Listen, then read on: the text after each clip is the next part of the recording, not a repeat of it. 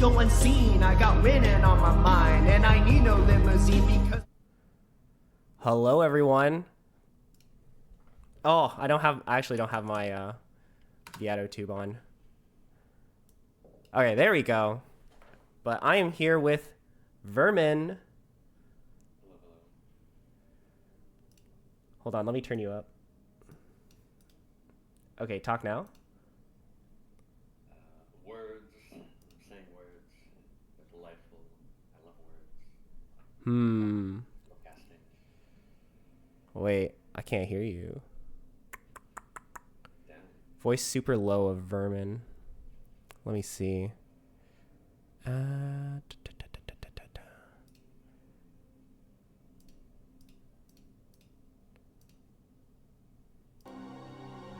Okay, talk now.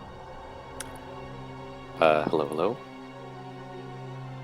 All right, chat, can we hear Vermin? All right, nice. Okay, so we're going to be casting Supply Block Party versus team name didn't make from the quarterfinals. It's going to be a tier 1 cast, and we're going to start off with Varu versus Champian. Yeah, I think this one was specifically requested, yes. So this is the priority cast. Yes, it's been requested. Hold on, let me. I still need to set up some stuff. Okay, here we go. It's okay. I feel more comfortable in the scuffed casts, anyways. You know.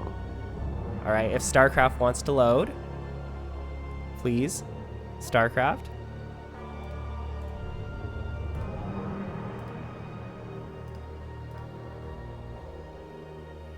Oh, there we go. Okay, start.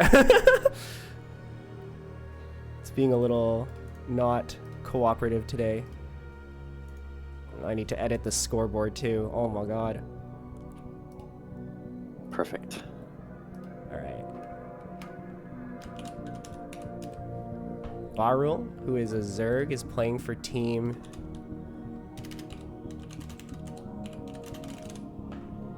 He is playing for a team. Excellent analysis. Champian, who is Protoss, playing for Supply Block Party. And I think, yeah, this is good. Yeah, no soundboard Escalade. We're casting. This is professional. This is professional. All right. Also, what are these two colors? There we go. All right, now we're red and blue. Okay. Excellent. Do you want to start us off on the player introductions? Whoa. Oh, RiceHat, that's a big responsibility you're giving me. I thought I was here to chill, but all right. In the bottom left, the blue/gray Zerg.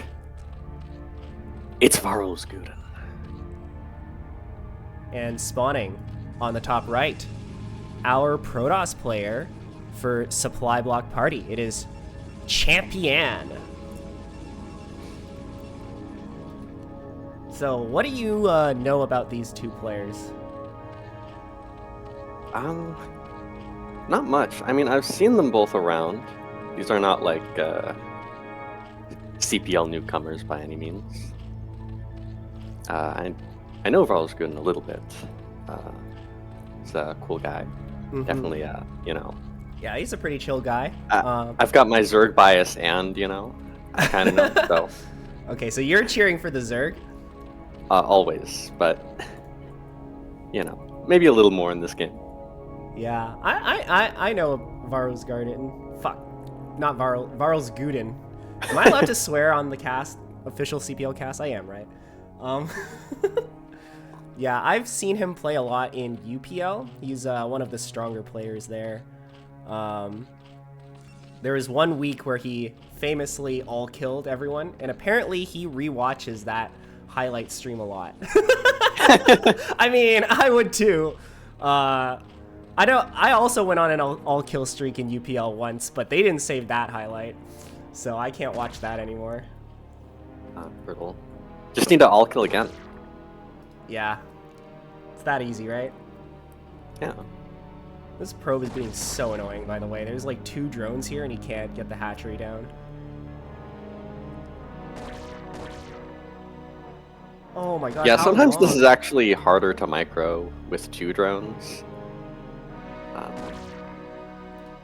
That might be true. Like, the second drone also blocks the hatchery sometimes. It's a little sad. Yeah, sometimes it's sort of like if you let the second drone just chase and you don't micro it, then it can kind of get in the way of the first one. But if you try to micro both, it's very hard to get them both to do what you want. It's actually funny. I was playing Team Melee recently. Oh. With my friend RiceHat, and because I was micro and she was macro, she had the drone that was going to become the hatchery, and I had the scouting drone. Yeah. And when we both came down the ramp, we were each controlling them, and we just like instantly killed the probe by microing, and it was hilarious. Oh my god. One player controls 1 unit each. Optimal micro. Yeah, that's I actually think that's quite rare. I've played a bit of like Archon mode in Starcraft 2 before, which is basically their equivalent of Team Melee. And I once somehow got myself into like a team with like 5 other players, and we all played like a Zerg, and we tried to like Ling Rush, but it like we ended up each controlling like 1 Ling, and it didn't work at all. Like we like build order. We like soft build order countered them and just lost everything because apparently 1 person controlling each Ling doesn't actually make for good micro. Yeah, it's pretty rare that you actually benefit from that. I think the chillest experience I've ever had in Team Melee though is as like a 3rd player, where 1 person is macroing, 1 person's microing, and then I'm just doing other stuff. Oh yeah, you always want to be the 1 player where they're like, here are 2 Lings, go go harass them, like. Yeah, like another time that I've spent like playing Team Melee, like I don't play too much Team Melee. There are a few people who I'll play with sometimes, and one of them is Jayun. And some of the easiest, really? chillest Team Melee games I've ever played have been versus Jayun, where it was a 3v1. And the poor guy, because my only responsibilities in that game were like when we slipped 2 Lings into his main and when the first 5 mutas came out. Oh, I already know what your job is just from the way you described that. Was this like what, multitask practice for Jaeyin, where the Zerg tries to do everything at once and Jaeyin just like defends it? Yeah, I mean, I don't think it was very deliberate. I mean, I think we were just having some fun. But sometimes, you know, when you're playing Team Melee with 4 people total, and one of them is Jaeyoon, sometimes you end up in the problem where the Jaeyoon team can be a little bit too advantaged. Yeah, that makes sense. That makes a lot of sense. So, you know, you can mix it up with 3v1. Yeah. But that can be a little too Jaeyoon disadvantaged. So. Yeah, never underestimate 1 person purely focusing on macro and the other person on only micro. You give it 100% of your attention, you can micro pretty well. Yeah. Now, we haven't been saying much about the game, but yeah, these have been like the most stock standard, very solid build orders. Forge into the Stargate from the Protoss, Lair into the Spire, into the old 5-hatch Hydra from Varulvsguden. Pretty clean, not a lot of interaction, not even really a lot of poking from Protoss until just now. Yeah, I'm pretty sure Champion went for a Forge first, and Varu responded with a fast 3rd, so this is just like a very standard and very passive game so far. But now, Protoss is starting to move out on the map. We have 6 Zealots sort of sauntering across. Yeah, and this is This is a nice little poke. I like that he's pulling back here. You want to be very careful about this with Protoss because speed is done at this point, right? Yeah. So if you lose these zealots, all of a sudden you don't have a +1 timing. But at the same time, when you poke out with the 6, like that's a very threatening number, right? So Yeah, it a lot sort of of Zergs will forces Zerg to overreact. react to it. And sometimes they can panic and build like Sunkens or whatever, but you don't commit, so it's a little bit of a waste on their part. Yeah, I would like it if he would come back to his wall, because while this is sort of the timing where Zerg is going to often be making Hydras, if you see this and you flood Lings, if he stays on the map, like, these Zealots could have all been completely just eaten. Yeah, you kind of got to be careful with it, but unfortunately for Zerg, he will not get punished for that mistake. He doesn't have quite a lot of units out on the map. Everything is postured very defensively for Varu. Yeah, and this is good for now. I like, you know, this is a very common problem. You have like 3 hatcheries between your main and natural and only 2 at the third, so your Hydra defense ends up a little bit split up. A little imbalanced, I should say. You could have a few more Hydras over here at the third, and it looks like he sent 2. But the Spire Protoss isn't has pushing finished. up yet. We see Scourge out, but no mutas from the Zerg. So this isn't the standard like 5 muta build that I've been seeing so many Zergs do lately. At least at the pro level. This looks like a more Hydra-based opening. Yeah, and this is a good way to play if Protoss isn't skimping on Sares. But especially when stuff like this happens where they only have 3 Sares, you know, 1 or 2 get pretty beat up. All of a sudden, the Muta switch can be very scary for Protoss to deal with. Yeah, we do have 1 Archon though as Protoss, so we're not completely unprepared for it, and we haven't been losing our Corsairs, even though 1 barely escaped that interaction with 8 HP. But yeah, everything looking so far pretty good for Toss. I think we're gonna try and move out soon, given that I believe Storm should be finished by now. Yeah, with the Archon made though, I mean, he's only got 1 Templar here. Varulvsguden has droned very nicely here. It's up to 45. His mineral lines are saturated. Should be ready to take a 4th base very soon. Could even have it started now if he really wanted. It sort of looks like he's Varu's going to sending go for on the offensive, though. He has quite a lot of Hydras moving out into the middle of the map. We're going to engage these Zealots here. Champion needs to pull back and bring his army together.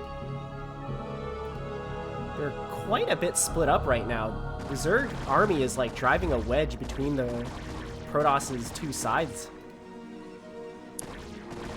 Yeah, this can get a little awkward though for Zerg. But Protoss needs to make sure to keep these Templar alive. Oh, good snipe, Big but also storm, good but storm. Templar does die. That should be enough to thwart this though. More Hydras coming down from the north side. We do snipe the Archon, so that's a good pickoff. Yeah, bleeding out units here on Protoss. Varulvsguden doing a nice job to retreat. These Hydras getting a little bit caught here though. Good storm. And it looks like the Zerg army is getting thinned out. Protoss is going to defend this base.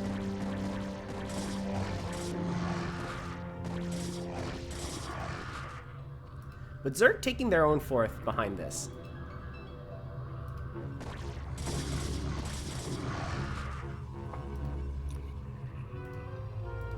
Overall, though, it sort of seems like Protoss came out of that ahead. Their base is quicker, even though it's damaged, and their army is still as strong as ever, I'd say. Yeah, it's very hard when you lose too many Hydras, because you can end up in this awkward place where you'd like to make a big round of drones for your 4th base, but all of a sudden you find yourself needing to make Hydras instead to stay alive. So we'll see though. He's not in still a got a bad pretty spot, decent right? Hydra count. He's got his lurkers. Yeah, we saw should a be big okay to round of drone lurkers posts. just being made here.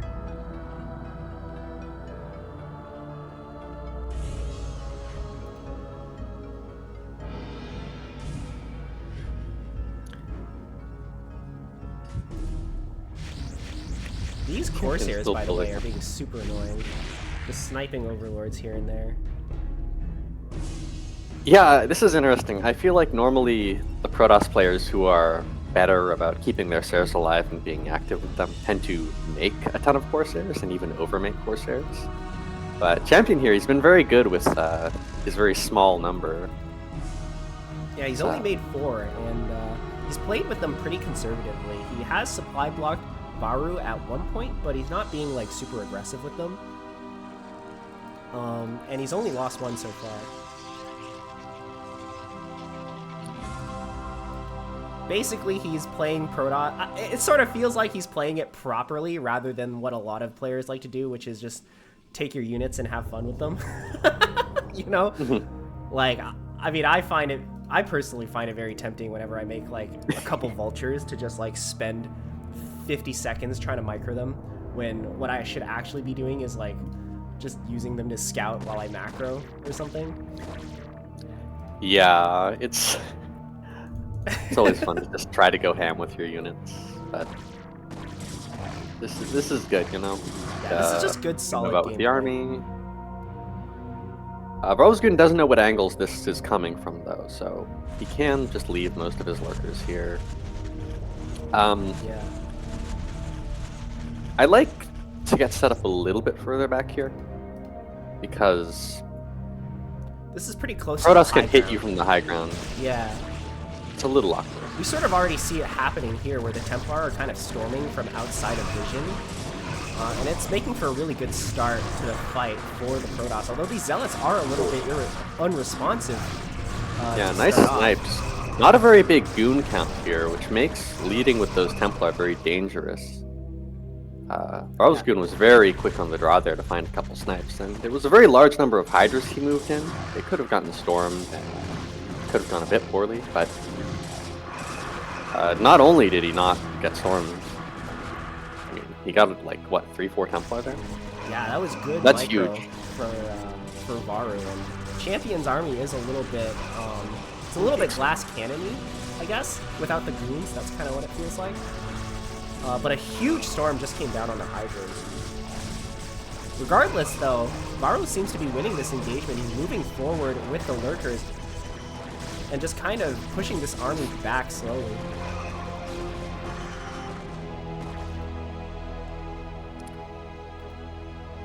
Yeah, this is good by Zerg to do this.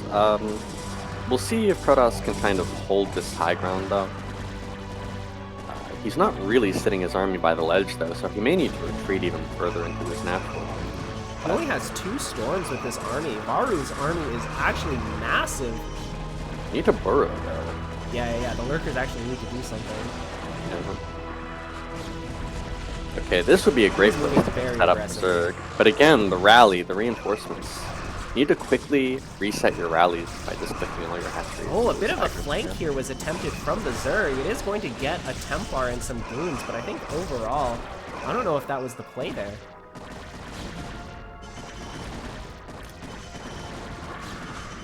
Yeah, this is quintessential tier 1 Zerg. This is like, you just keep going for the Templar snipes.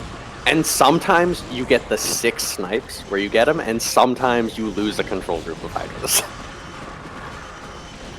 Oh my god, this last Templar, that was like max energy, just like got 10 kills. It's not going to be enough though. Varu is actually like, he has so many units. Yeah, this macro has been insane. It's actually leading in supply at this point. It's starting, you know, it's looking very, very bad for Protoss. Yeah, Varu has completely taken over control of this game. He is completely in the Protoss's face, rallying Hydras, rallying Lurkers. I'm not sure what Protoss is supposed to do at this point. He's going to need like the sickest storms. Yeah, I mean, when you lose all the Templar and you lose all the goons, it's kind of out of options, really. Yeah. And now your own wall is like not going to give you surface area for your Zealots. It's kind of over at this point, I'd say.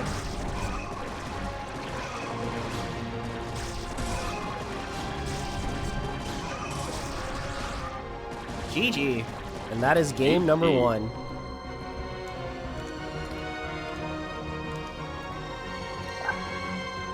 Alright. That was a nice start.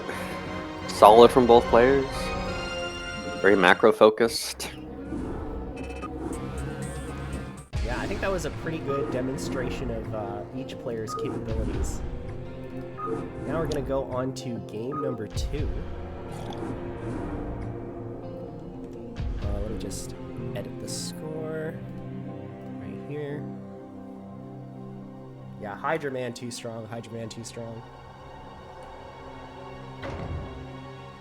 I felt attacked till he said sometimes you get a 6 snipe, then I remember that never happens, and that's why I'm T2. Yeah, that's the difference, is, you know. Tier 2 is when you just suicide all your Hydras. Tier 1 is when you suicide all your Hydras and sometimes kill value units.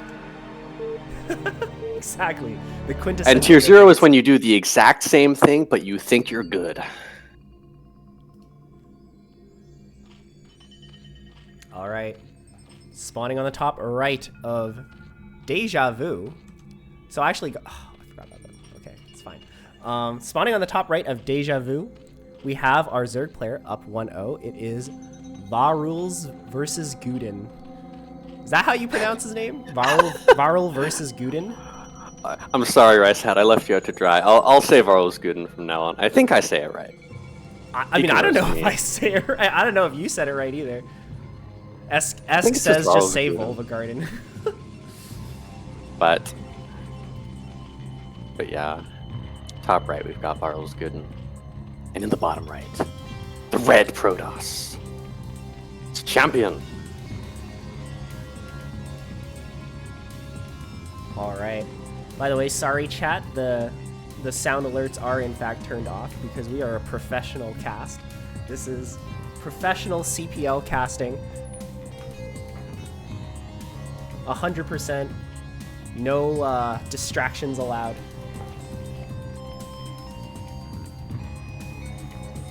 And we're professional casters, right, Vermin? Yeah, super professional.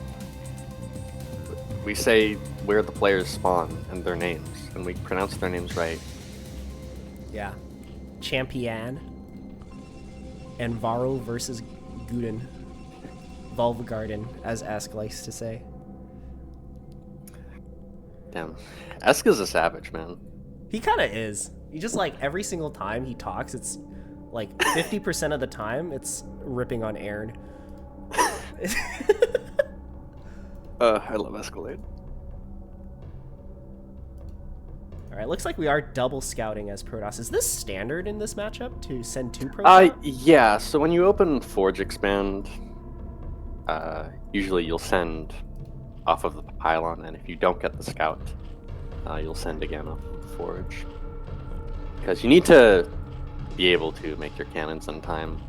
It's better to send the second scout and be able to delay cannons rather than just having to like blindly make 2 cannons because you don't know if it's 9 pool.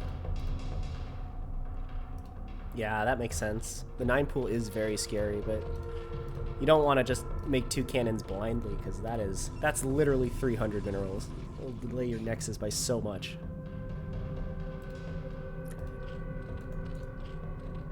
So far, though, this game looks pretty standard once again from both players. Just like overpool into expand for the Zerg and Forge, Cannon, Nexus for the Protoss. Drone? Nice.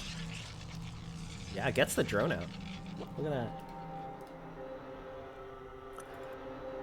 That's the real tier 1 difference. That's why Oh yeah, the one all you drone. tier 3 players watching, stop losing your drone to the cannon. Watch it. Oh, what would be worse is if he lost the drone to the probe. Yeah, there's not even a cannon, there's just a probe there. The drone just auto-attacks it and loses. You saw a probe kill a drone. Is that like tier 3 gameplay or is that like tier 0? Depends on where. I mean, probes can kill drones. They get a, like, it's an even fight, more or less. So Yeah, that is true. it's more, is the drone dying because it's just hanging out in the Protoss base doing nothing? Or is the drone dying because Protoss has the sick probe harass? No, but I'm talking about the probe in the Zerg base. Like if it's just like constantly harassing a mining drone or something. Oh my god, don't even talk about this to me. I literally just lost a drone to a probe. Oh, no. Maybe it is. Maybe this is just like relevant across all tiers. Yeah, I thought I kept the drone alive, but I queued it up to make a gas, basically, and it just didn't make. Oh. Like, I had money, the drone just took like an extra long pause in front of the gas with 4 HP. Probe just comes and kills it. Didn't make. Didn't make. Didn't make. Any such cases. Alright, so for now it looks like both players are sticking to their builds, sticking to their standard practice. Nothing too saucy coming out. Yeah. Varul is getting his Spire pretty fast. Did he do that last game? Yes. Right. Because I remember I didn't see any mutas from him, but I saw a lot of Hydras. But the Scourge did come out pretty fast to counter the Corsair. Yeah, this is kind of the standard way of going about it. Yeah. Make the Spire, and then if Protoss makes their Stargate, they make their Corsairs. He's even scouting for it with his Overlord, which is good. I wonder if it kind of feels like both players are playing a kind of older meta, right? Because I feel like this was really popular, or this was like the standard for a while on how to play like PvZ or ZVP. Mm-hmm. But recently, like players have started going Gateway expand as Protoss, and for Zerg they start building like the mutas.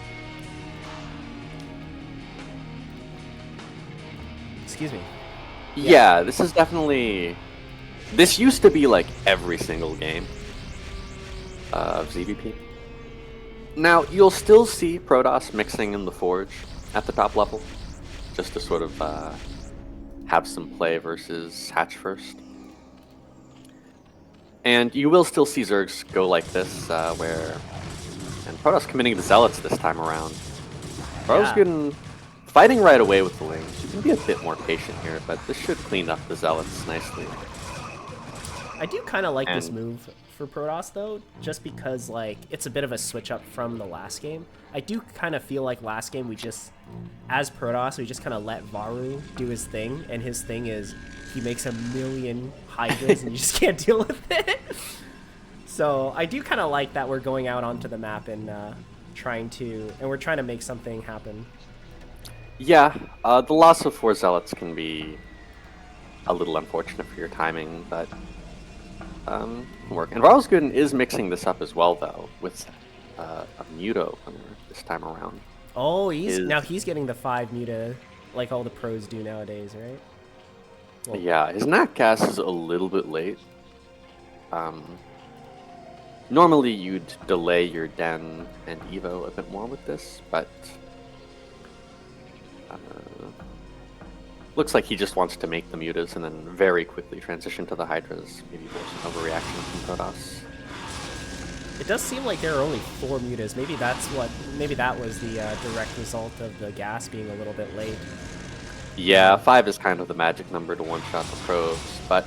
And, I'm sorry, did Protoss lose their Corsair? I guess they did. I must have missed it too, because I don't see any Corsairs anywhere.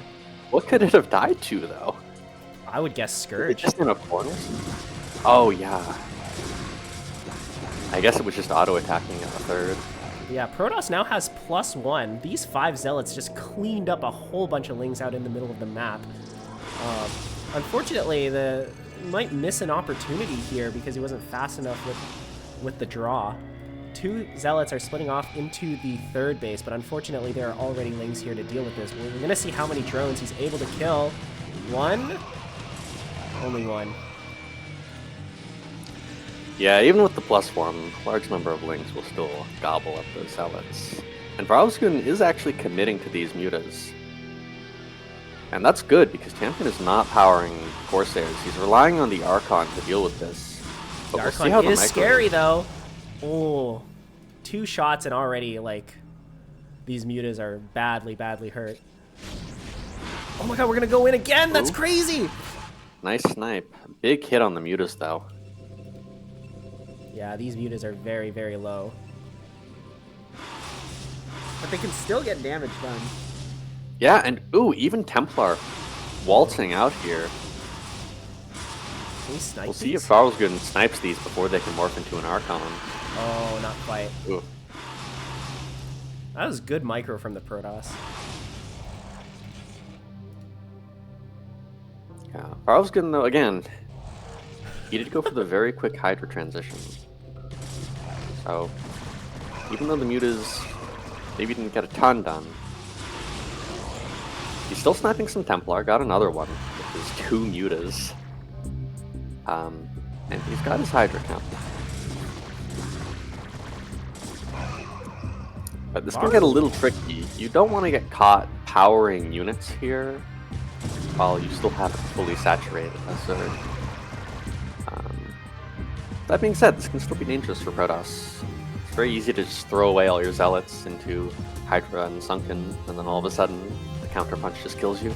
Yeah, I'm getting a little nervous for Protoss. I feel like he might be overextending here. Yeah, but I mean, if he can get some good storms down, like, this could very quickly turn. We don't actually have any storms, though. These Templars don't have quite enough energy. And without the storms, this Hydra army is just so scary. Ooh, this Templar is going to get sniped too. Rip.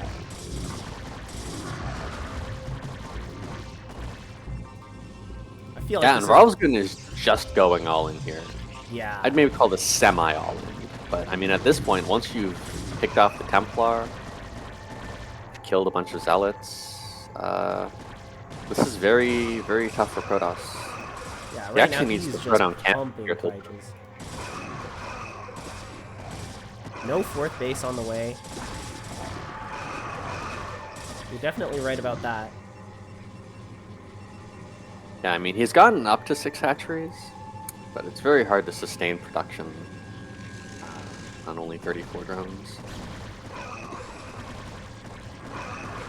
But that being said, It's definitely working. we don't need drones where we're going. Yeah. Wow, well played, Tavaru. Yeah, that was some clean Hydra Man clean. gameplay. Clean, clean, clean. I liked the mutas, though. I liked the idea of the mutas. Alright, what's our next game? Let's see. Let's see, it's tier 1 gameplay. Thank you for the follow. Thank you for the bits. Sorry, it's the same noise. Gluten-free areola. All right, how about we watch some Satik versus Firetip? How about that? Another PVZ? Just bless me with more Zerg games where I can be unbelievably biased. Alright, I actually need to figure out who's on whose team. Hey, Varulvsguden rewarded me for cheering for Zerg. He gave me what I wanted, which was Hydra's killing things. So, we'll see if the other Zergs in this group can follow him up.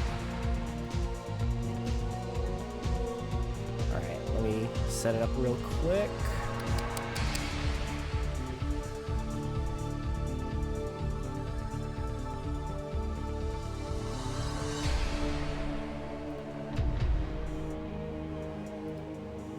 Alright, this is the next game. We'll go straight into it. It's going to be played on Eclipse, and it's going to be... Yeah, I'll just start it. I don't remember who's on whose team. That's the thing. How do you check who's on whose team? I mean, you could just use the web app. Oh, but the web app has I guess. spoilers. Oh, I guess it has the scores. Yeah.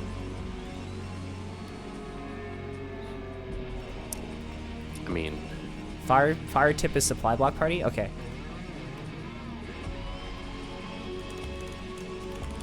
Okay, nice. And CP Satik is team name didn't make. All right. Well, now that we're set up, do you want to start off introducing the players again? in the top right, the red Protoss. His name is Firetip. You like that? I loved it. And in the bottom left, he is our Zerg player, who is also in the chat. Playing for team name didn't make. It is AP Satik, or Satik, whichever one you prefer. Now, I've personally never actually seen these two players play, so I don't really know what their styles are going to be, but I'm hoping we're going to see a gateway here. It's going to be Forge. Nah, it's the Pylon Scout. I guess people will sometimes Pylon Scout on two-player maps, then still go Gate FE. But if you ever want to feel like you have, deep understanding, like you have psychic powers, you can just call it. You know whether it's going to be a Forge or a Gateway. If they scout off the Pylon, it's usually a Forge. Do you not need to probe scout if you go Gateway? Or Pylon Scout? You don't need a Pylon Scout? No, you don't. I guess either way you make the Zealot? I guess Zealots don't... Yeah. Yeah. It can be a little tricky if you don't have the response down, because if you last scout a 9 pool, your Zealot's walking across the map into it. So you do need to micro pretty well, but most people are copying the pros, and pros are confident in dealing with that. So maybe as a tier 1 player, it's still a good idea to Pylon Scout even if you go Gateway? Is that what you're trying to say? On a 4-player map, I can totally see the argument for doing that. I would never fault someone for Pylon Scouting off of Gate FE. Is the Pylon Scout really that much economically inferior to Gateway Scouting? I feel like you just miss 1 or 2 return cargoes or something. That's 16 minerals. It's a little more than that, because you need to pull a second probe down to actually build the Gateway. Oh yeah, you're right about that actually. So it does make a difference. Now, I believe I missed the drone scout dying. I saw a little blood splatter by this cannon. So... Well, we're still in tier 1. I thought in tier 1 you can't do that. Yeah, well... Satik is, he's no Varulvsguden, I guess. Yeah, but yeah. I guess we'll see not. if he can show us his he's other a little skills. special, maybe. Varulvsguden is just built different, actually. Actually losing your drone scout is normal tier 1. But yeah, the probe scout was also killed though. You see our little Zergling friend in the middle of the map, taking a little vacation after having killed it.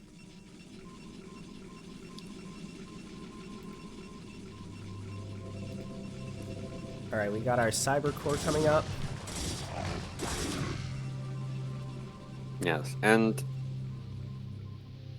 by contrast to our last series, in this game, Satik is going for a very fast 4th hatchery, delaying his gas, so he's not going to have the lair tech. And Firetip is still making the Stargate. Actually, he canceled his +1. I thought he was going to go Stairless, so he made his +1 right away with his first 100 gas. But he does cancel it and make the Stargate here, so playing a little more standard.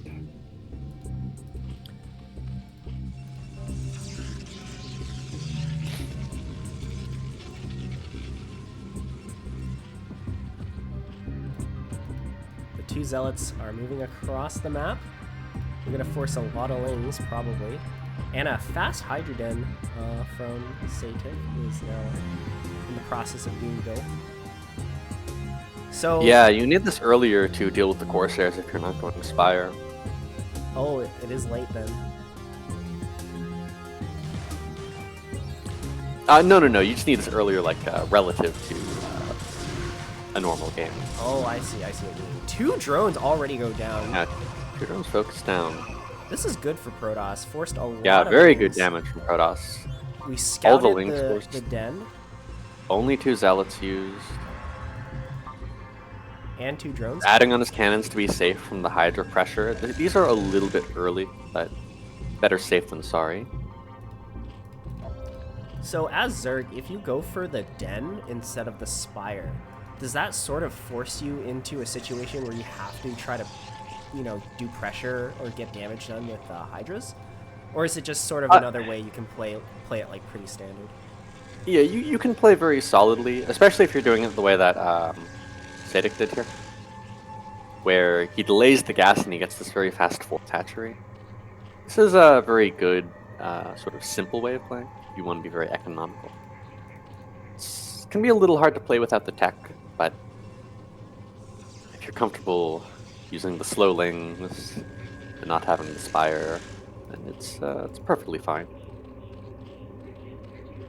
I see a lot of people get recommended this style in CPL because it's very solid and it doesn't rely on having to use mutas or anything. Yeah, But you still Hydras are got the definitely opportunity to do a big switch later if you like. Yeah, Hydra's definitely the easier unit to use, so I can see this sort of being recommended. I feel like it's sort of similar to playing Mech as Terran or going Goliath build in TVZ, where it's just a more solid, simple playstyle. It still works on a high level, but it's like easier to play on a low level. And again, here you're kind of seeing that economic play from Zerg. He really only made 3 Hydras to deflect the Corsair, and then he wants to very quickly get up to his 5 hatcheries, get his lair going. DT is out for Protoss, though. We're going to see some good old-fashioned Corsair DT action going on. Yeah, this is a good way to punish a lack of lair, because without Overlord speed, which should hopefully be starting soon, but we are a little bit strapped on money. It's very hard to deal with the DTs because that's kind of your only mobile detection. Yeah, there are no Overlords here at all. Oh, one just popped, though.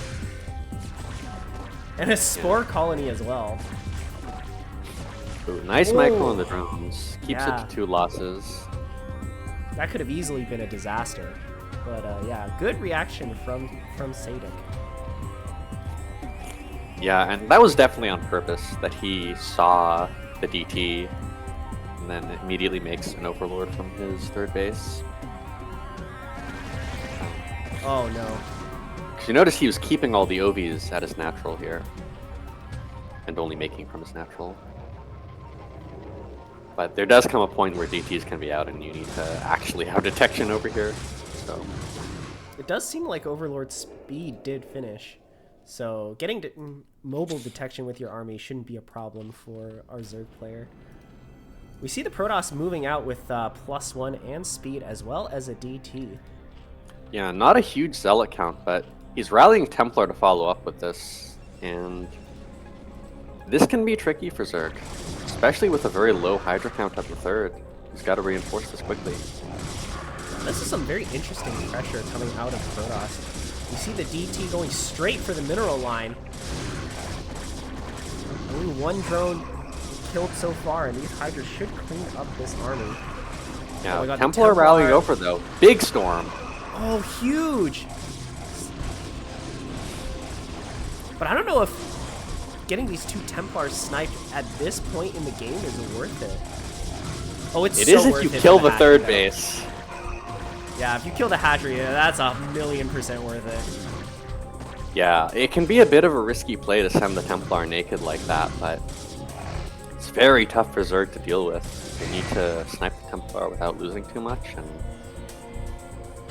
even then, if it takes too long, in that situation, I mean, Protoss is just right-clicked on your third base. You don't have a lot of time. This is an insane snipe, though. I feel like Zerg really just went from winning to losing in that one instance.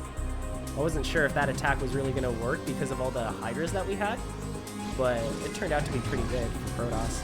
Yeah, they were a little out of position. This is, again, kind of the problem that you can see sometimes where all the Hydras are just at the natural, and Protoss just bomb rushes your third. It's like, oh, well, I guess I'm pushing into Protoss instead of him pushing into me.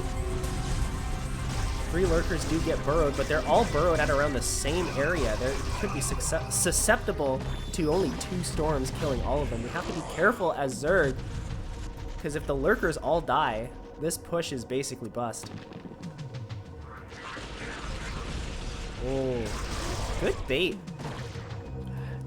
Yeah, and this is sort of Zerg's chance to get back in it. I mean, you want to pressure as much as you can here, but Protoss just has so much right now.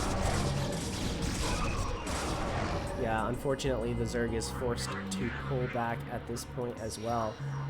Our economy is kind of wrecked because we got one of our bases sniped, but there's nothing really we can do about it other than just to continue to pump units to try and stay alive. Yeah, I mean, his saving grace is that he kept his drones alive, right? You retreat the drones, and at least once this third hatchery finishes, like it has, you can at least get back on your mining and try and just take a defensive stance and kind of see if you can get the Protoss to take a bad fight. But this is a lot of Protoss, and Zerg is trying to pressure, but Protoss is just going around here. This third is going to be very hard to hold.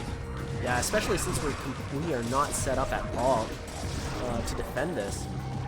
These 3 lurkers do just completely run past the entire army here, but at the cost of like this other half of the army being, I guess, picked off. Protoss is just getting more and more ahead at this point of the game. Yeah, this is getting very, very rough for Zerg. Oh no, another. Oh, these lurkers are running right past the Protoss army! What? Alright, that's sure. classic. And these overlords actually don't have speed. I was wrong earlier. These are all slow overlords, and they're vulnerable to getting picked off as well. Speed just finished. Caster's Curse. Caster's Curse, yeah. I shouldn't have said anything. I should have just, like, ignored it. Nobody would have noticed. This may be it here. Yeah, we're trying to drill the drones to defend, but we just don't have the unit count to really defend this push. More Templar are on the way.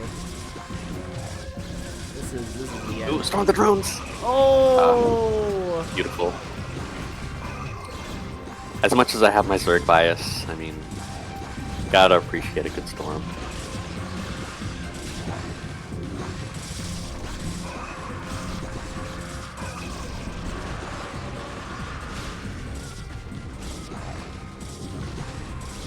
Yeah, Zerg is just throwing everything you have, including the kitchen sink at this.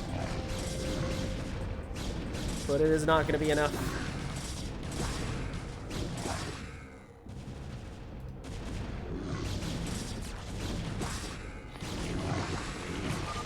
GG from Satik. The first game goes to Firetip. Yeah, that was well played by Firetip. It's very easy when you kind of rally the Templar across the map to just forget about them until they arrive, but you actually use them to prevent Zerg from coming up the ramp at that third base. All of a sudden the game turns very, very, very bad for Zerg.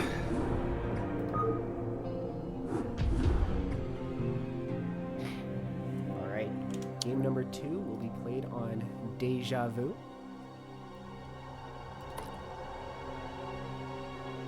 RiceHat, I don't know if it's exceedingly obvious, but I don't really cast much, so I gotta ask you. Do you ever just feel like you just lose 20 IQ points because you're casting? Oh, yeah. Especially if I'm casting... Okay, I don't know if you watched me cast BSL, I feel like when I casted that, like, I felt like the biggest idiot in the entire universe. Okay, all right. Yeah, I saw some of your PSL cast. Honestly, I've, you know, some of the... There have been a couple different sort of casters in PSL recently. Honestly, what I saw, I mean, I was kind of impressed. I was like, wow. It's very hard not to just completely talk out of your ass when you're kind of lower rank and watching higher rank players.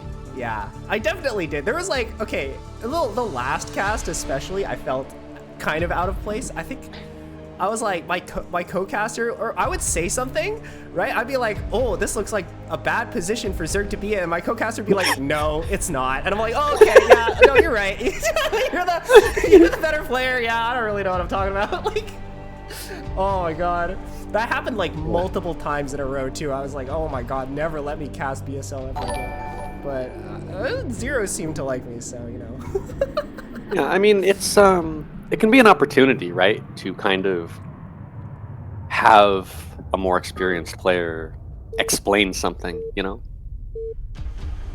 Yeah. Obviously, you're going to feel less silly if you kind of phrase it as a question, right? If you're like, oh, is this bad for Zerg? But even if you say, you know, that it kind of looks a certain way, you're kind of just... how do I say this? You're kind of just setting up your co-caster to... Yeah, I mean, that's sort of been give my some analysis. That's sort of been my strat when I was like going into BSL. My strat was sort of like, I don't really know anything, so I'm just gonna ask a lot of questions and try to make the other caster sound smart, and I'll just like get excited about stuff or whatever, right? I'll be like, oh, what do you think about this? What do you think about that? Yeah, I don't remember when this happened, but I remember watching some Brood War cast, and I just completely forget who or where it was, but I just remember my only thought being like, this caster only knows how to ask questions to their co-caster. That's like, they figured that one strat out, and it's all they're doing. And I wish I could remember who it was, but the entire cast was just like, oh, so what do you think they're gonna do for builds? Is that good for the Zerg or the Protoss? Oh. Are you sure you didn't watch me cast? No, I don't. I think I would remember if it was you, but it's always funny when you notice stuff like this. Anyways, back to the game. Bottom right. Oh yeah, our red Protoss player. It's Firetip. Spawning on the top right. Up 1-0. It is AP Satik. Yeah, so this guy, yeah, yet another Overpool versus Forge FE. I saw this like opening at first. Oh, Something happened. Drones picked off the probe. That probe was trying a little too hard to get up the ramp. Oh, I missed that. Satik just kind of body blocked his ramp with the drones. Just chased the probe down after it took a bunch of damage. Yeah. It's a pretty nice micro. I mean, we were just talking about how hard it can be to micro the two drones at once. Yeah, we were sleeping on Satik in game number 1, being like, oh, he's not as... he loses the drone. But now we... Yeah, now he's got that good drone micro, though. Yeah, he knew except this drone is dead, actually. Maybe this is a reoccurring problem in his gameplay, because this drone is trapped. This drone can... Oh, he's gonna steal the gas. The Protoss main. Oh my god, I've seen Zergs do this before. I always thought, like, well, can't you just take the gas at the natural, since you're going for a fast expand anyway? You can. I mean, that being said, if the cannon is done, this drone's not getting out. So... There's some sense in doing this. I like doing it a little bit later. You can kind of poke at the Protoss mineral line first. But... We do pull off 4 probes to attack this. Is this worth it as Protoss? I think this is a little bit early. He's kind of... Because I think this is kind of more the response you would see with, like, a Terran gas steal. Yeah. Like... Oh, we're diving in on the cannon. It goes down. There are 4 lings loose in Firetip's base. This could actually... We could actually see a 2-0 right now. Oh my god, if the pylon falls, that's actually huge.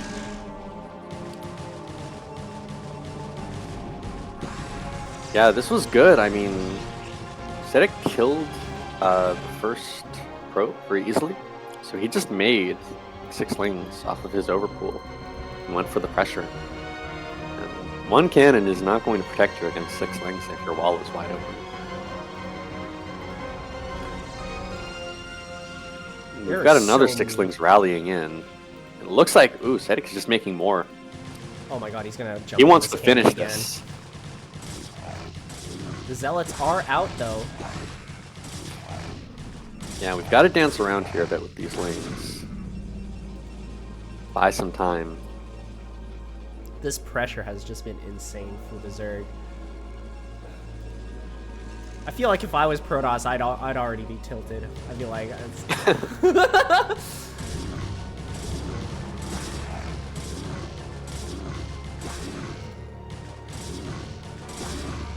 and mind you, there is a Hydra deck behind this. Firetip. Oh my god, we can't lose another probe. This is painful. Oh my god, we have a I forgot about this ling that's just this mineral line. Oh my god, how many probes are we gonna lose? This is so pain.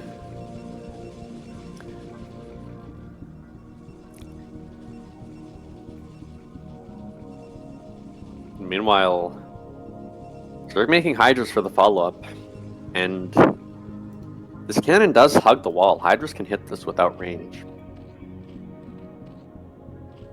And Protoss has been sufficiently delayed that I don't think he's going to have the scouting. I think you kind of either bite the bullet and make some blind cannons here, like at least 1 extra blind cannon, or you do this. You send out the zealots.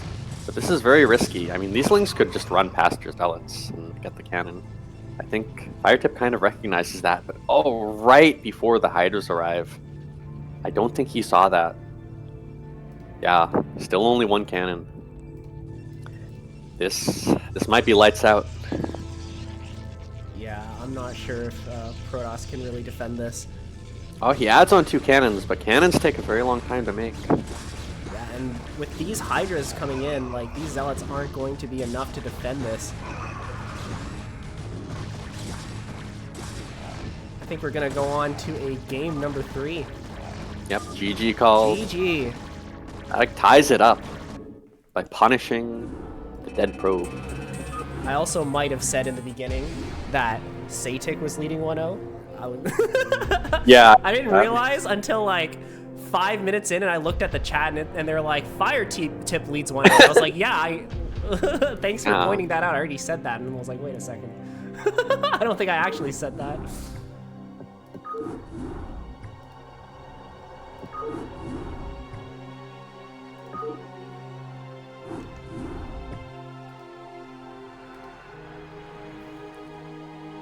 All right, the final game played on Vermeer. Oh my god, I almost said Vermin. I looked at the I looked at it and I was like, Vermin. Yeah, I'm gonna become a map maker and just call all my maps Vermin. Alright, let's get into it.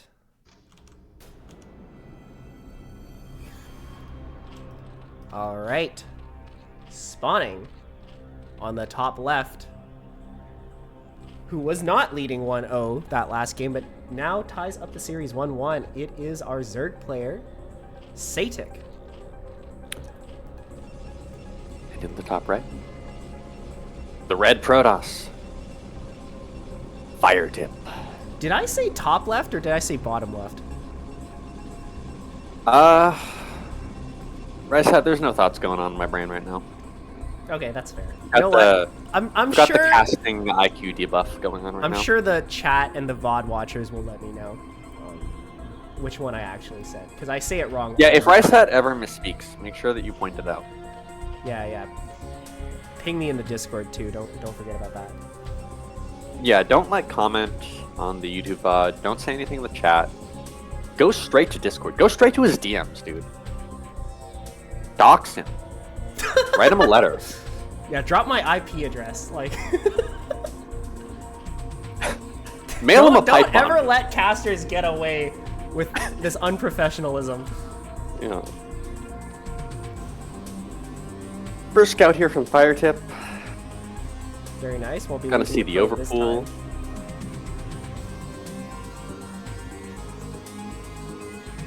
Second scout coming. Okay, it looks like he turns this probe around. Was that a mistake, or was there some intent behind that?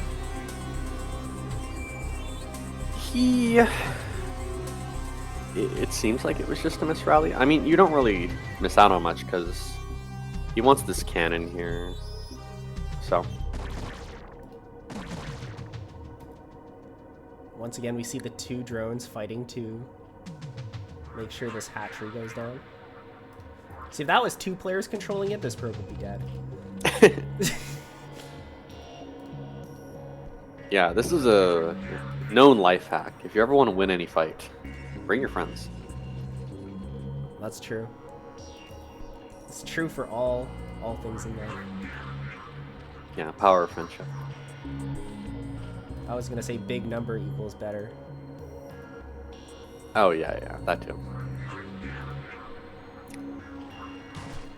But you know, if you are microing with your enemy, then it might not work so well. So maybe it is like friendship after all. Yeah, that's the Hawk Jaeyoon team melee strat. Where you just sabotage each other. Have you ever heard of this? One of you leaves 5 minutes in. I don't know how much you follow like Starcraft 2, but Hearthstone recently, or not recently, like maybe a few years ago, did a series called The Changeling, where it's like 4 people in like Archon or Team Melee against one person, but one of the 4 is on the other person's team, and they have to try to sabotage the game for that team. And at the end of the game, if they win, if the 4th person successfully sabotages enough that the one guy wins, then they have to like vote to decide like who is the one who sabotaged their game, who's the changeling. Wow. Yeah. They think that there could be a changeling in their midst, around us. Is the changeling in the room with us right now? That's the reason why my depot never makes. Someone's canceling it. Yeah, that could be a nice excuse. Just a teammate that you can blame all your problems on. Yeah. That last game, whoever was controlling the scouting probe was the changeling. And Satik going for this build again. The delayed gas, fast 4th hatchery. Again, just keeping it very solid. Firetip's still going to go for the Stargate. One of the ways you can sort of punish this as Protoss is by going Sairless. But it's not your only option. This is a very greedy opener from Zerg? It's economically greedy, right? Because you're getting this faster 4th hatchery, and you're delaying your tech. So there are a couple ways of dealing with this as Protoss to get sort of a slight edge. I think that the easiest and the one that I recommend to people is if your opponent's not making a lair, just don't go right into the Stargate. Just do a Sairless push. And then if he makes a ton of Hydras, makes like a Sunken, yeah, you just chill, you go back, You can add on the Stargate later to check for a Muta switch. If you go Sairless, do you scout the Hydra push in time to like make defenses at home? Yeah. In fact, depending on the timing of the Hydra push, you'll actually be pushing them back first. And eventually they might overwhelm you on production, and you'll have to sort of retreat and add cannons. But when you see like Zealot heavy play versus Hydra heavy play, sometimes there's sort of this back and forth where Protoss is pushing the Zerg back, and then all of a sudden Zerg is in their wall to get their reinforcing Hydras, and they just push the Zealots back. We do get an Overlord kill from the Protoss. If we delay the Spire by a lot, I feel like going for the Corsair means that you should theoretically at least get one Overlord kill, right? We might even get two? Yeah. So the first one that he kills in his main is kind of a freebie, and you can do that first because you don't need to scout for Spire. Or like 3-hatch Hydra. So when Zerg delays the gas, yeah, Protoss just doesn't have anything to worry about. And again, we're kind of seeing these cannons added a little bit early, but again, erring on the side of caution, Firetip. And then once again, going for the DT. This is, again, another way that you can sort of poke at the Zerg if they decide to play like this, is you say, okay, you have no lair, you have no Overlord speed, I'm going to make DTs, and then I'm just going to chill and macro, because you can't do anything about that. I have heard that going DT Corsair as Protoss is supposed to be pretty standard. Like, it was like actually in the meta for a while. But I feel like in every like high level game that I see, the Zerg will always have like Overlords and like Sunken Colonies or Overlords and Hydras at every base. So what does that mean? The DT basically like doesn't do its job? No, I mean, so if you make the DT and Zerg makes their defenses, you just kind of linger and lurk, right? You don't need to actually, get into a mineral line and kill 10 drones or something. Because if you think about it, the DT is not a huge investment, right? Especially if Protoss is only making one.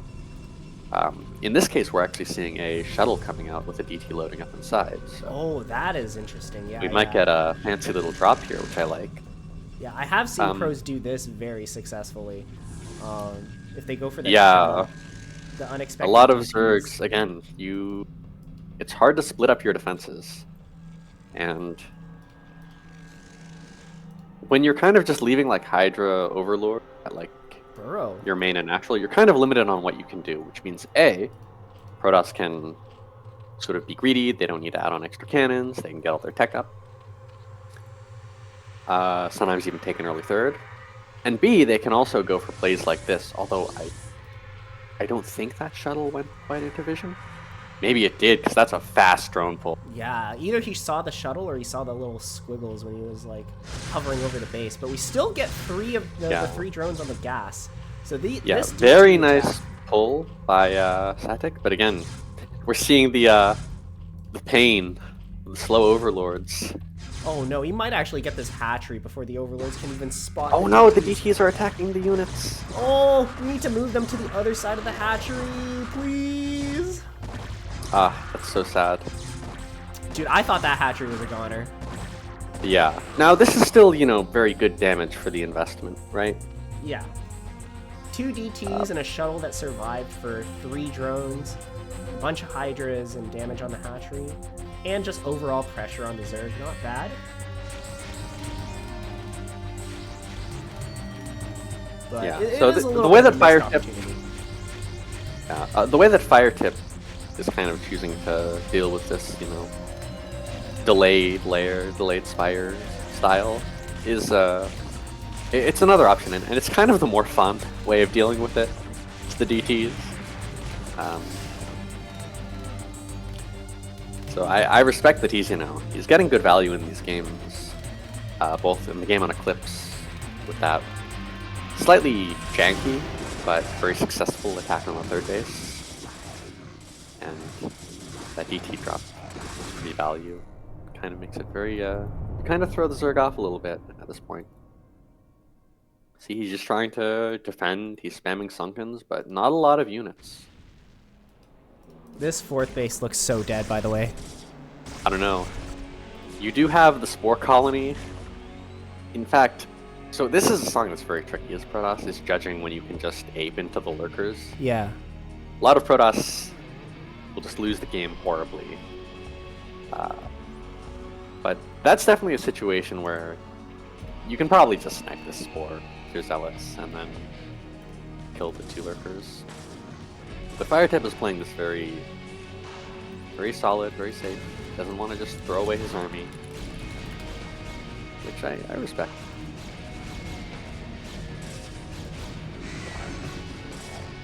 Yeah, I feel like he should be gearing up for a big timing attack at this point, though.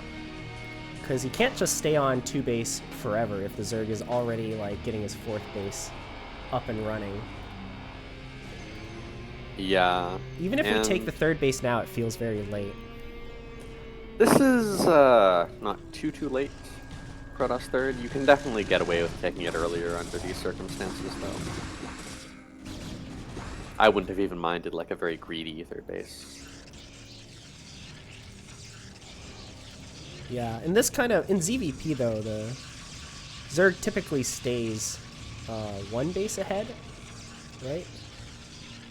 Yeah, up until around Hive usually, which has just finished for us. We'll see if that Defiler Mound starts right away. This is such a weird place to put a hive, by the way. I've never... I'm not... Yeah, the macro hatchery became the lair at the Hive. That's... This is Sometimes like... you'll see the natural. I feel like this is probably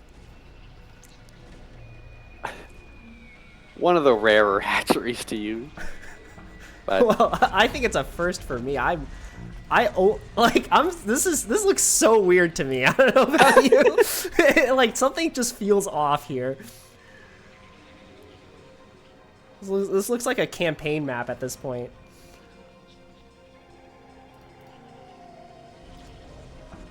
Alright, Protoss is balling up for a big attack in the middle of the map. We're going to try to engage, I think, straight into the natural or the 3rd. Honestly, either target is good. We don't have a lot of lurkers set up for Zerg. Honestly, most of the army is actually Lings. yeah, it's worth noting though, these Lings are 2-1. I guess 1-2 if you prefer. They have +2 carapace. And these zealots, the Protoss army only has +1 attack. Yeah, but these storms are wrecking the Lings. The Ling count is already basically dwindled to nothing. We might see Protoss actually just completely break through here. Yeah, we'll see. This is very, very scary. But one thing that can get very tough is as you start to bleed out units. I mean, Lings, if they have an upgrade advantage on Protoss, and you just keep sending them in, all of a sudden, oh man. Oh yeah, this just went from looking very bad for Zerg to looking very good for Zerg. Yeah, so that there, and I mean, again, that looked really good for Protoss, but if you click, as soon as you see the upgrades, like, upgrades are so important in this matchup. Yeah, and it seems like Firetip kind of got caught lacking a little bit on the Forge. Yeah, I see what you mean. It was only like a 1-0 upgrade for the Protoss in it. Yeah, that army looked really big until it didn't, I guess. Like, it just kind of withered away. Once the storms the ran initial out, push was very, very strong, but once you have to shove into the natural, I mean, Satik is set up here. He's got his Sunkens, he had a couple lurkers here. Very hard to push into this with a low goon count, like Firetip had as well. These are also Adrenal Lings. Oh no, the DT survives! Oh man. More damage for Protoss, but it is a little rough when he's throwing away an army. Oh, he's going for the Spore Colony. We'll see how long it takes to clean this up for Zerg, though. Ultra is an interesting choice here, though. Ooh. I wouldn't normally recommend this against Protoss. Ultra feels kind of like a get out of the game unit in this matchup. It's like you just have so much money that you just want to A move your army instead of like trying to micro it. But if you're rich enough to afford like 12 ultras, then sometimes they'll just win you the game straight up. Yeah, sometimes when you have a massive economic lead against Protoss, Ultra is a great way to take that entire economic lead and shove it straight into the Protoss and get it all stormed.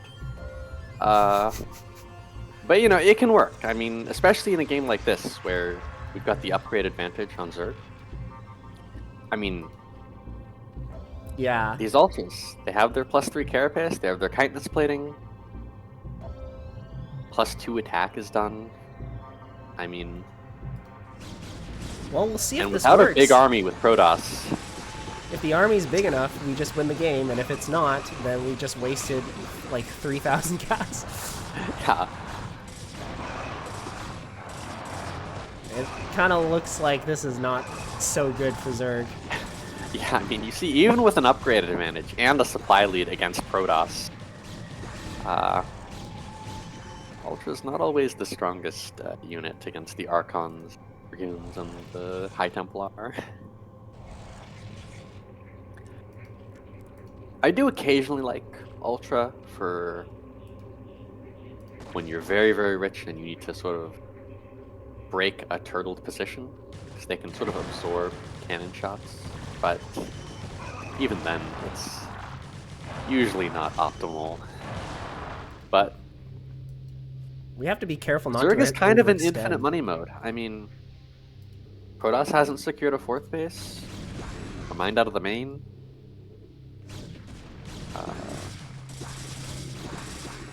So I think this is going. Again, it's always hard to tell with Ultra. I mean, You can always throw it, Like, throw so hard that your economic lead doesn't matter anymore. yeah, I mean, I would genuinely believe that Zerg actually was going to lose if they kept playing like this, if Firetip was securing another base here. But the fact that he's not means the Zerg can just kind of throw the wallet at him. Yeah, going ultra definitely feels like you're throwing your wallet at them. That's the perfect analogy for this kind of playstyle, I think. And we were trading so inefficiently, but once the Protoss doesn't have an army anymore and they only have like one base mining, I don't know. There's not a lot you can do as the Zerg to throw at this point in the game. Yeah, it's not as extreme as TV. Sorry, my mic was away from my face. It's not as extreme as TVP, but it's kind of the same vibe where, as like a Terran mech army, where if you just lose all your tech units in this matchup as Protoss, it can get very, very rough. Like, getting your army reset is often disaster territory. We'll see though, Zerg might get their army reset once again, because we are going for the attack. There are no Dragoons though. Zealots not nearly as good against Ultras as Dragoons are, because they do their attacks in pairs of 8 instead of just 16 straight damage. But there is more than enough Ultra to push this army back. There's so many cannons up the third though. That is I many think cannons. it might not matter. I mean, cannons do decent damage, but it's not like they kill Ultras that quickly, and Lings will evaporate them if they have no support. I mean, we saw like 2 cannons just exploded to like 3 Lings over there.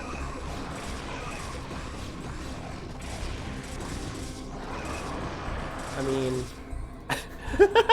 But even with all that in mind, oh my god. I respect this from Satik.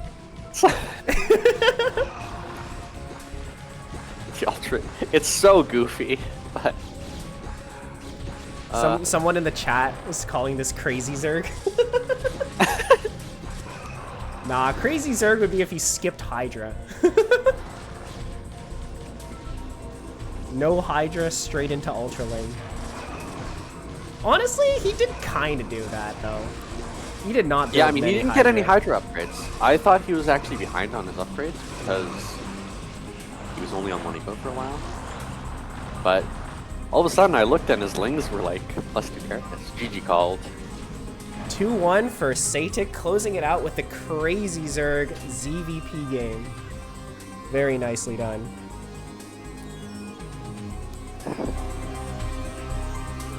Yeah. Let's take a quick little break because I need to use the bathroom. We'll be back in, I don't know, 5 minutes?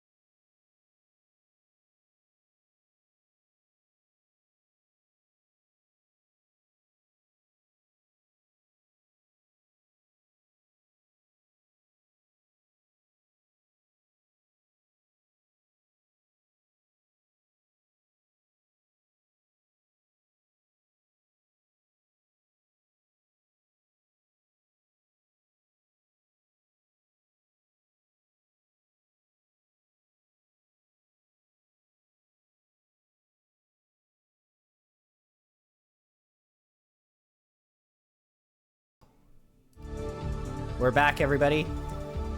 It's been about 5 minutes-ish. Up next, That's how we have... know we're not professionals, because we don't have a clock. Too poor. Can't afford a clock. I don't have a timer screen. I just have that break screen that just says we'll BRB. Anyways, up next we have NCX and Quim. Who's on whose team? Chat! Who's on whose team?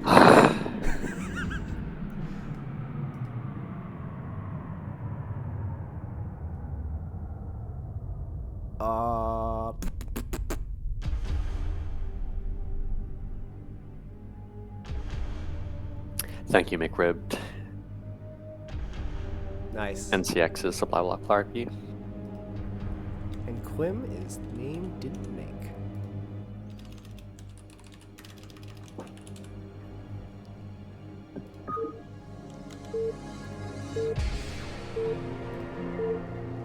Without further ado,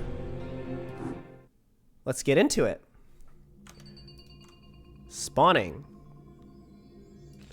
on the top right of Eclipse, we have Quim playing for team name didn't make.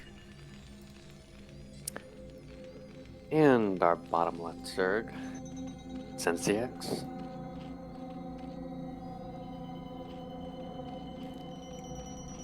NCX is a I don't race know picker. much about these players. So I've I played. know NCX a little bit. Yeah, I've played NCX a little bit. He is a well-known race picker and random advocate. He really wants random to be a choice in CPL. But unfortunately, we made him race pick. Because Do you know if he's been race picking ZVT all CPL, or if he's just kind of switching around? I have picking no race each idea. week? I'm a Terran player. All I know is that he always plays Protoss against Terran. Ah, well.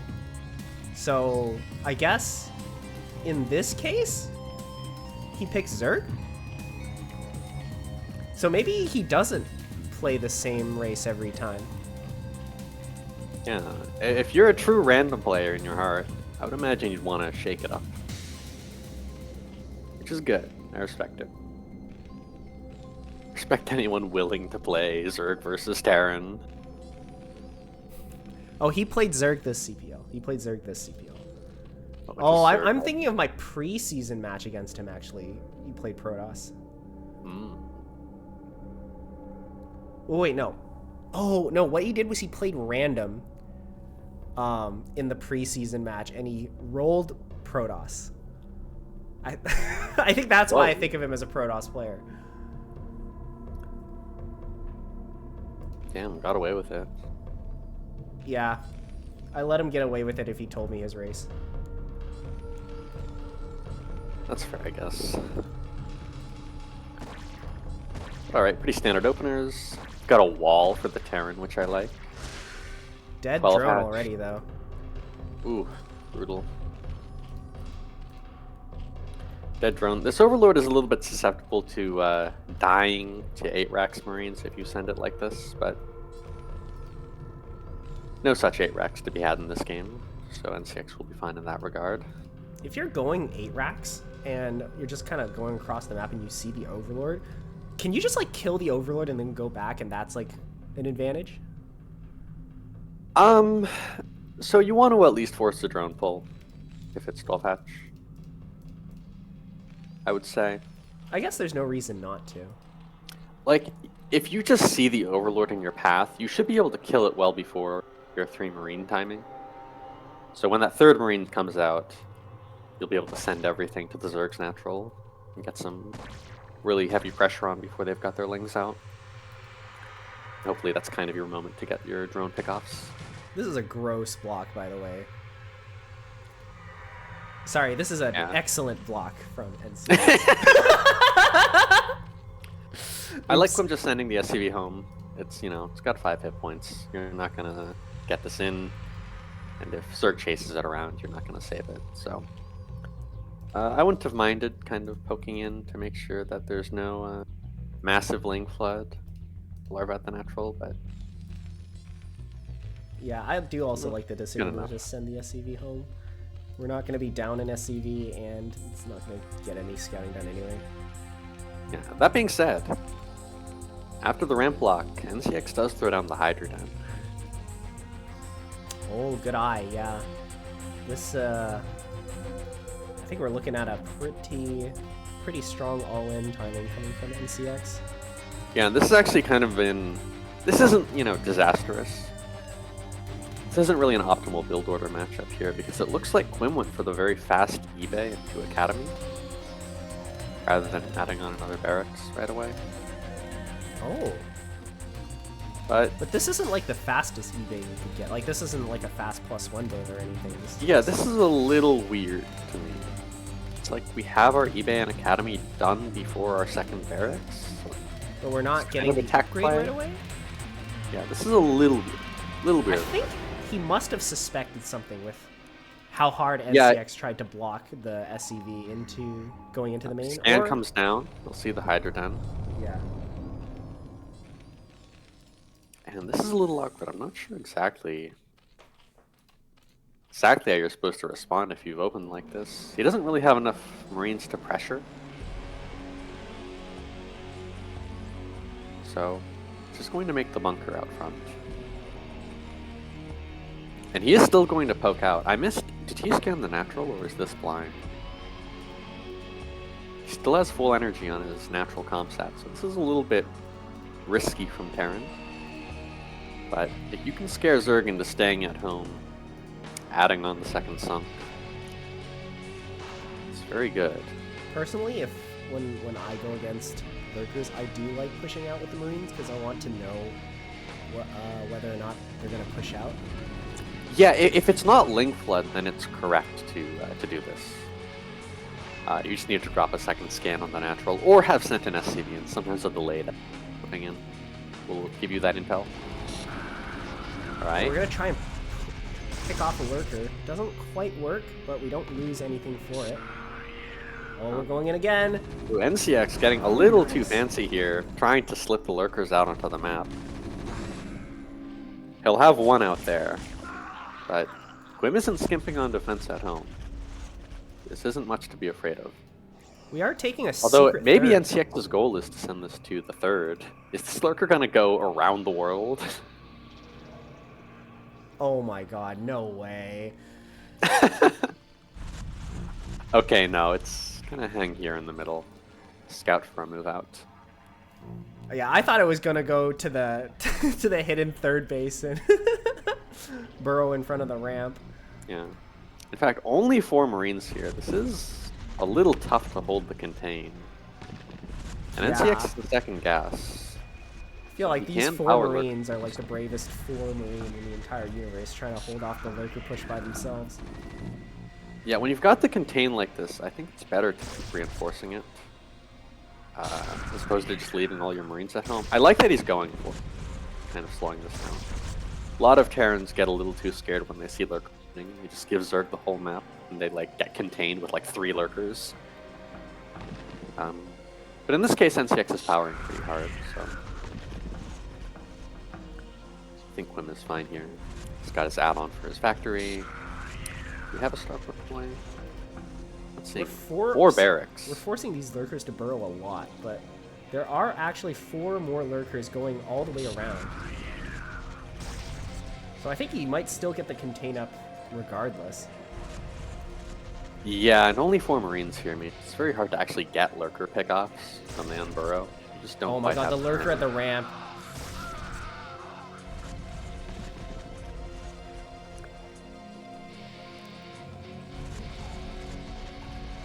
And now we have the contain set up. Oh no, no, no, no, no.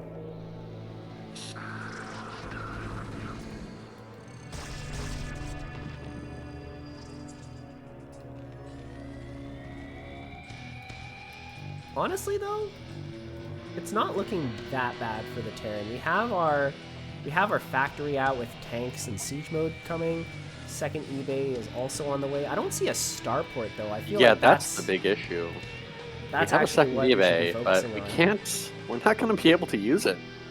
I think he's tried to make a starport and maybe it didn't make, because you don't make a second eBay unless you've started your starport, right?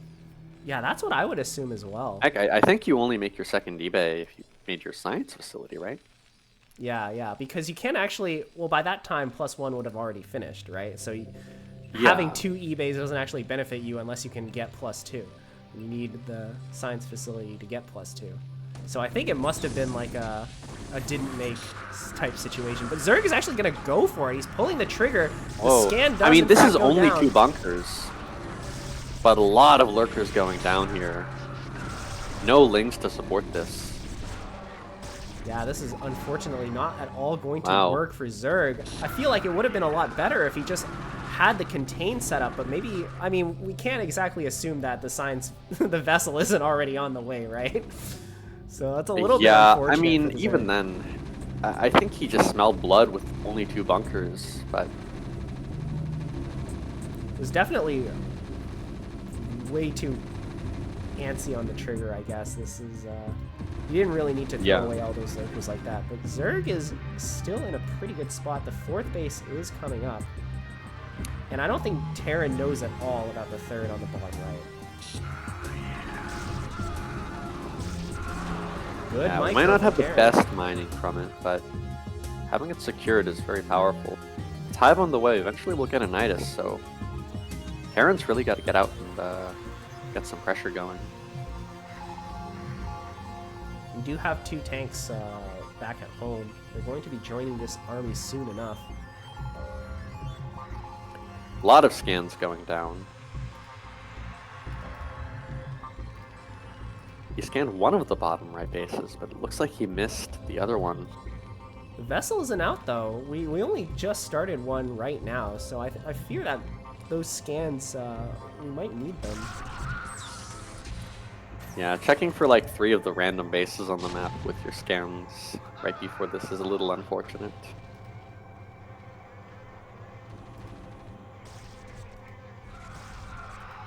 Oh, Brutal. this is why the Lurker is my actual least favorite unit.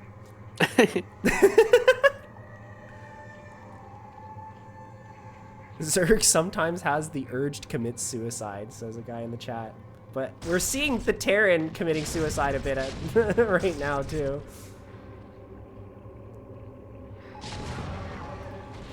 Once the vessel comes out, though, this push becomes a lot scarier. Defiler Mound Yeah, is Defiler only Mound halfway only done. halfway done. That being Jinx. said, not a lot of Marines here. These 3 Lurkers are not going to last long against siege tanks without Yeah, Dark this Storm. base should fall, in theory. Well, Oh, unless we siege there. a bit unfortunate. Oh! Ooh! Well, I was going to say Alright. one tank dying slows down the push a bit, but not if all 3 lurkers die at once. Meanwhile, Zerg, just sending more lurkers out onto the map. Going for the counterattack. Yeah. And Terran should be able to deal with this just fine, though. Yeah, Oh, got a if bunker, it didn't work got the first tanks. time, maybe it'll work the second time.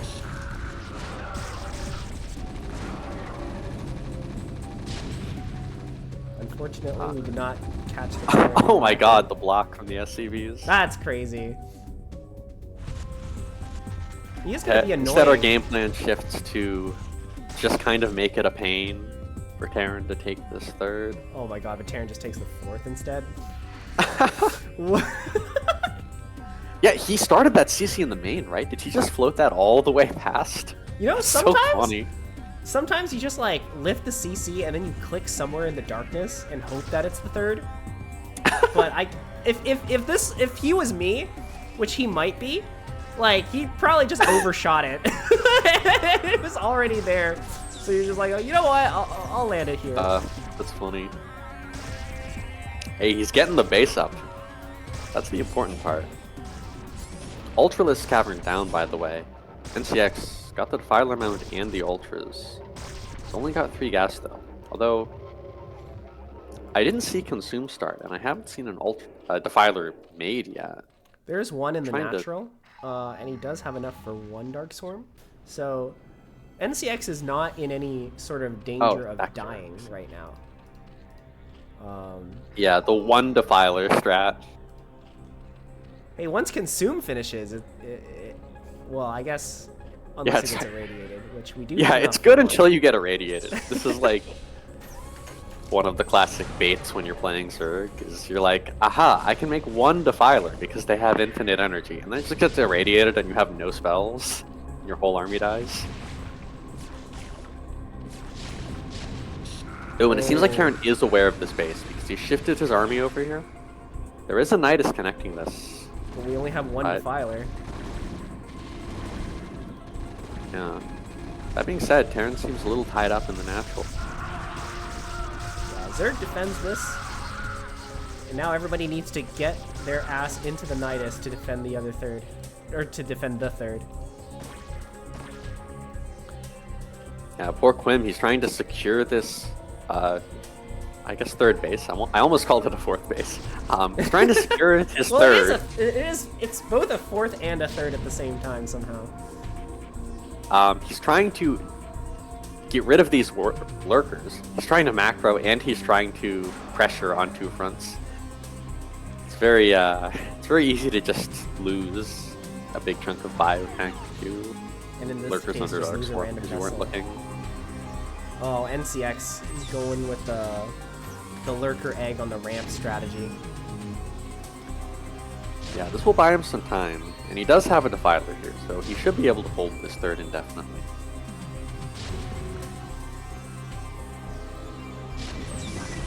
Second starport only now just coming up, Terran though. We're bleeding a lot of units as NCX though. I don't know how long this can continue for. Yeah, this is I mean, he's got to secure a 4th at some point, and his timing to do that is with the Ultras. But oh no, he hasn't started chitinous plating. I feel like that's very rough. No upgrades going at all, actually. Yeah, and like you said, I mean, he's bleeding out a lot of units, and that's kind of the problem with bleeding out too many lurkers as Zerg, is all of a sudden you can end up in a position where you just don't have the gas to get your upgrades going. Yeah. And here with the Ultras, it's like, that's how you get your 4th. And so that's how you fix the gas problem. Yeah. But we don't actually have the upgrade that we need.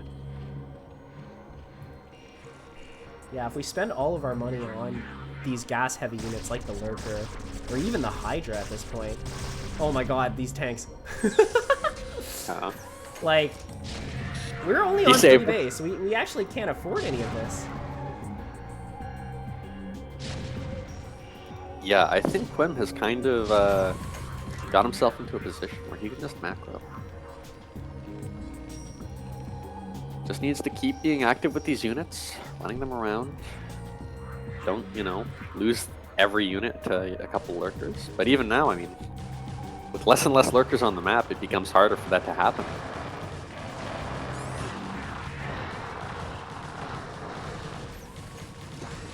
Drones sneaking all the way to top left.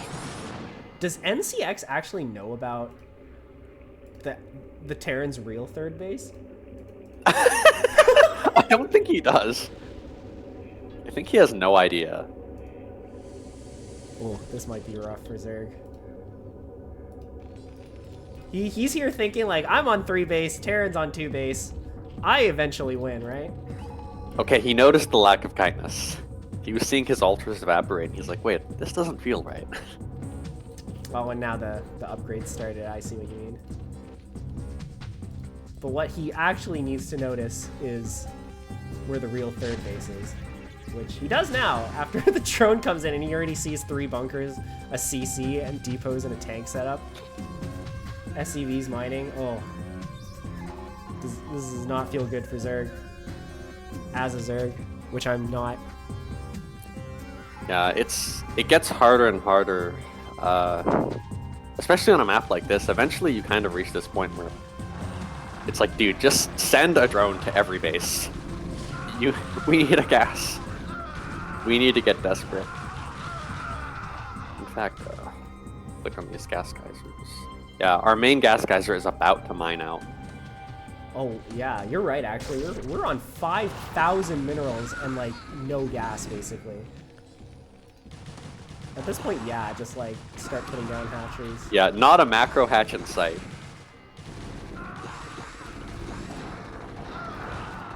Oh, the no kindness plating Ultralisk. Still gonna clean this up, but But be costly. not the trade you want when you're fighting like 10 Marines with Ultras.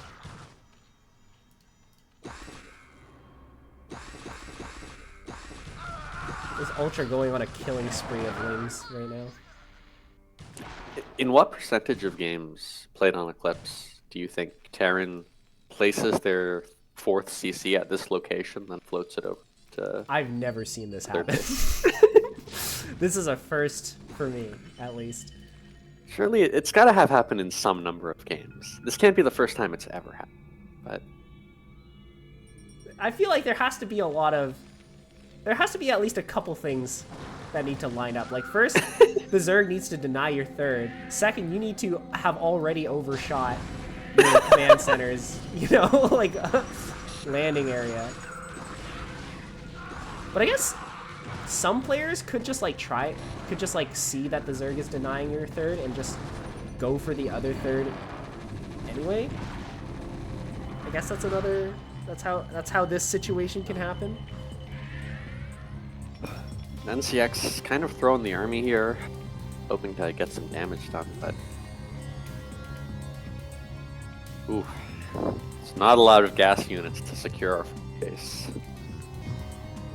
Terran, pretty much all they need to do is just deny the 4th from Zerg, and they'll just eventually overpower them.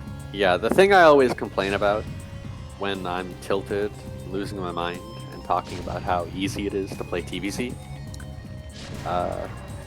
my go-to is to just say, just send Marines places. That's all you have to do, just send Marines places. And it's not always that easy for Terran. Yeah. But in this case, it may actually be that easy. It is easy in this case, because Zerg has absolutely no map presence. We can actually just send Marines places.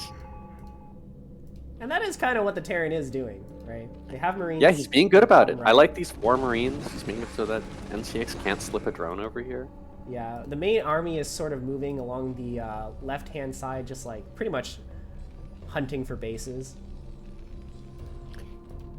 Ooh, 2 dropships even made. They're not loaded up, but... Quim might be getting ready to just finish this off.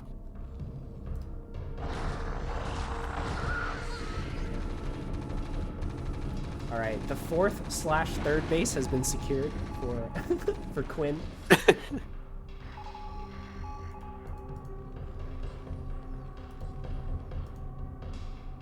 I think Zerg is gonna try to go for another attack with this pair of defilers here, or try to save this base. Actually, it's much more likely they're gonna try to save this base, because if this base falls, it's actually just over. There's no chance. There are so many vessels out on the map, and I don't think Zerg has nearly enough gas for Scourge at this point. Yeah. Do we even... God, I've been trying to keep tabs on the upgrades, but I didn't actually see Plague get researched. And that's kind of what you need for this. Oh. Brutal. Brutal, brutal, brutal.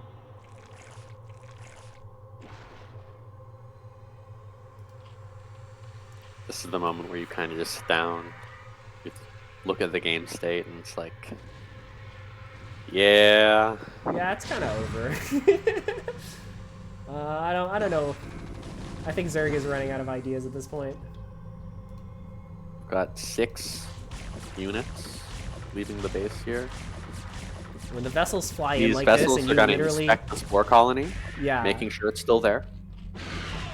you don't even have enough gas to make enough spores, or to make enough Scourge, I mean. And now he's just irradiating the drones. Oh my god.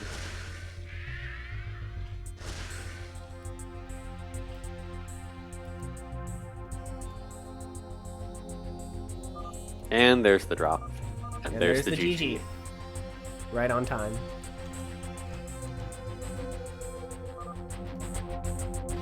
Alright, first game goes to our Terran player for team name didn't make.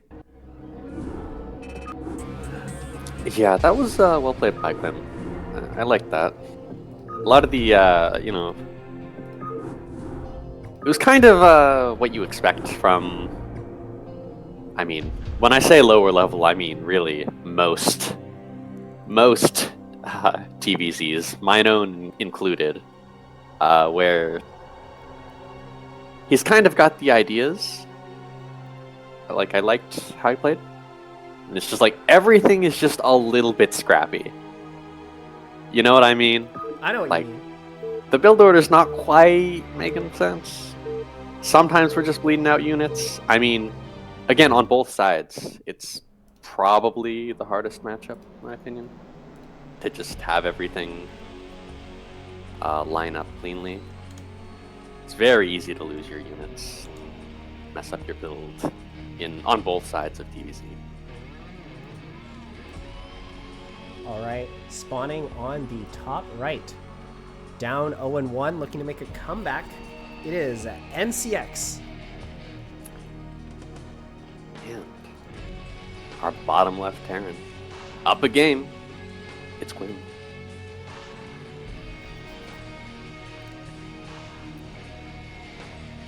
I can't believe my life hasn't changed in 20 years, man. I'm just sitting here, drinking a beer and watching Brood War. Says Dada. Real. Very real. Real and true.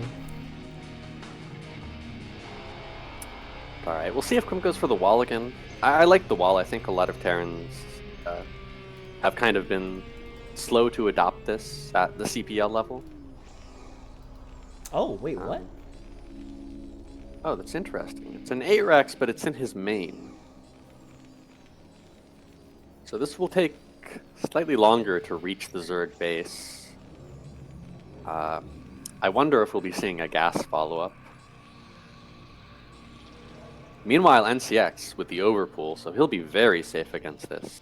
Against the 8-Rex cross-spawn in the main. Yeah, I feel very scared for Terran, actually. Normally when, you know, you 8-Racks at the wall, because the thing that Zerg can do that is scary is buildlings and counterattack you. Yeah, in fact, he's making the supply depot down here, so this might have just been a case of him wanting to 8-Racks, but he kind of messes up. He forgets to send on time. Oh, So yeah. he says, That's "All happened right." to me before, where the SCV's a little late. And I'm like, you know what? Just make it there. Just make it right here. Yeah, so this is a little scuffed, but kind of doesn't matter because Zerg is going pool first anyways.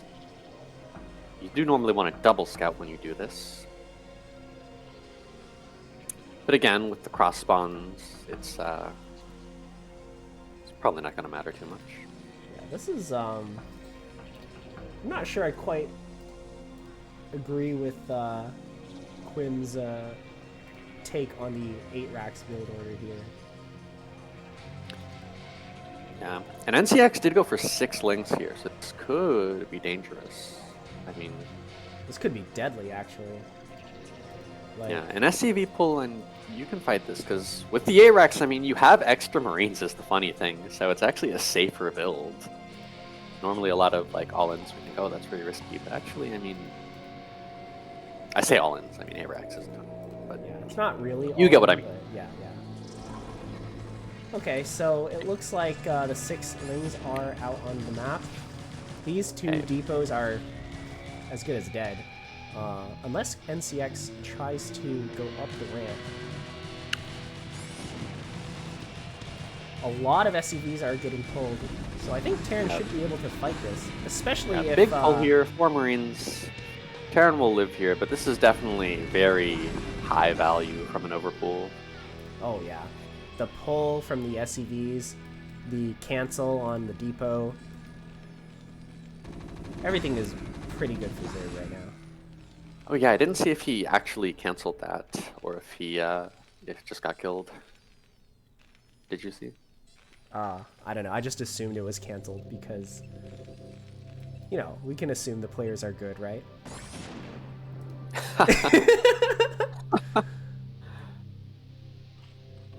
I mean, regardless, this is very bad for Terran. Like, 8 racks. Yeah, already, making the bunker as well. Like, we've already sacrificed eco to go 8 racks. This is all damage on top of the damage we did to ourselves. Yeah. Also lost the scouting SCB, so.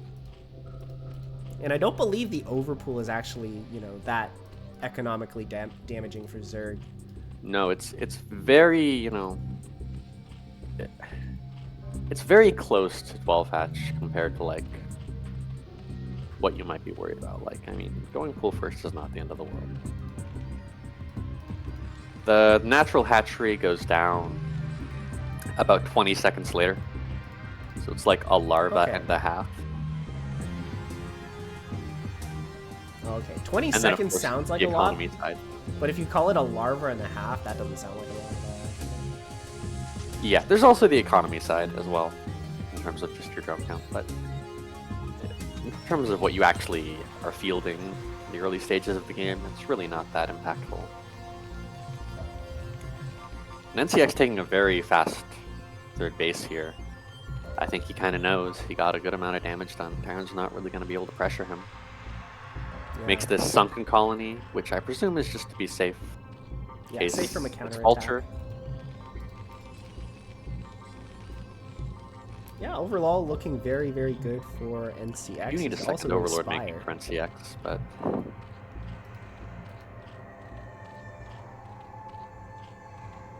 let's see. Let's see how good his Unimicro is.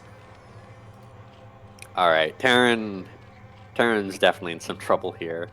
Going for the eBay with the +1 is probably not something we can do here. We are going to be defending these mutas with 1 barracks worth of production.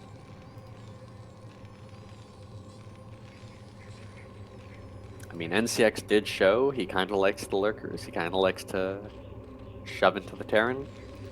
So, you know, maybe he might not have an easy time getting it done with the mutas. You need to mine from that second gas. Are we going by the presumption that lurker players don't know how to micro mutas? I mean, not it is kind of true, but part out loud, RiceHat. We'll see though. We'll see though. Yeah, the turrets we'll are see. a little late, so that's a bit worrying. This one isn't going to finish in time. Just kidding. It is going to finish in time. Very quick on the repair by Quim. Yeah, that was a good reaction from Quim. Yeah, I mean, Zerg should normally turn away from a turret with these initial mutas, but sometimes they will just commit, and you have to be ready for it. The Terran actually didn't build any turrets near the ramp or the production. That's actually kind of scary. Yeah, again, this is a situation where you're kind of already behind, and this could start to snowball very quickly. 6 finding the damage from the turret. He is taking a lot of damage himself, though. One of the mutas is going to die to it. Like, getting these turrets... Oh, good repair, actually.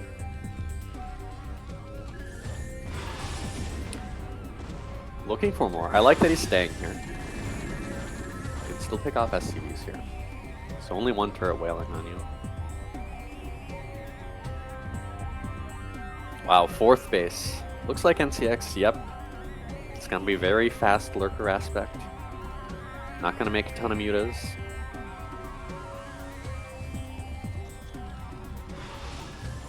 I mean, being even on workers at this point is very, very comfy for Zerg. Pretty decent muta micro so far for a lurker player. No, this has been good. This is yeah. It's been He's good. gotten some SB kills. Needs to keep vision of Terran's front during this lurker transition. You don't want to get caught killing, you know, 20 SCVs and then all of a sudden Oh, good snipe on the shows medic. up at your natural.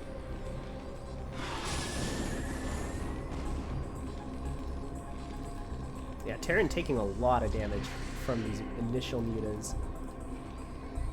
Yeah, and I mean, in spite of that, he still has to get out on the map very soon. It's sort of like you're in this lose-lose situation where you're very behind. So you don't really want to run out on the map, lose all your bio, because then it's just GG. At the same time, I mean, look what Zerg is doing. He's just slamming down hatcheries. Yeah, even though it feels like the wrong move, you kind of have to do it. Like, Zerg, you can't let the Zerg get away with this. This is so greedy. We don't even... Alright, we're building like 12 lurkers at a time, but... I was gonna say we don't even have a lurker yet. No, at this point NCX is safe, but he has a lot of bases he's trying to cover. Unfortunately, Quim is attacking in the only location where there are lurkers, and it happens to be the location where there's like 10. Unfortunately, if I was Terran, I'd scan like a third base, and I see that, oh, there's like a base here, I'll just attack that and I'll be good. Well, I mean, I wouldn't scan any other base because I would not assume the Zerg has built like 2 others.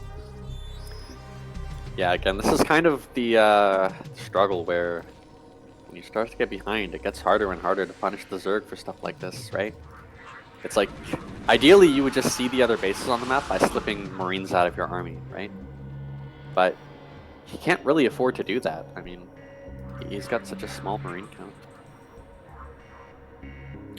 And it's not like he isn't macroing. I mean, he's got 4 barracks right now. It's just being behind from the start. Oh, not paying attention, gonna lose this bio ball now. That is rough.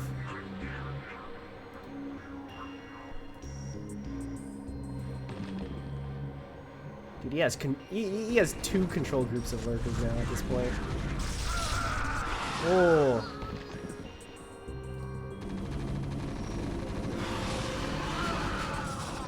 Yeah, this is where you just lurker man and you just shove him to the natural until consume is done. I don't think Terran has an answer. He is making tanks. Tanks won't save you from Dark Swarm. Although Defiler mode is not started yet. I think NCX is very focused on getting this container, which is good, but we do need that Dark Swarm if we want to have this be a killing blow.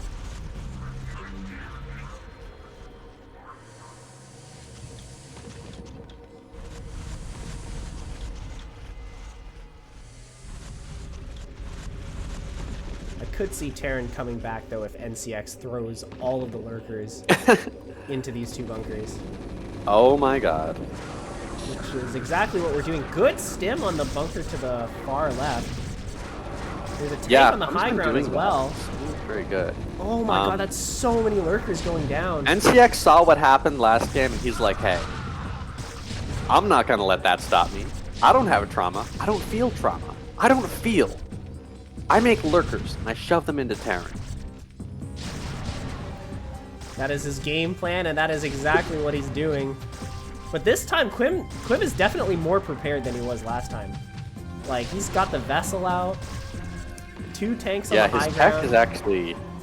I think his tech is actually faster this game than the start. He took more damage than this game, but the pressure just hardened him into a much better player, somehow. Like, he's doing everything right, despite being, like, under more pressure and having more damage done to him. Like, I don't know, it's kind of impressive, honestly. Yeah, I respect it. NCX again going for the Ultraless Cavern, but his first Evo is not even done yet.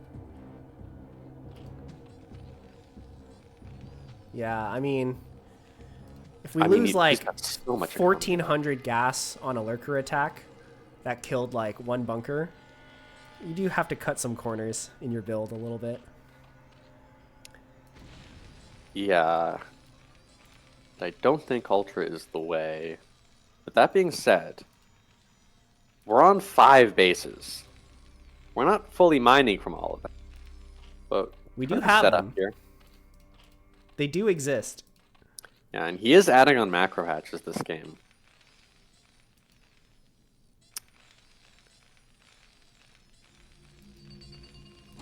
We're trying to pick off some straggling or some loose science vessels. I don't know what to call them. Science vessels that are a little bit too far forward. Yeah, this is a little optimistic sometimes with this glitch, but it can get you some free vessels. Like that. Oh, I can't believe that worked. What are these Marines doing?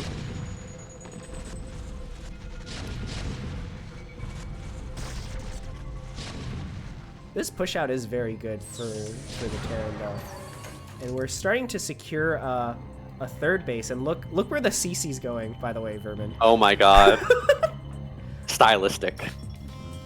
No, This is just yeah, how no, he he's not plays. good. You put the CC here so that if Zerg tries to attack into here, you can float over to the other natural instead. Actual genius. Oh, I want to kill our own tank. This is kind of a best case scenario for Quim with this, is he's able to just chip away at Zerg's bank while building up his own army. He's not be having careful to with this commit. vessel, though. Because again, NCX has these ultras and they're very weak. They don't have their kindness plating. They don't even have... Oh, it looks like actually, sorry, I apologize. They do have kindness plating. They don't have any other carapace upgrades. I'm used to seeing +2 on the ultralisks and I'm like, they don't have kindness. No, that's They with only kindness. have kindness. Yeah. So he does have the kindness plating, but this is still very, very tough to fight into for Zerg, so...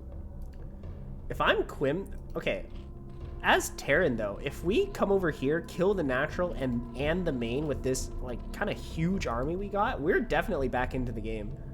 Yeah, the problem is I don't think he needs all of his stuff. He needs all this natural. Because I think that even with just kindness plating, like NCX just has enough economy that you need like at least 4 control groups to fight this. Like, that's no exaggeration. It looks like we're breaking through though. The Zerg, Yeah, but the ultra's coming for the flank. Slow lings that may or may not have adrenal coming to join. Yeah. oh my god, Zerg is just slow gonna eat lanes with this. adrenal, are you kidding me? Is that what we're doing? Let me see, I can't tell. Attack something. No, I can't see the links attacking. I didn't see if he got adrenal, but usually when your hive finishes, you just make adrenal. But he doesn't have circling speed. Looks like I've actually tried to start being better about this. The thing is, it's like, even if you don't have speed, I think adrenal is still better. So you still get adrenal first. We have so many tanks as Terran. Yeah, the tank count is good, but Oh, Zerg again, just, like, this is sort of fast. like the ultras versus Protoss situation, where yeah, these ultras don't quite have the carapace upgrades for them to be as effective as they could be, but NCX has the wallet. Yeah, he's not even really throwing the wallet at him per se. Like he's playing it smart, going around the main army and attacking the weaker third base.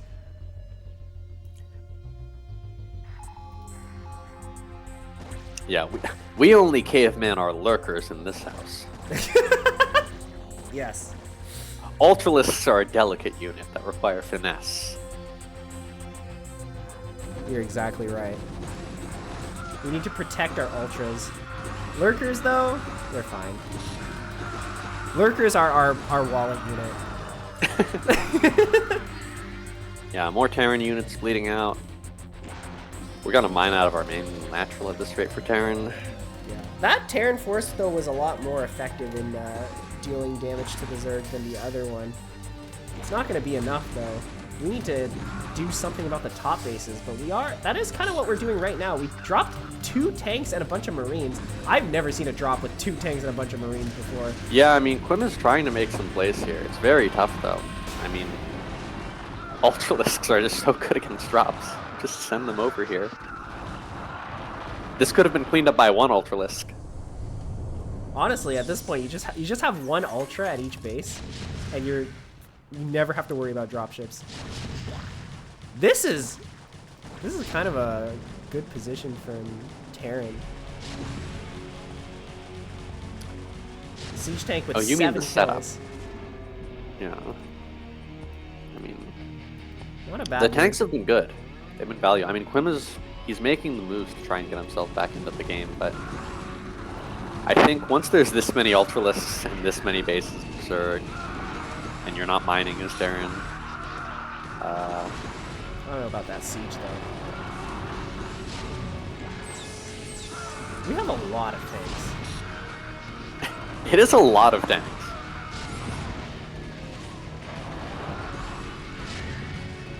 I don't know if we should be throwing away these ultras like that. They're kind of a delicate unit. We need to be preserving them. Oh no. Hit him with the wallet. I don't even mind NCX just throwing. Just keep egg-clicking into him until the game ends. Yeah, honestly, if Terran can't land this CC, like, there's actually nothing. Oh my god, he killed his own Ling. That was irradiated. There's actually nothing that he can do to, like, as long as this base doesn't land, he's gonna win. It doesn't matter what Terran does. Yeah, unfortunately, though, Terran does have 2 fire bats, which will kill, as we know, 1 million Zerglings. That is Actually, true. though?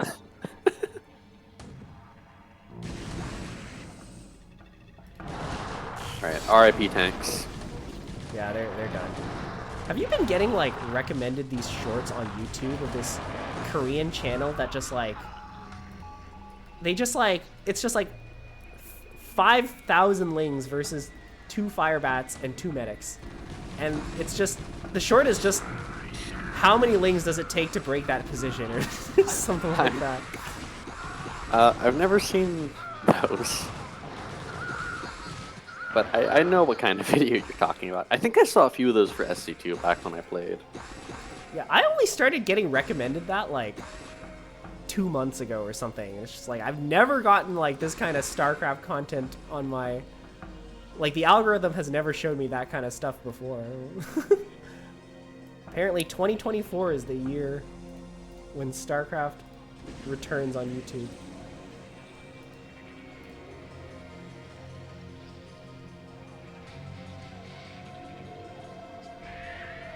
Alright, surely this is Terran. Do you think he GG's right after spending all of his irradiates? Like, we're just spending the irradiates because we have them, and then we GG. I mean, I can see that. I kind of do that sometimes. Like, Yeah. like when I'm Look, I gotta use and the I units. like mentally know the game is over, but I have so much irradiate that I just want to use it because I want to. Just like fly around with the vessels until they die, and then I'm like, oh, I guess I can't do anything anymore. GG. The one dropship. Will it kill 9 Ultralisks? If there are more Ultralisks than there are Marines, I fear that the battle is not going to go well for Terran. Oh, the GG scans are coming down. We still have vessels, though, so there's still some fun to be had for Terran. Yeah, maybe this is where we send all the vessels with irradiate and then we GG. Yeah, the other time we GG is when when all our vessels ran out of energy, and we're like, okay, nothing left to do.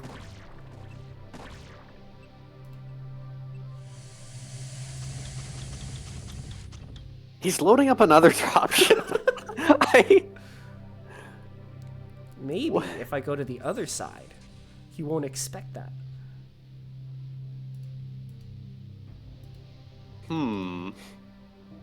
The dropships flying around, there's just Ultralisks at every corner of the map. Maybe if I land behind the minerals. Nah, GG. He recognizes it, GG. yeah. Alright. 1-on-1.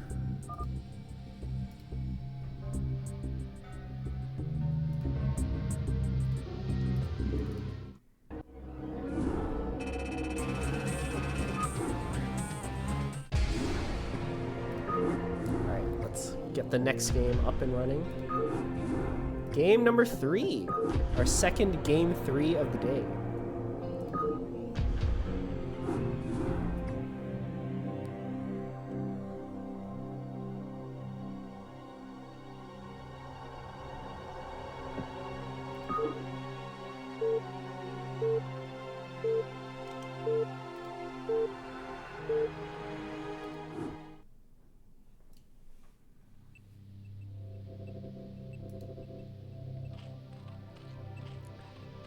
Spawning on the bottom left, our Zerg player who went mass ultra last game returns for game number 3.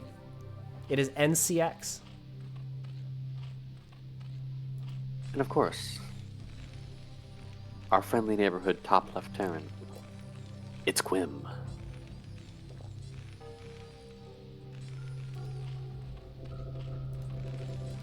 Honestly, I think Quim just kind of went for a weird build last game. I feel like that's Yeah, why I think he got a little thrown off. things I'd went like a to little see him off. just try to be really solid this game. Looks like we're Although- descending down from the wall. Hopefully making a depot. We'll see if he wants to... Okay, that's a depot. I was Alright, gonna we're say, playing we'll see if he standard. wants to just try again with the A-Rax. Yeah, but this Like, time no, I he- messed it up. Nah, it's... I like it. Depot, we're walling off. To be fair though, in game number 1, Quim also went for a weird build. But the Zerg build was definitely weirder. So, maybe whoever has the more janky build is unfortunately at a disadvantage.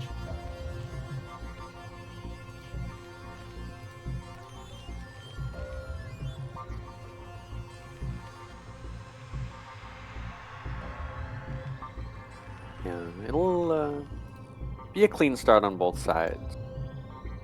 Just gonna be another hatchery first from NCX.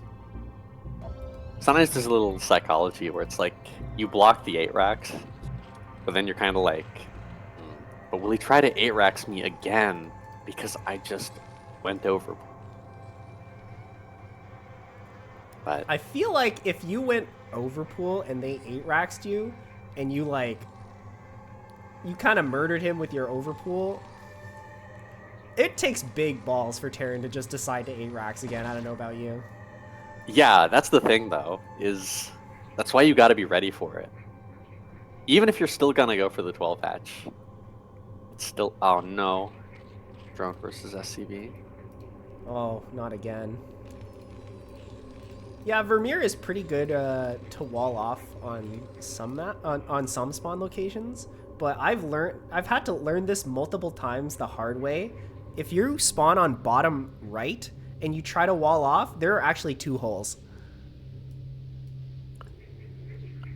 The egg. Oh, is the top not tight, or do you just mean like it's a 2 gap on the bottom? The top is not tight and the bottom is also not tight. Wow, that's weird. Yeah. I've unfortunately lost to several Zergs trying to do that. And I've made it a rule for myself that I don't wall off on Vermeer.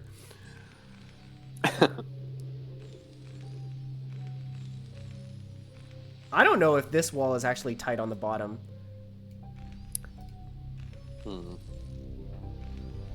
Egg, barracks. I should know Terran walls a little better, but you know, not a Terran player.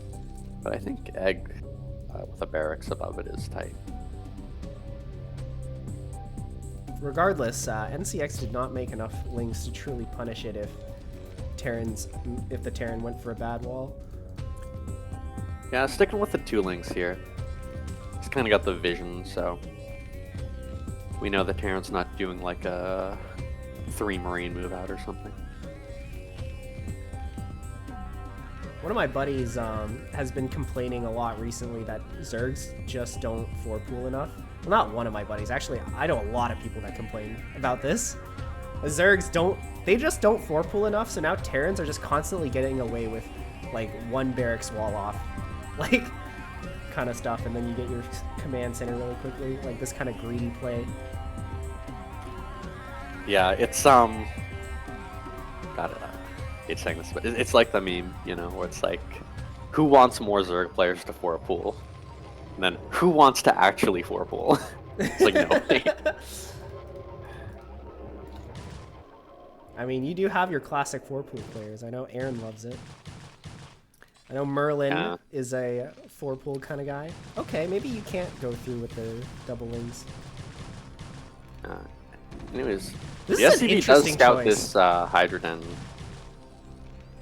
Oh yeah, okay, so yeah, we scout the Hydroden, and that's why we build the bunker on the outside. I'm like, why are we building a bunker on the outside? Yeah, this is a little bit early, and NCX does also have a Spire, and he's not researching Lurker aspect. So I think he's just trying to going get for the real tricky bamboozle here. play, isn't he? Do you know Ronin in CPL? He loves doing this. Yeah. Spire in one base, or Den in the other, and you just don't know which one he's actually going to go for. And then he'll always, like, midway through the game, do a big tech switch. Like, if he opens with Lurkers, he'll just build, like, 9 mutas at some point, randomly. Yeah, it does punish Terrans who are, I don't want to say lazy about scouting, but the true way to know if they're going Muta or Lurker is not actually just to see the tech. Obviously, if you can see both bases, I mean, you'll know. But a lot of Zergs, you know, they kind of assume, like, oh, I saw the Hydrogen, he's gonna go Lurker. It's like, that costs 50 gas and a drone. It's like, the mineral cost is unimportant. We do have the third base coming down for NCX in a bit of a weird spot. I feel like this Ooh, would and be the one Marine of the move last out- places I this scout is- as Terran. This is pretty good, because, oh, not if the medics go away. Because, Where are the medics going? oh my god. If he had the medics, he could kill him. He could literally kill him right now. No, it's because he These wanted 4 to mutas turn would have to back turn around. because the mutas are in his base, but only the medics actually went back. The Marines kept going. Yeah, because the way that you have to deal with this is, I mean, you just have to send your Marines and go try to kill so that the mutas have to turn. But Oh no. This is kind unfortunately, of worst case scenario for Terran. yeah, this is rough. Just these 4 mutas wreaking havoc. You scout the den, you build 2 bunkers, you move out, and then all of a sudden there are mutas in your base.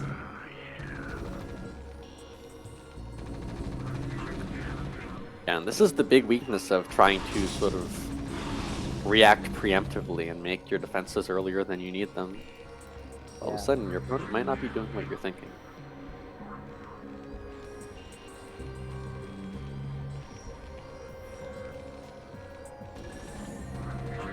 And a lurker aspect is reaching.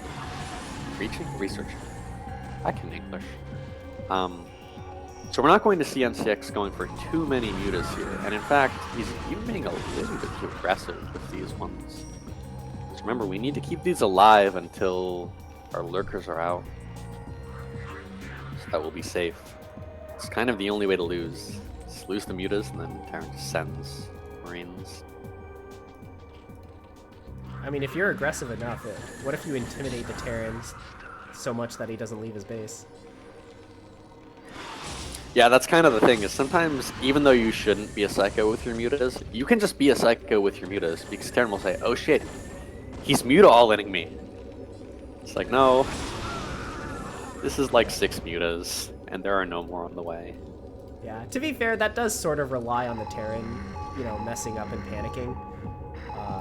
Usually you can just, like, scan the natural and count the drones to know how all-in Zerg is, really. Yeah, oftentimes. Sometimes it can be a little bit tricky, but knowing whether or not they're teching is huge. And even just seeing what's coming out of their larva. I think Terran did actually scout or scan the weird third base that I thought would never be found out. So he's actually beelining straight for there. He's gonna get 3 overlords from this too, maybe? That would be huge. It's a nice little bonus. 1, Lurker's coming 2. out, although Terran does have the 2 bunkers in advance. Yeah, maybe those defenses were good after all, right? Yeah, useful eventually. Tech is also coming out, but we're building Valkyries instead of vessels. I feel Yeah, that again, might this be is the the thing. I wrong- mean, you see all the muta pressure. Sometimes they just think, hey, he's muta all-inning. But I feel like It's gonna be a you lurker scan contained. the... Okay, so I know he scanned the natural, so we know there's a lot of Hydras.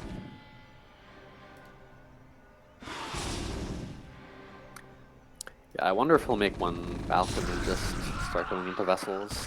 Yeah, that's kind of what I'm expecting. Valk could be good to just sit at the natural and defend the mineral line. Yeah. And Quim, again, NCX can't deal with this with his very small muta count. So Quim is able to just send and kill this other base as well. Yeah, this is suddenly So- looking very good for Zerg.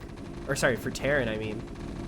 Yeah, Quim took a ton of damage, but when you're able to deny the third, you're kind of always in it. Hive We're not hasn't only started denying the yet. third, we're also denying the fourth.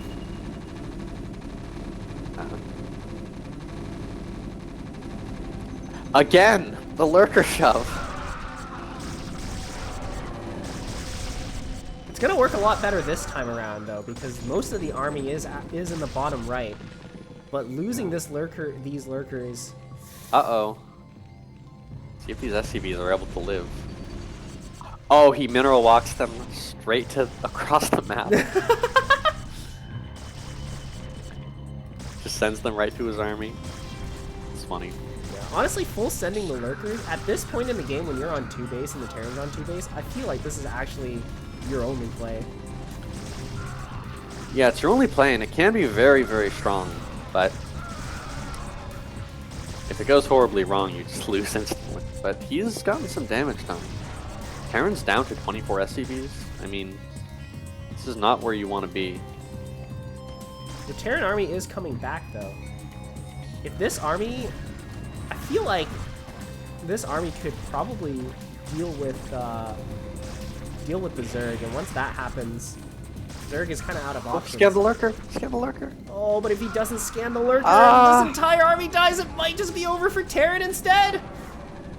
Okay, he'll get it. Oh, and Zerg is just morphing all the other hydras into lurkers. This is Well, this is looking good for not Terran destined again. to work, but and I think it's not going to be these lurkers in the main, but it's going to be the lurkers rallying across the map. That might be lights out for Terran. The SCVs do spot them coming back. Yeah, What the is this scouting game? FTVs. Alright, back to the corner with you guys. It's a shame they all brought their minerals from afar, We have a Exotic dropship as mineral. well. from faraway lands. Yeah. Actually, dropping into the main would be like kind of a sick play. Yeah, we're very low on units, but okay. I think I think Terran's got because this. economies are so low. Oh, not if we lose these tanks, it won't matter. Oh, the Ooh, D-Matrix sick is D-Matrix. crazy! I think this drop might win the game. Zerg has 2 mutas here. 3 tanks means you're not really going to be able to shove this. Wow. Quim taking damage and he risks it for the biscuit. That is sick. An absolutely sick play from Terran.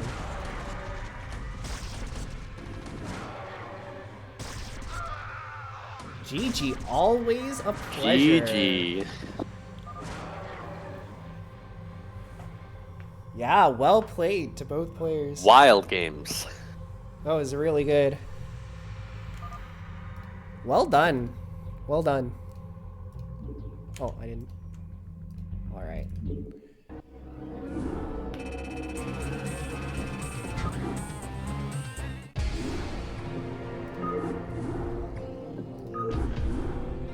Next up,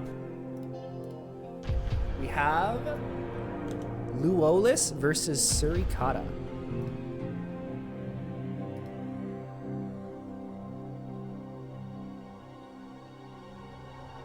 With Suricatta playing for Supply Block Party.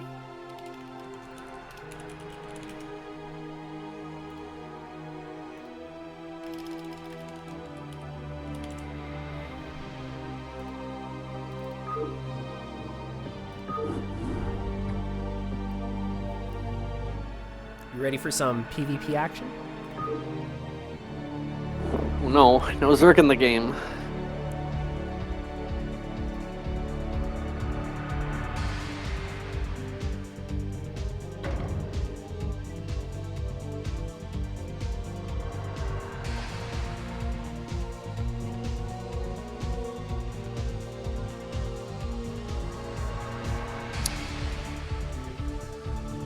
Actually, I do need to get up for a moment. You're Okay. welcome to start without me. That's okay. We'll Be go 2 into minutes. a short break. 5 minutes? Yeah, sure. All right. Chat, don't go away. We'll be back soon.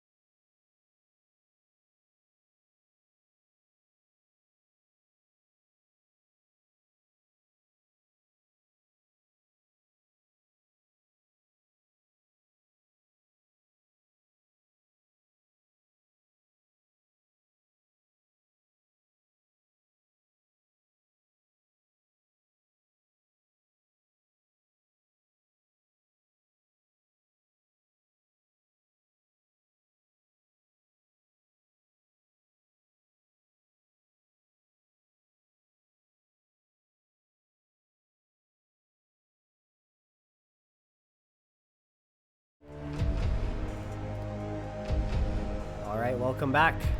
Welcome back. We're gonna start our next game right away.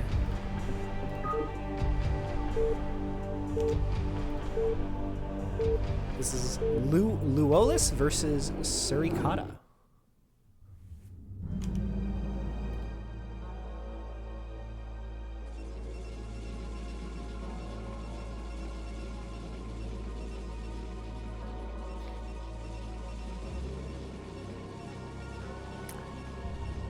And in the bottom left, Blue Protoss, Luolis. Alright, so do you know anything about PvP?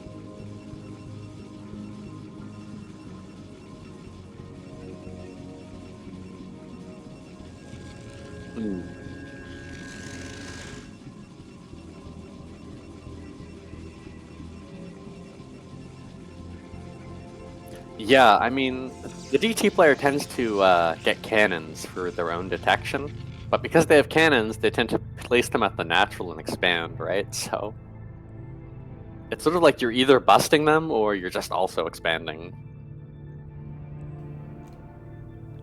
Sorry, my bad. You're still muted. Or I was still muted, maybe. One of my audios I forgot to unmute. Brutal. Brutal. If you guys missed that, I was just saying how in PvP, basically it's Dragoon versus Dragoon is the one thing I know, and the second thing I know is that if you go DT, it's always a macro game. Most unprofessional cast ever? Really? Hell yeah. Even more unprofessional than your casts, Escalade? Is that true?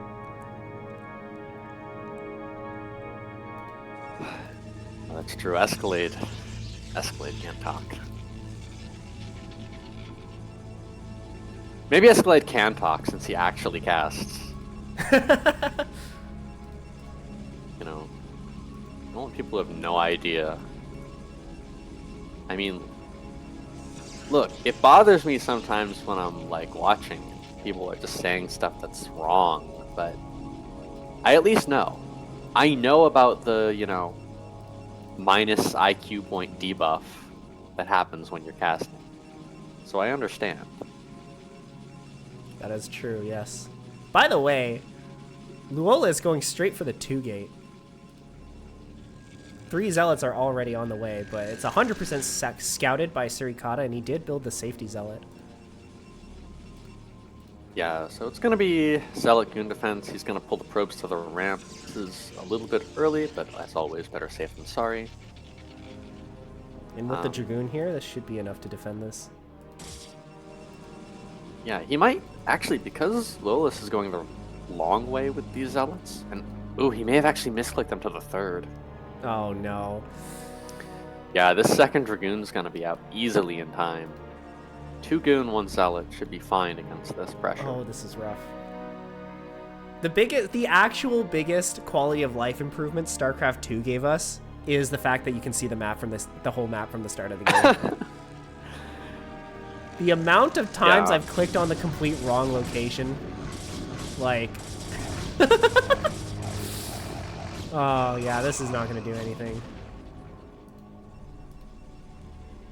Yeah, normally I don't like whenever, you know, they change stuff in games, especially games like Brood War.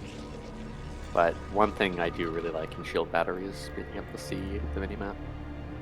Oh yeah, that is a thing in Shield Battery. Oh, sorry, I didn't update the overlay.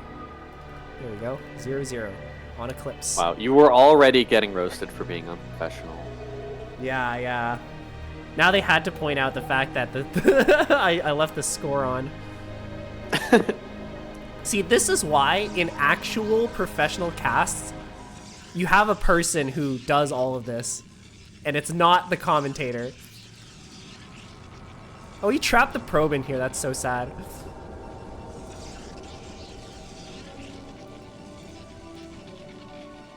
Oh, where? Oh, on the top right, he trapped his probe with the observatory, so he canceled it. Oh. It's a little rough.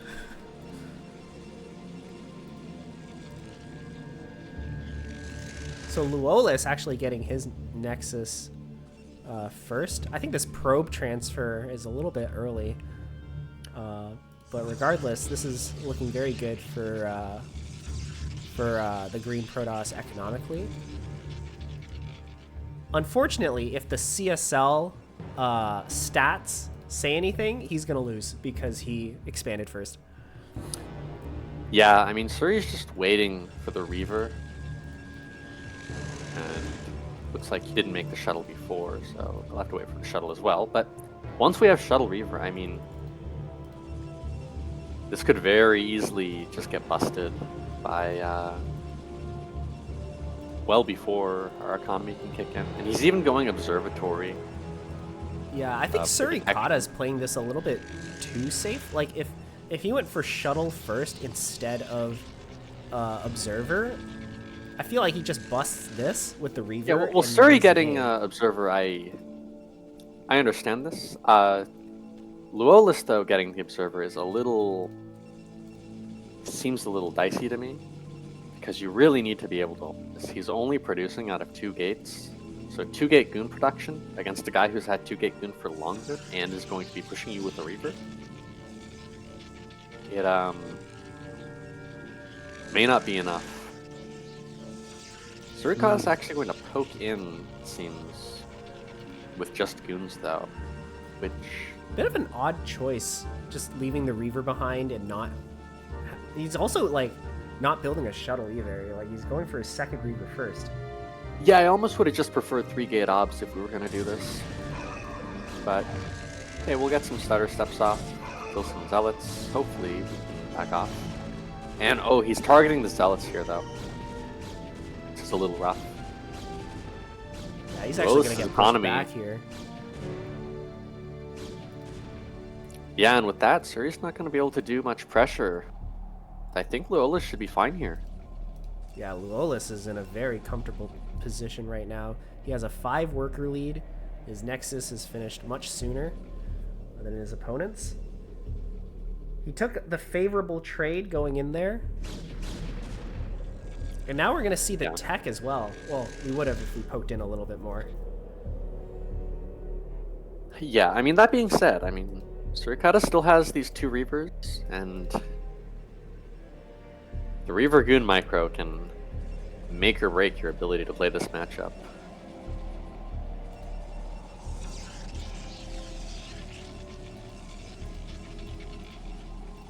Double forge actually for Luolis. Seems Now, a little. what could that mean? A little suspicious to me. What do you think? Because the forges are in different places, it was a mistake?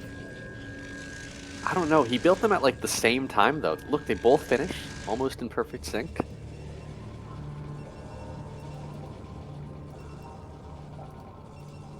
I don't know. I'm still. I thought it was sort of the problems were dealt with when Suri sort of made that push that got thwarted, but I'm still worried for Luolis. I think he could still get busted here. The shuttle is out, but I think we're just gonna go for a Reaver drop. Try to get some eco damage. Luolis getting a 3rd base behind this is so greedy. Whoa, attacking attacking into Suri's natural. And these Zealots are just going to evaporate. He does kill the pylon though.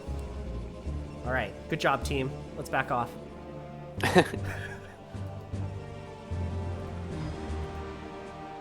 I think as soon as you scout that there's no 3rd, you should just back off. Like, there's no real reason to try to push in. Yeah, and I mean, again, like, Suri's going for the harass here, but I think double Forge, third Nexus on the way. Luolis is being so greedy. Alright, Scarab. Nope, not today. It's okay.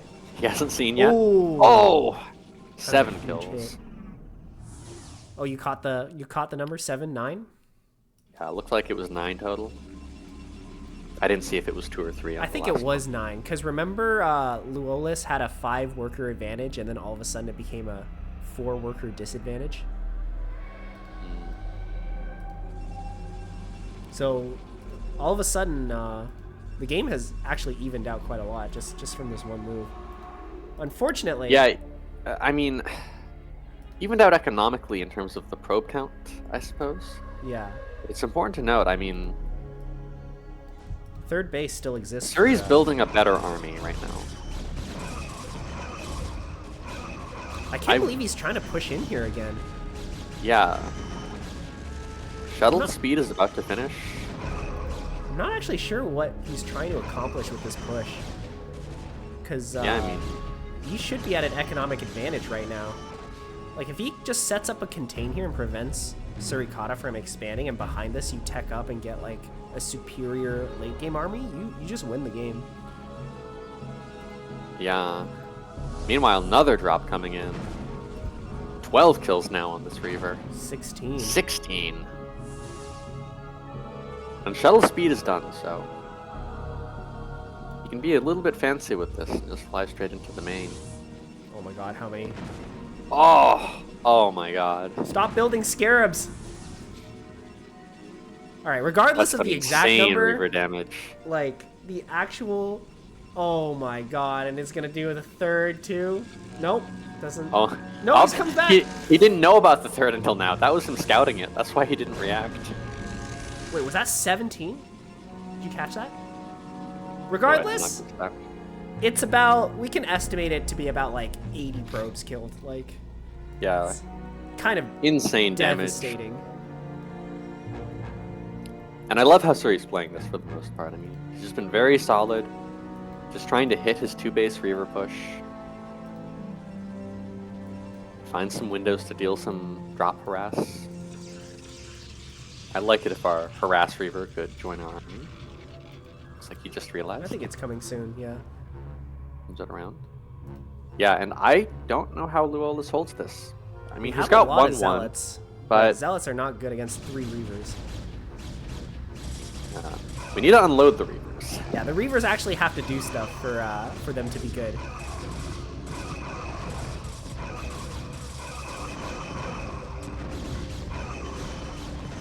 This is quite the surround from Luolis. Unfortunately, not going to be enough to Yeah, I mean, save this fight. that engage went as well. Oop. GG. GG. It went about how you would expect it to go. It went as well as it could have. I mean... He tried. But yeah, just a really solid 2-base push from Suri.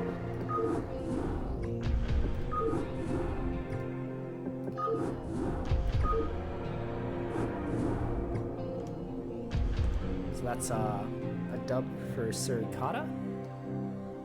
Yeah, I really think, though, that Luolis kind of threw away a pretty significant advantage there. If he just played a little bit safer, played a little bit more conservative, I think that game could have turned out very differently.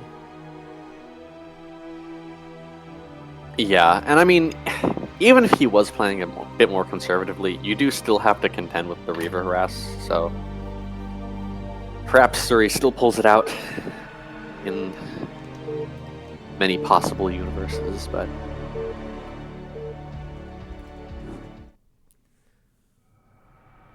Alright. Spawning on the top left. Down 0-1, looking to make a comeback. Luolis for team name didn't make. In the top right, our red Protoss. Hopefully, going to show us some more rock solid Protoss play. Suricatta. Oh, are you still shift tabbed? I am still shift tabbed. Oh, could that's so unshift funny. tab I this one. unshift tabbed a while ago, but the colors that you mentioned were similar enough that I just thought you decided to use a different variation of the color. Like, the last game, you're like, they're the blue Protoss, and I'm like, they're actually turquoise, but I'm not gonna say anything. Oh, he was teal. Yeah, and here it's like Suricatta's like orange, not red, and I'm like, it's close to red, I guess. But then I thought about it, and I was like, wait, he must still actually have shift tab. Shift tab might actually still be on for you. Yeah. I'll unshift tab. These are good colors, actually. Yeah, orange Teal and and blue. orange. I only shift tab if the players make me shift tab by picking like black and gray. Like, come on, guys. Yeah. I do prefer Oh, sorry. color sorry. variety. Oh, No, it wasn't directed at you. It was directed at the two probes bumping into each other. They did Yeah. the thing where they both tried to go one side and then the kiss. Yeah. Probe kiss. It wasn't so much a kiss as much as it was like two guys awkwardly running into each other on a going opposite directions in a sidewalk or something. Yeah. Try to move out of the way. The other person goes the same direction. See, StarCraft 2 might have the smoother pathfinding, but Brood War has the more realistic pathfinding. Yeah, my units are socially awkward. Yeah, It's exactly. actually true to life. You ever try to get like a crowd of like 30 people through one door? It actually does take that many clicks in real life. God, you're so right. So it looks like Luolis is not going to go for the 2-gate in this game. At least not the... Oh god, I don't even know the numbers off the top of my head. The 2-gate Zealot. We're not Protoss players. It's just 2-gate to me. Like, it's like, people be like 9-9, 10, What was it, 10-12 12, last game? and I'm like, it just all looks like 2-gate. They all look like 2-gate.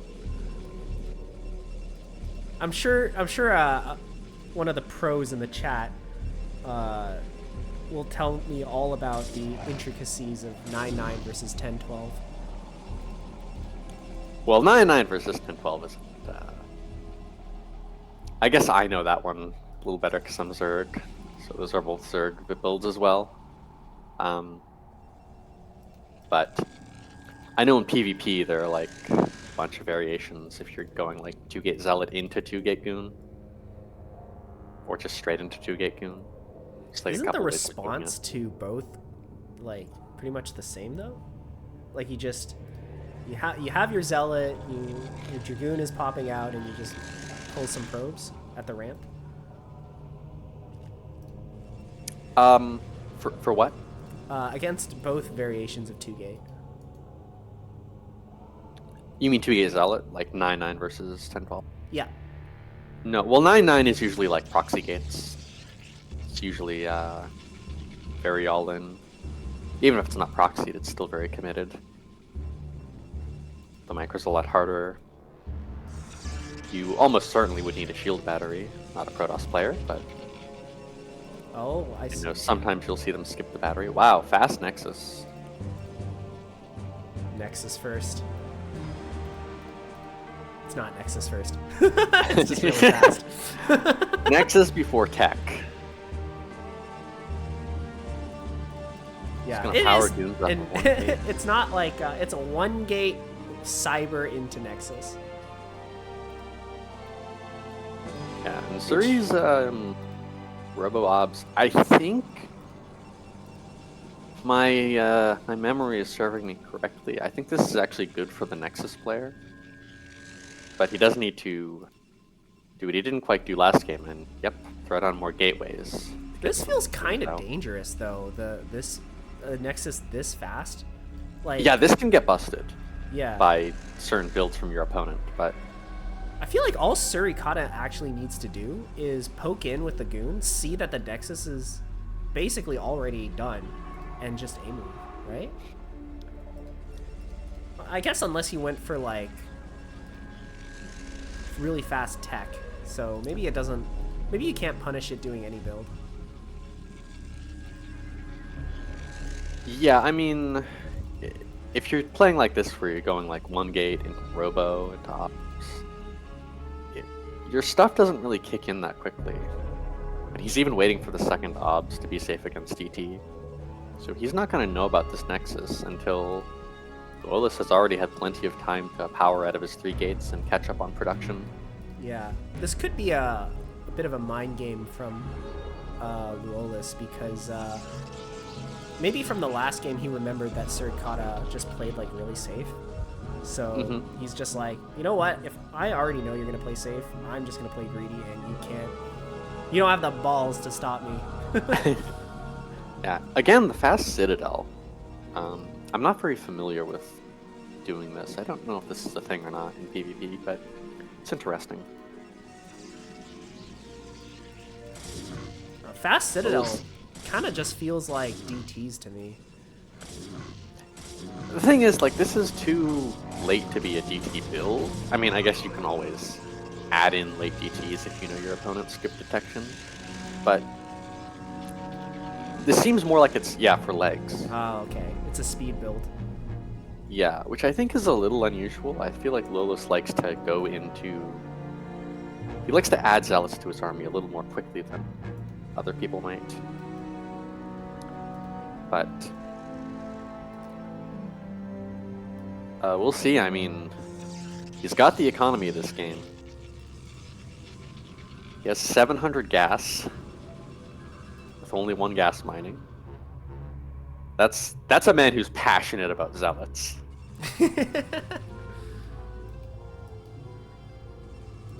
Meanwhile, Suricatta is responding to... So, Suricatta did move in with the Zealot, so he knows that Luolis made a really fast Nexus.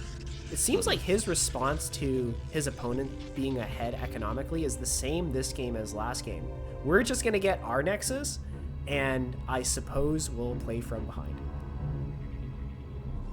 Yeah, I mean, he's been very good about his probe production, and Luolis doesn't have a massive probe count. So...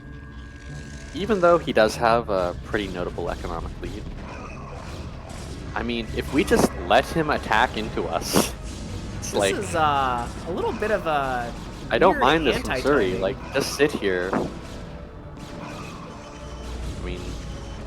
We actually have less units than our opponent, Yeah. and our Zealots didn't have speed until now, which is not great because we don't actually have any Zealots anymore. So the timing is kind of gone. I fear we might have thrown our advantage as Luolis. Yeah, looking at just the numbers, it seems like Luolis is still a little bit ahead to me. But, again, Suricatta, he's got the Reavers. He's confident in his micro, it seems. So we'll probably have shuttles out soon with speed. There is a really strong contain you could try to do here, where if you sit Dragoons on the ramp, and maybe you on the bridge here, like what can Suricatta really do? But I fear that Luolis might try to do a repeat of the last game and just, you know, A move in, which kind of what he's doing right now. But the Dragoons aren't really attacking with the Zealots. He's just kind of throwing the Zealots in. It almost seems like he's playing this like PvT, where you kind of send in the Zealots, the Goons follow up, and the Zealots kind of tank everything. But I don't think this works nearly as well as it does against tanks.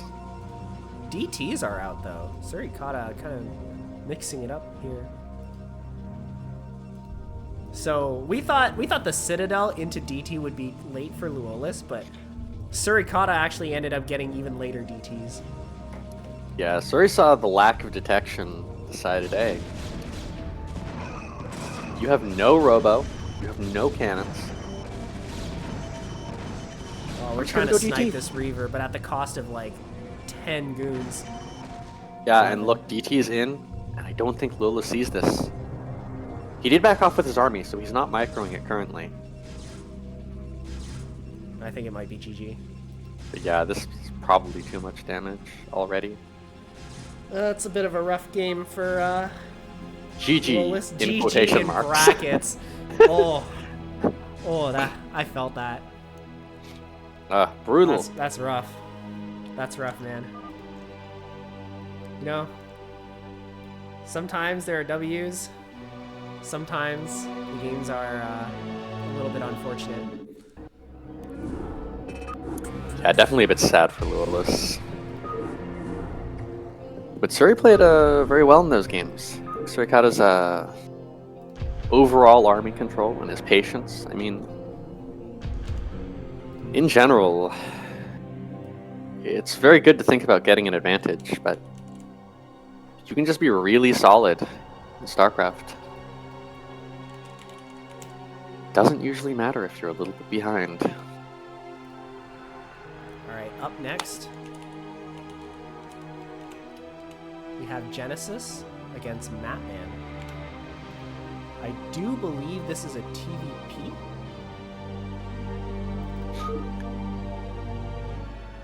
Mattman playing TVP? Nope, I lied. Mattman is Zerg. Okay, I was going to say, I know Mattman. That's a Zerg player. I hope. Better be. It's okay. Disowning The him. game didn't start yet, so everybody watching the VOD will just skip to the game and forget that I said that. Is that right? Yeah, this is the dead space where only Twitch chat knows about. We have a little bit more stupid shit we can say. Exactly. Get a little bit more forgiveness. All right. Let's get straight into it. Spawning on the top right. right, our Zerg player, Giant Banana, also known as Mattman. And in the bottom left, we have our Tan Terran, Renesis 7, aka Genesis.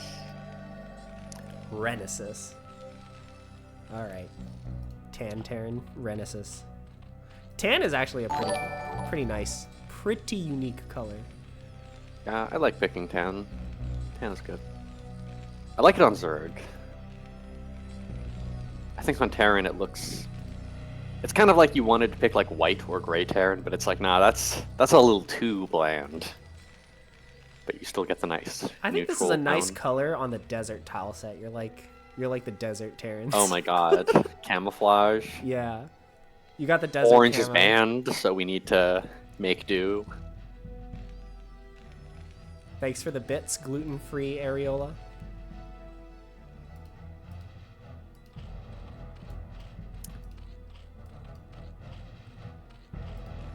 All right. Yes. So- I've had Mattman on my team before, past. Oh, okay. And so he is one of my Zerg children. Oh, your children. So once again, you're biased. We have a biased Yeah, caster. once again, big bias. All right. As his parent, you should know what kind of builds he likes to go for, right? Yeah, he's a rock solid Muta player, just like I taught him. He better still be. I'm gonna be mad at him. I better see 2-hatch Muta. I'm gonna write him an angry DM if I don't see 2-hatch Muta. I mean, what else is he prone to playing? Like 2-base lurker? No. Forbidden. 2-hatch Muta. Doesn't matter how many times you lose. You go to that, like, okay, RiceHat, I'm gonna tell you the secret. Okay. If you ever want to switch to Zerg, you want to get better at the game, Yeah. you just go 2-hatch Muta, and you make Mutas until you lose. And you just do that until you can Muta Micro. And then once you can Muta Micro, you're good now. You're good at the game. All right. Solid. I mean, I always felt like my main issue with Zerg is that I don't get any of my gas tech or anything like that on time. Cause I'll have the okay when I off race a Zerg, I always have a little bit too much fun with mutas. Like I'll Muta Micro for like 3 minutes, right, until I can't Muta Micro anymore, and then I'll go back to my base and be like, oh, I should probably start my Queen's Nest. I should probably take another base. No, no, no. Mute a micro until you lose. That's the way. It's the path. Anyways, fast gas here from Genesis. So we may see a +1. We may also just see Fast Academy. Although, neither eBay nor Academy started yet. What if it's Valkyrie build? It could be. That's something I've been In trying fact, out. the fact that eBay and Academy have not been started with yet are, you may actually be right, RiceHat. Look at this SCV. It's sitting here. It's waiting for 100 gas. What is this transfer? That's so many. There we go, factory. That is a huge transfer. You called it, man. Valkyrie build. Underrated.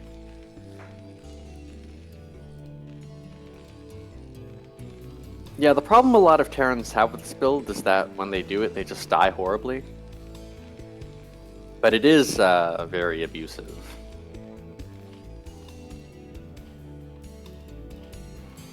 And I mean, I guess if you know your opponent goes 2-hatch muta every game, it's not a bad like metagame choice, you know?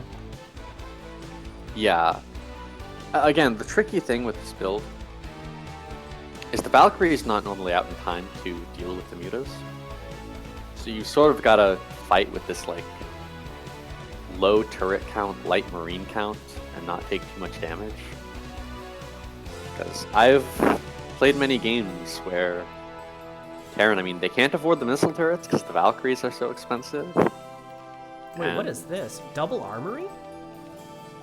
Double armory? Yeah, that's not an academy. Okay. That's two This armories. is not a starport. Yeah, this is a little bit insane to me. This is, again, sort of not a Valkyrie build, but sort of along the same line where Hazorath does with these first 8 mutas or so. It's going to be very impactful. Because that's going to be when Terran is very weak. When he can't really get his Goliath count up. And so if you can just come in and kill like 10 SCVs, you can get a big advantage. Yeah, +1 attack, +1 armor. Oh my god, I can't display the mini Well, actually, I see it on the top left. I know how to cast. This might be like a funny Goliath build. I don't know. I've never seen. Yeah, this is before. mech. This is mech. Terran is going to go into more factories and Goliaths. And he's going to Is just this like spam turrets super early on. late game mech? Like he's not going for a push. He's going to split the map. It's very weird. I don't actually think that this is very good, although I have seen it before. Okay. Ooh. A little over-eager with these mutas. Want to wait for the ability to one-shot these SCVs. We can really punish this. How many mutas do you need to one-shot SCV? Is it like 8? It's 7, but your timing is usually 8 because you're making them 2 at a time from the main and natural. Makes sense. Having 8 also means that you can lose a muta and just keep diving on the SCVs, which is not normally what you want to do, eating a bunch of damage, but in situations like this, it can actually be very beneficial. Your count is up to 9 now, but there isn't I'd like to see a dive here. Yeah, there isn't really a lot of anti-air for Terran. We only have like 6 Marines? 7? There's we're attacking from the right side, but really, there's only a Goliath and a missile turret covering the left side of this mineral line.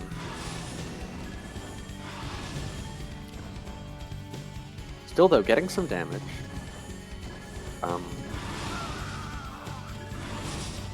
One way of beating this is to just grind down the Goliath count, but I don't think that's what's going to happen here.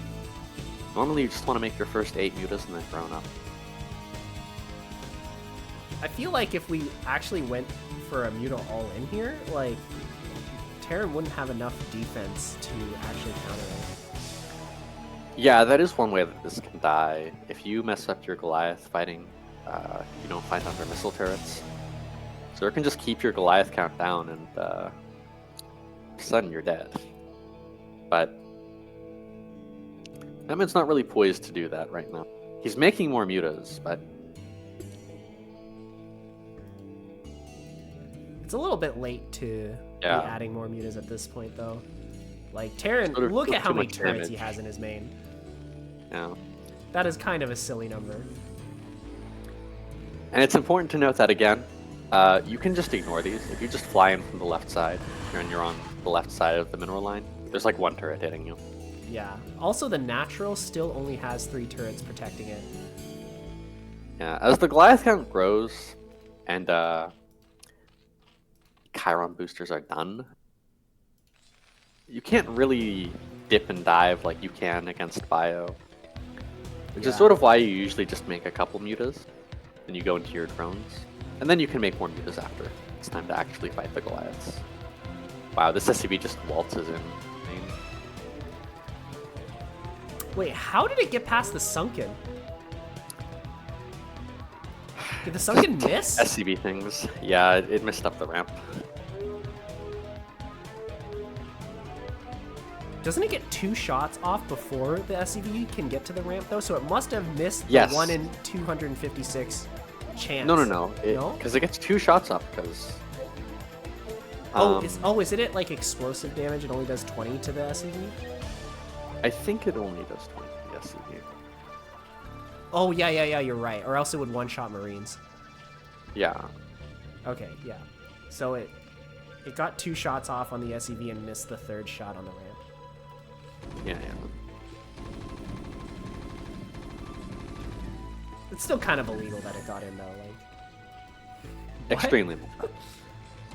Alright, if we look at the vision, I mean, Mattman's very set up here. He's got some overlords, he's got some burrowed lings places to kind of check to see what's up. But Terran's really not like poised to these push. burrowed I don't know lings if from Mattman Zone. actually saw the double armory, but we can basically drone straight to 60 if we see something like that. Should even have a 4th base now. I mean, this is going to be a very scary Terran push once the extra factories are added. And trying to the take a CC 3rd going? even, this is kind of... This is a little insane from Terran. I like that Mattman's just backstabbing here. Just kill stuff in the main. Make him pull all the Goliaths back, and it's very hard for Terran to actually land. Although this is a lot of damage from the turrets. And not really abusing that left side. Vermin, where is this command center going?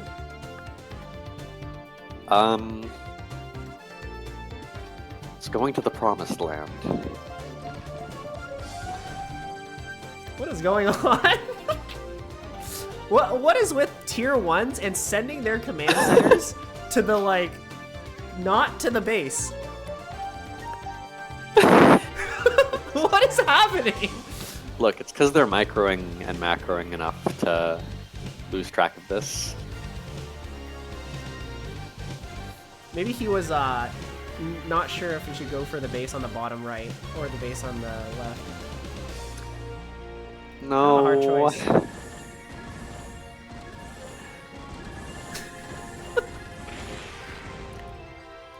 I don't mind this mass muta play at all. It's actually sometimes how I like to play this, but This is how I see, like, this is what I see the most, is the most common response to, like, this style of mech, is to just get a ton of mutas. yeah, I mean, do with some more burrowed lings for vision, but we should be able to deny this 3rd if we just keep flying over here. And that's really the strength of playing like this, is you just kind of prevent them from taking a 3rd ever, because you can just go into their main if they ever commit to defending the 3rd. The problem is, once Irradiate is out, and once these Goliaths get more upgrades, they're already on 2-2. The mutas don't scale very well.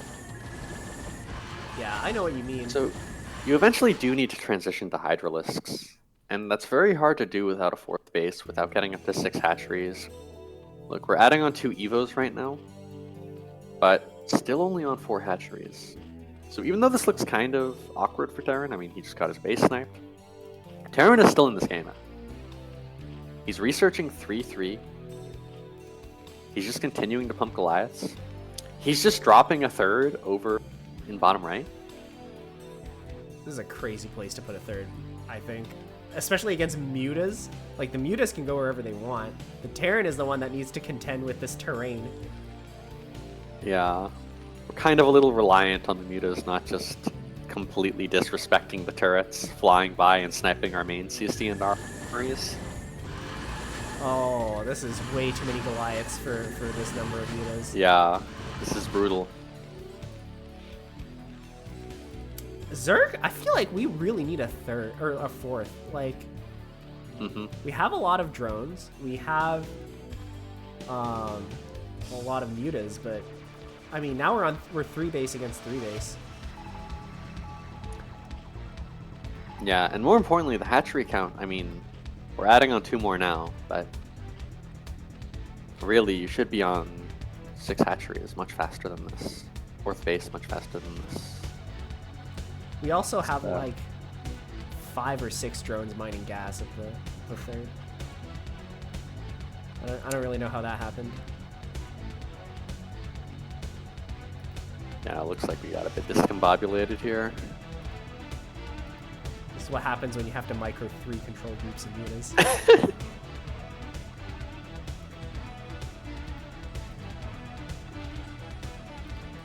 I can't believe Genesis just made like 7 turrets kind of in the middle of nowhere. It's like you said, a lot of Zergs do this, and if you just spam Goliaths and missile turrets, the Mutas do get outscaled. We are transitioning to Hydras now, and there's not a single tank in sight. And as I say that, I scroll over to the natural, where there is, in fact, a tank. But There's my a point single still tank. stands that there's not It's many. a single tank, and it's in sight. This is such an unprofessional cast. We can't even count. The viewers, they get the gist of it. Brutal. More Mutas taking damage. Yeah, and my man, it feels very weird to call this, you know, a 41 drone all in, but truly he has no transition, no answer to 3-3 mech, no ability to contend. Yeah, and this is not even like, we're not even at Irradiate yet. Like, once the Irradiate comes out, the Mutas evaporate so He doesn't even quickly. need a Radiate. This is, I mean, yeah, we're just toast here. We're fighting at Mutas the are all going to turrets die. that I originally thought was useless. And now they're dealing so much damage.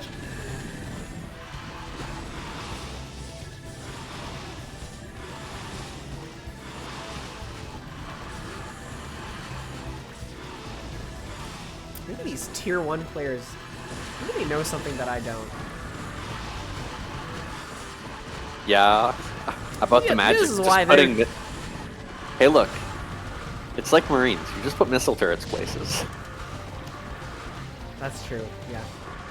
You just put them don't do somewhere and this. you just can't go there. This is looking so bad for Zerg, by the way. Actually, maybe if we can push down here and get these Hydras up the ramp, we could start turning this. Yeah, I mean, we have like backstab plays here as Zerg, but it's very hard. You just can't fight the Terran army. And I mean, he's mined out of his main and natural, but he doesn't need more money. He has a strong mech army. I want to see him snipe this CC. Come on. Kill it.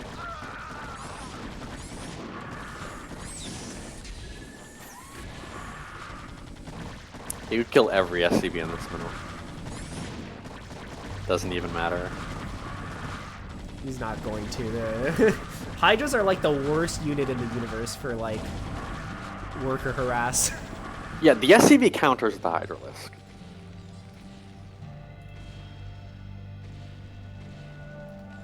Honestly, I think if he just right-click the CC, that's kind of how we come back. Yeah, if Terran doesn't repair there, I mean, Yeah, I guess it is assuming the Terran To doesn't play. repair. But yeah, I don't know. Kind of a rough spot for It's- Zerg right now. yeah. This Ling is still seeing this base here. Or Terran's trying to get a 4th established.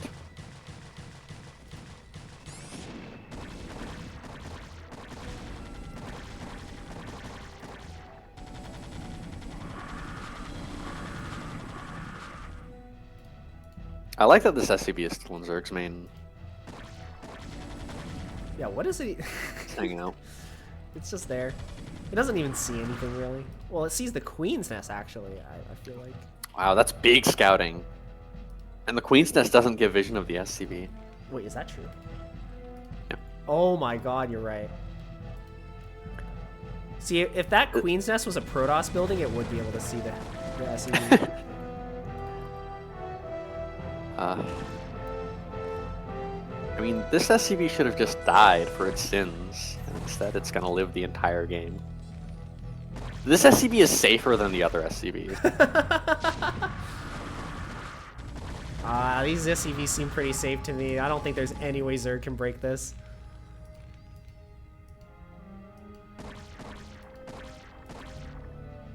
I feel like we're about to witness the slow, protracted death of the Zerg player. Yeah, this is the classic play mech, get a completely winning position, keep sitting there. Yeah, there's nowhere for the Zerg to attack. Everywhere you attack is a loss.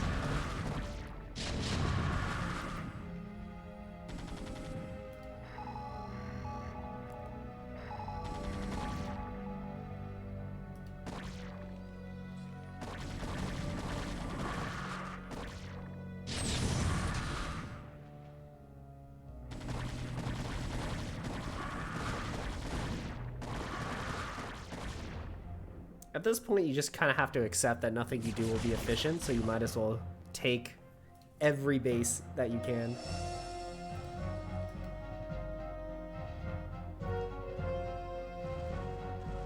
Yeah, really we're well past that point. Really we had to realize that 10 minutes ago.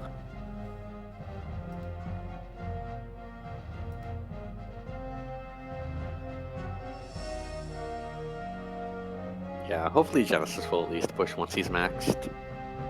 Put the up supply on the Zerg. Definitely push once he's maxed, right? You never know, dude. Sometimes these mech players, they'll just sit there. They'll sit there until you leave.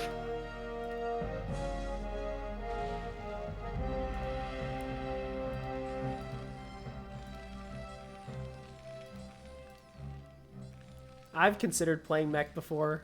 Not gonna lie, I don't think I have the patience for it. Like at this point, this is around the point in the game where I start getting bored and I'm like, all right, time to unsiege everything and see if I can attack. And that's how I lose. Yeah. Or you can just wait, you know? Just need to be the more patient player. The Zerg sends everything, loses This is everything. like not even half of the Terran's army and we can't break it.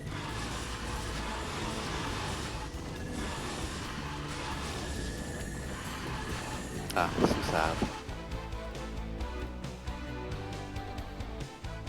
Terran Goliath's doing 32 damage per shot. The scaling is insane.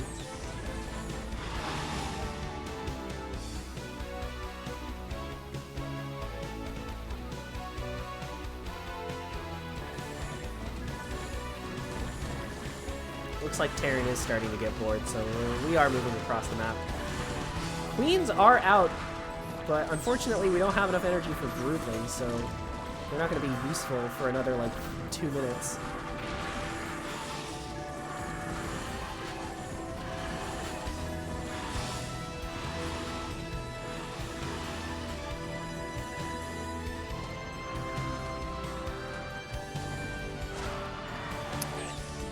Who do you think wins, the 2 Hydras or the tanks? I think if... Who do you think wins, the 2 Overlords or the tanks? I can't even, like, mental gymnastics my way out of this one. I think there's, like, no chance. It's just the slow... Terran could protracted unsiege death. and then right-click the main base and then go past all the Sunkens. But you have, like, a drone blocking the ramp, so they never get up there and they just, like, sit there eating Sunken shots. Yeah, but it's possible that in the chaos, Genesis accidentally A-moves a group of his units, and then it's over. GG! GG. Brutal. Some brutal mech gameplay.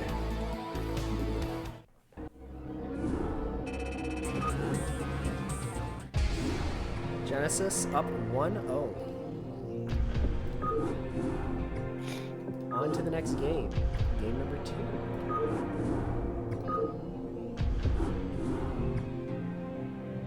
On Deja Vu.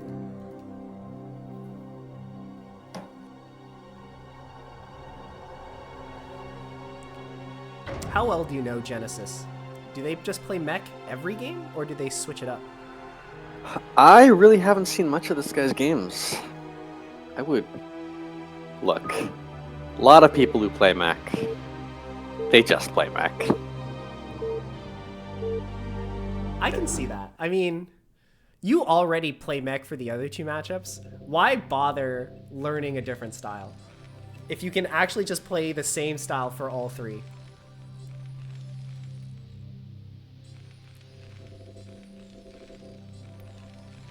Anyways, let's take a look at this game. Spawning on the top right-hand side, down 0-1. It is Mattman, aka Giant Banana. And on the top left, it's our orange Terran Genesis. Yeah, this time if you said red, I would have been like, okay, which one's actually red though? Because they're both kind of He's actually red. not red, he's blue. Oh, okay. Well, that would have been like extra wrong. That would have been a completely different color. Like, you can kind of argue that purple or orange is red. Can you? Is that something you can argue?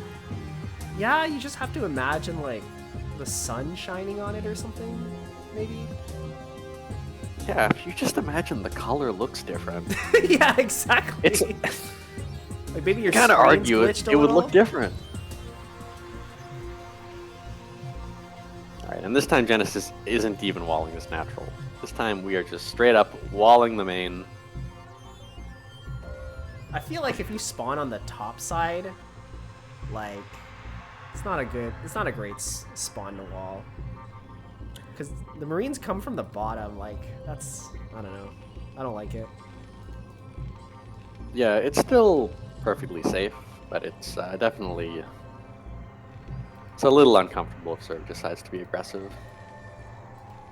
Yeah, I at least don't like it. I never wall if it's, if I spawn on top.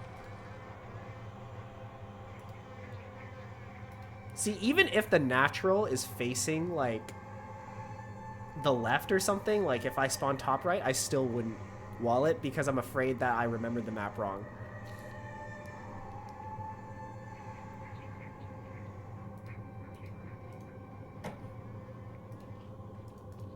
Which is why it should just reveal the whole map at the beginning of the game. Legitimately though, as much as of a change nothing Brood War elitist I am, I would have no problem with that. The map was revealed.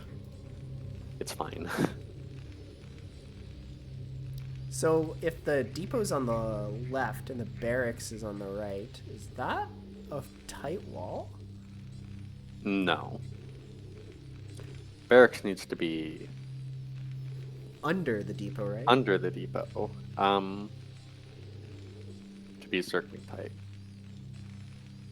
Yeah, I know it's zealot tight if the depot is right. yeah, to the right. I'm pretty sure this isn't even zealot tight though. No. This has this is a very gappy wall. Very spacious. Alright, I guess we immediately abandon the wall. Wow. I mean, you get the scout. He knows it's not link flood. So he's just gonna go factory expand. We're getting a very early sunken though from Mattman. Might have Yeah, this has sunked started a little bit earlier than you need it. But I guess if the Throne. CC is late anyway, Just a misrally on kind Throne. of evens out, right? Yeah, so you need to start the creep colony at like 3:30 for factory expand. Which is about the timing that the CC starts. Coincidentally. Yeah. This is another example of better safe than sorry though, so I don't hate it. Yeah, I mean, if you don't know it off the top of your head, it's like, yeah, just make the creep colony when you can afford it. This vulture still has a chance to deal damage though. But it looks like we're just going to play a bit conservatively. Don't try anything too stupid. Yeah, and if you're actually going to add on multiple vultures like this, though we're not going for a third, which is a little more, then usually you want to make sure you don't eat a sunken shot so that you have the potential to do a little run by, get a bit of damage. Uh-oh, if we're not Oh paying wow, attention. just catching the vulture. This is a rough start for Terran, I think. Vulture micro. Yeah, you kind of expect the vulture to die, but more to the mutas, and I like this. Mattman's using this as an excuse to send out his drone for a third base on location, which normally the vulture would deny. And meanwhile, muta's on the way. eBay just starting. This is actually a huge opportunity for damage for Mattman. Oh yeah, these are the latest turrets I've ever seen. Muta's hatched.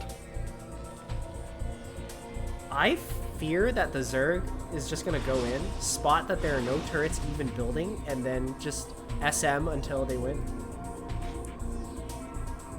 Yeah, with optimal micro, you should be able to just snowball this.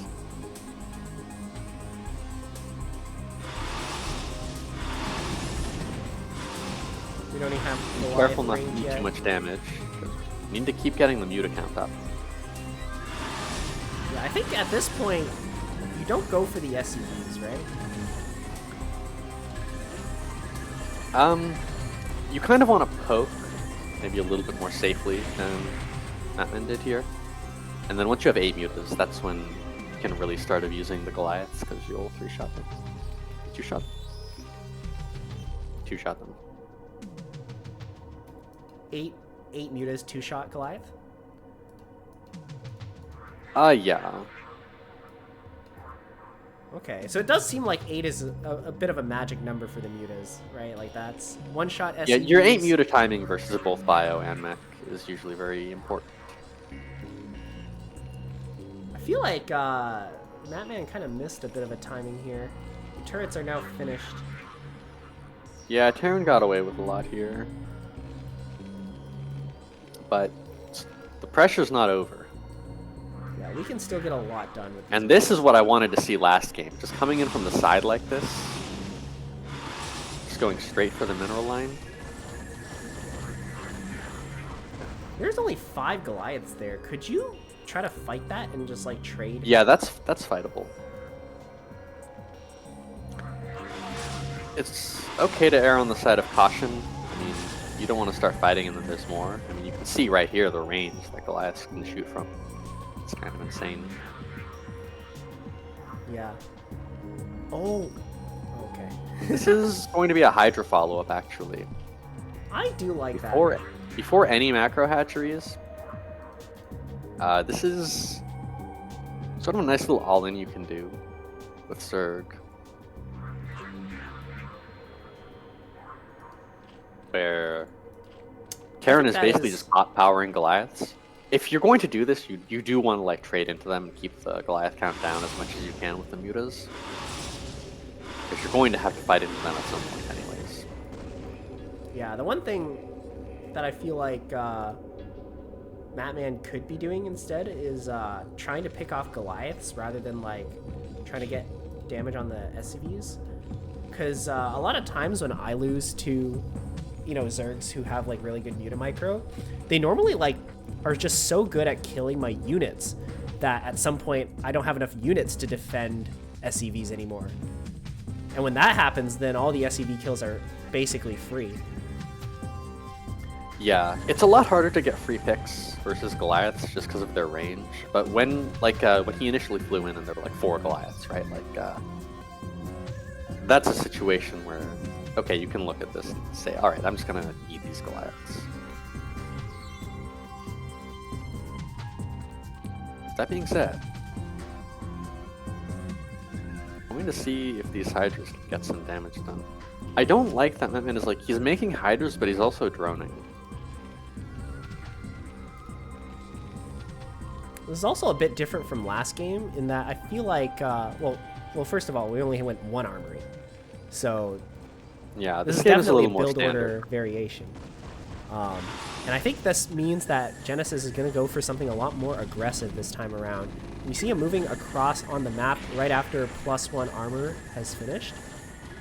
And I don't know if Mattman has the unit count to really stop this. He is, and he's bleeding Hydras as well. Like, his rally points are unfortunately set into the middle of the map. Oh, Yeah, he's this gonna is get very supply block tough to too. hold. It's a lot of Goliaths. And you can't just be bleeding out random units. You need to get a critical mass. Wait for him to engage into your Sunkens and then just kind of collapse on everything. But he's even supply blocked now because of those overlords.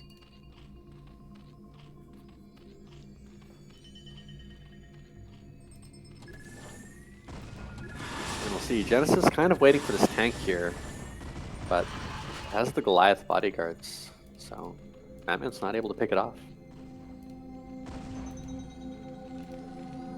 Yeah, Mattman doing a good job of delaying this push as much as possible.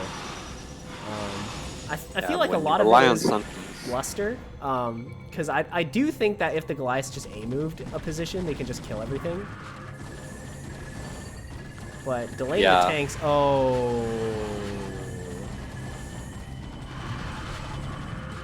that was the worst path the Mutas could have taken to get back to base. And if I was Genesis, I'd just A-move right now. I'm like, these Mutas are not allowed to... Here. Sieging the tanks over here to deal with the Hydras. I like that he's not overcommitting though. He's not just shoving. He knows that as his army grows in size, I mean, look, his +1 finished during all this, so now he's on 1-1. It's like, you're only getting stronger during all of this. So, finally, I think his patience is going to reward him. Because now, at this point, this is just overwhelming. I don't think there's anything Zerg can do to save this base. Yeah. I don't care if you have... Yeah, like, you can give Jaedong this position, and I'm not sure Jaedong could pull a victory.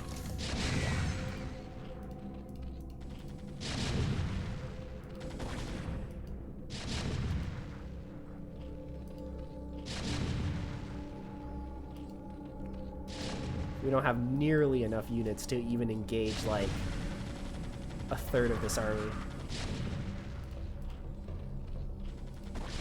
Yeah, it's very hard to go Hydra off of, you know, a low hatch count.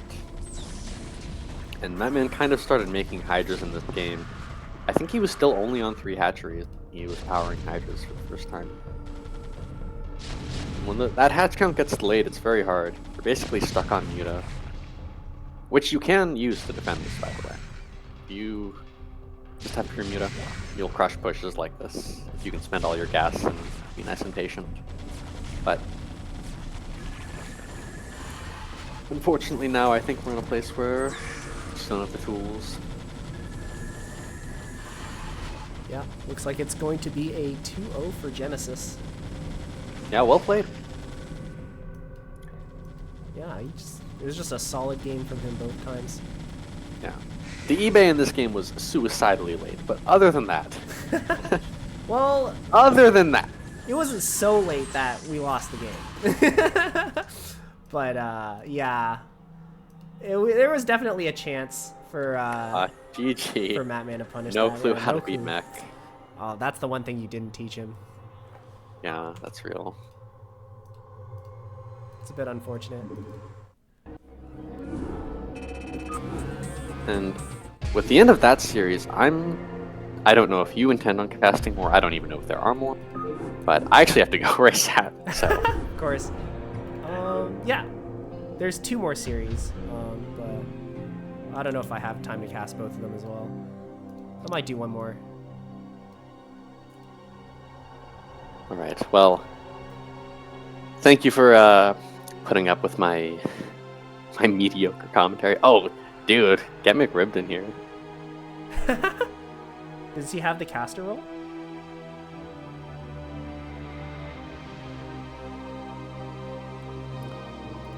Let me see. Do you have the power to add him? Ooh, I don't. You could always just hop into a private call with him. Yeah. Check, is Escalade in here? Can Escalade do that? Hello. Oh, is it Oh, S? hello. Oh, no, it's... Oh, so you... Nice. Alright. All right. Well... Enjoy the rest of the cast, guys. Yeah. Thank you for subbing in, McRibbed. Happy to. Alright. Peace out, guys. Peace out. See you later, man. Thanks for joining in. All right. McRibbed, are you ready for the last 2 games, which I think I should have enough time to cast both? Sure, yeah. We have Return versus Hazorath, which is a Zerg versus Protoss. Mm-hmm. And we have ArcaCrema versus iamsacul, which is a PvP. I would prefer the Zerg one. It's all the same to you. All right, let's do the Zerg one. I think I watched this game live, though. Oh, you did? Did you? Yeah, I think Hazorath was streaming us. Hold on. What team? Okay, can you tell me what the teams are? Hazorath is supply block party. Okay.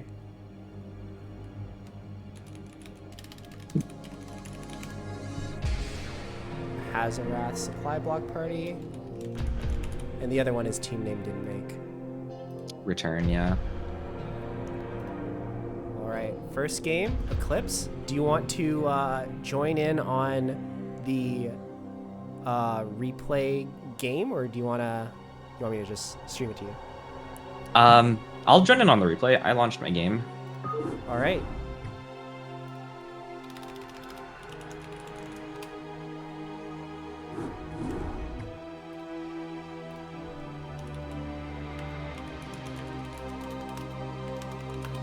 Yeah, I've been meaning to try casting. I was gonna do something with Lavkin, but Lavkin took a break from Starcraft for a while.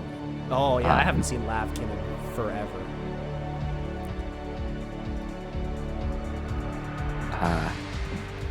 Was gonna do some T3s, but instead I'll cast players that are better than me.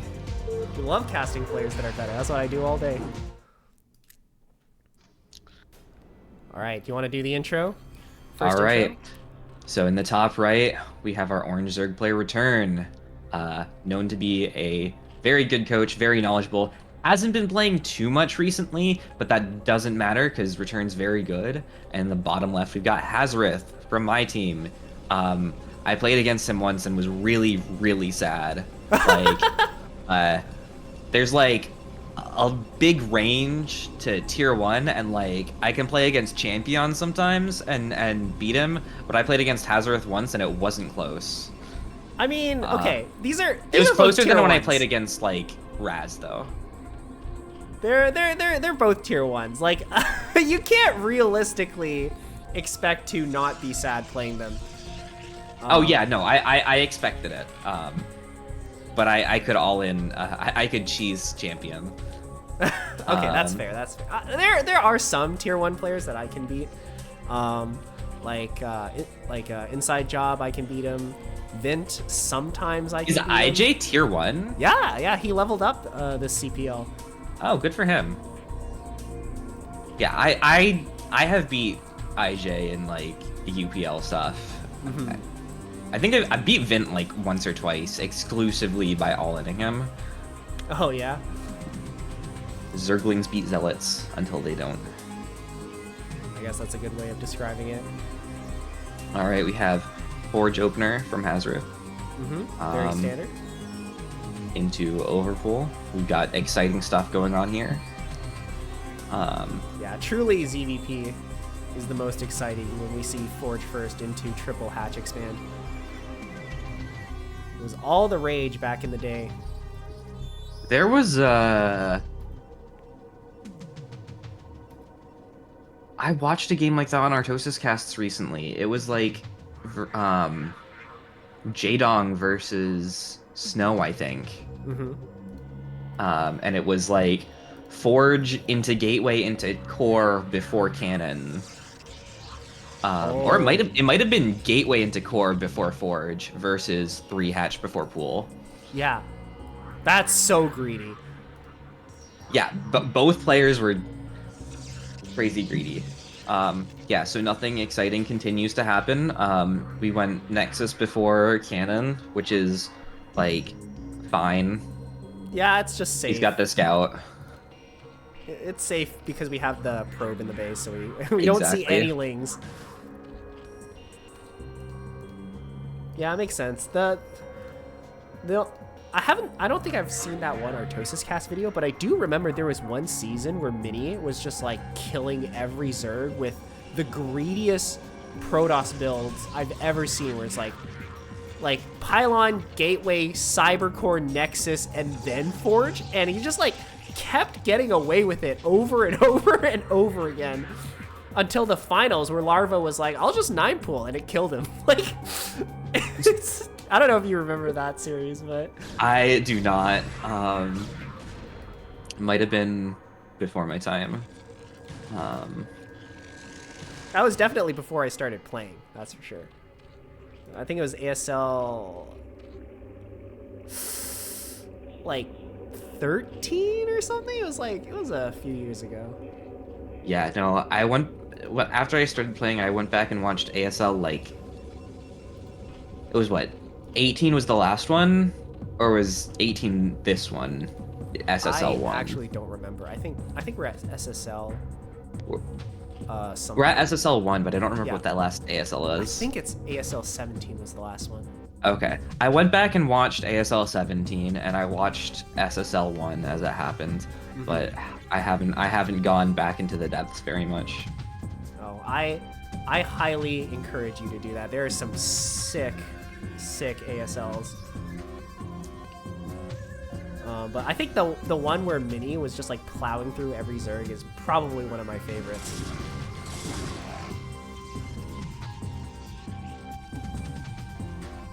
See, when I have a Ling following... Oh, wait, never mind. Following a probe round, it just stops halfway through the map for no reason whatsoever. Yeah, well, the probe went out of vision, and then the Ling is just like, I don't see the probe anymore, so I'm just going to stand here. Sometimes the probe doesn't even go out of vision. Like, the probe will just be going in circles in my base, and the Ling stops. All right. Oh, I know exactly what you mean. Yeah.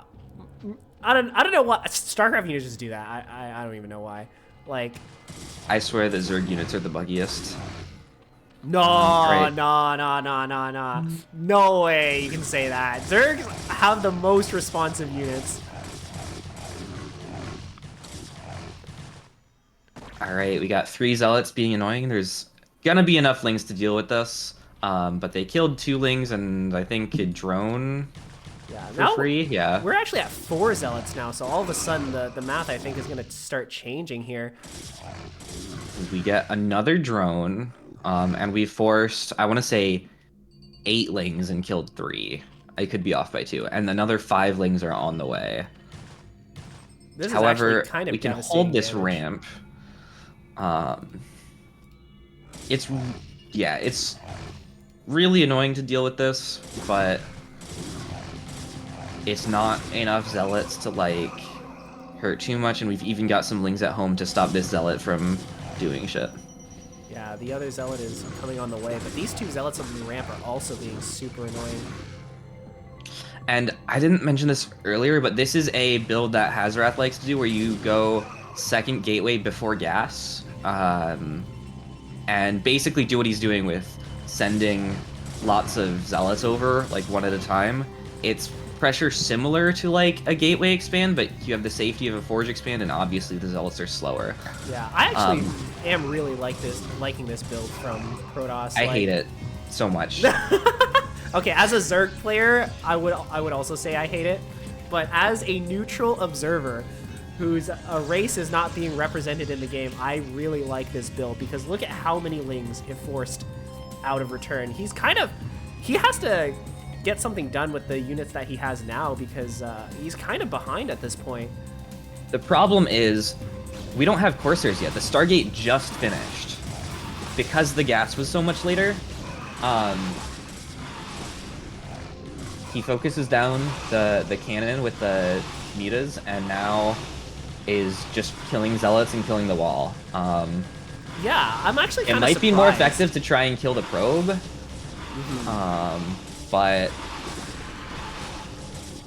I'm kind of surprised he only had one cannon at the entrance because we just forced like 50 lings from the Zerg.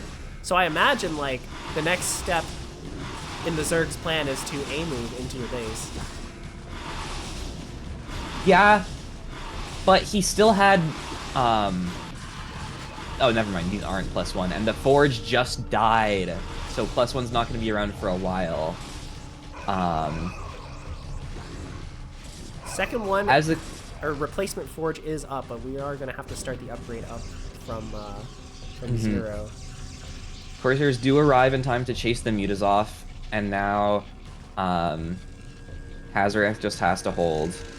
This is really sketchy without the forge back, though.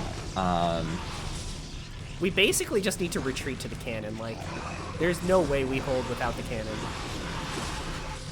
The mutas are trying to focus down the cannon. Will they get it before the Corsairs get them? We are, but it doesn't. Oh, no! What? It survives? 5 health and 2 shields. I would start typing in chat, kill the cannon. Kill it. This is actually Overlord, okay. just killing. I feel like this game suddenly went from this is really good for Zerg to this is unbelievably bad for Zerg. But actually, with these lings here, we don't actually have anything on the ground, so maybe this is still really good for Zerg. Yeah, we do have cannons in the main, though. The most you can get done with these slings is really stop stuff from happening at the natural. He could go and kill that leftover cannon. I don't think the pylon's a good idea. We have a nice drill by Hazorath to try and knock them off, but it kind of backfires. We lose 3 probes for that. But I guess we save the pylon. Alright, Sayer's coming, seeing what's going on. No drones at the 3rd. That's 3. That's not even 7. Really okay, surprised. He doesn't have 973. Oh, we're going 973. We're not going 973. We had fewer drones than that and more hatcheries than that. Oh. But it looks like we're just trying to drone up for return. But the drone count is super unhealthy. And now Hazorath is fording up with some more photon cannons. Zerg has 2 Mutalisks and 9 Hydralisks, and that's it. Hasn't had the hatcheries until like now, with the 4th and 5th hatchery to like support more units. So I'm assuming that's why we're seeing more creep colonies. Ooh, and a spore to defend the ultras as he moves across with the Hydralisks. 9 Hydralisks. They do have range, so they can break the wall. We only have 7 zealots, and we don't have speed or +1. So, you know, we're losing some gateways. Yeah, we can't really defend these gateways from being lost, but Protoss, honestly, they don't really need them. Like, we're in such a good position economically, and we're getting, like, you know, our Citadel. We can just remake the gates in our main. Like, Protoss is actually in a commanding position at this point.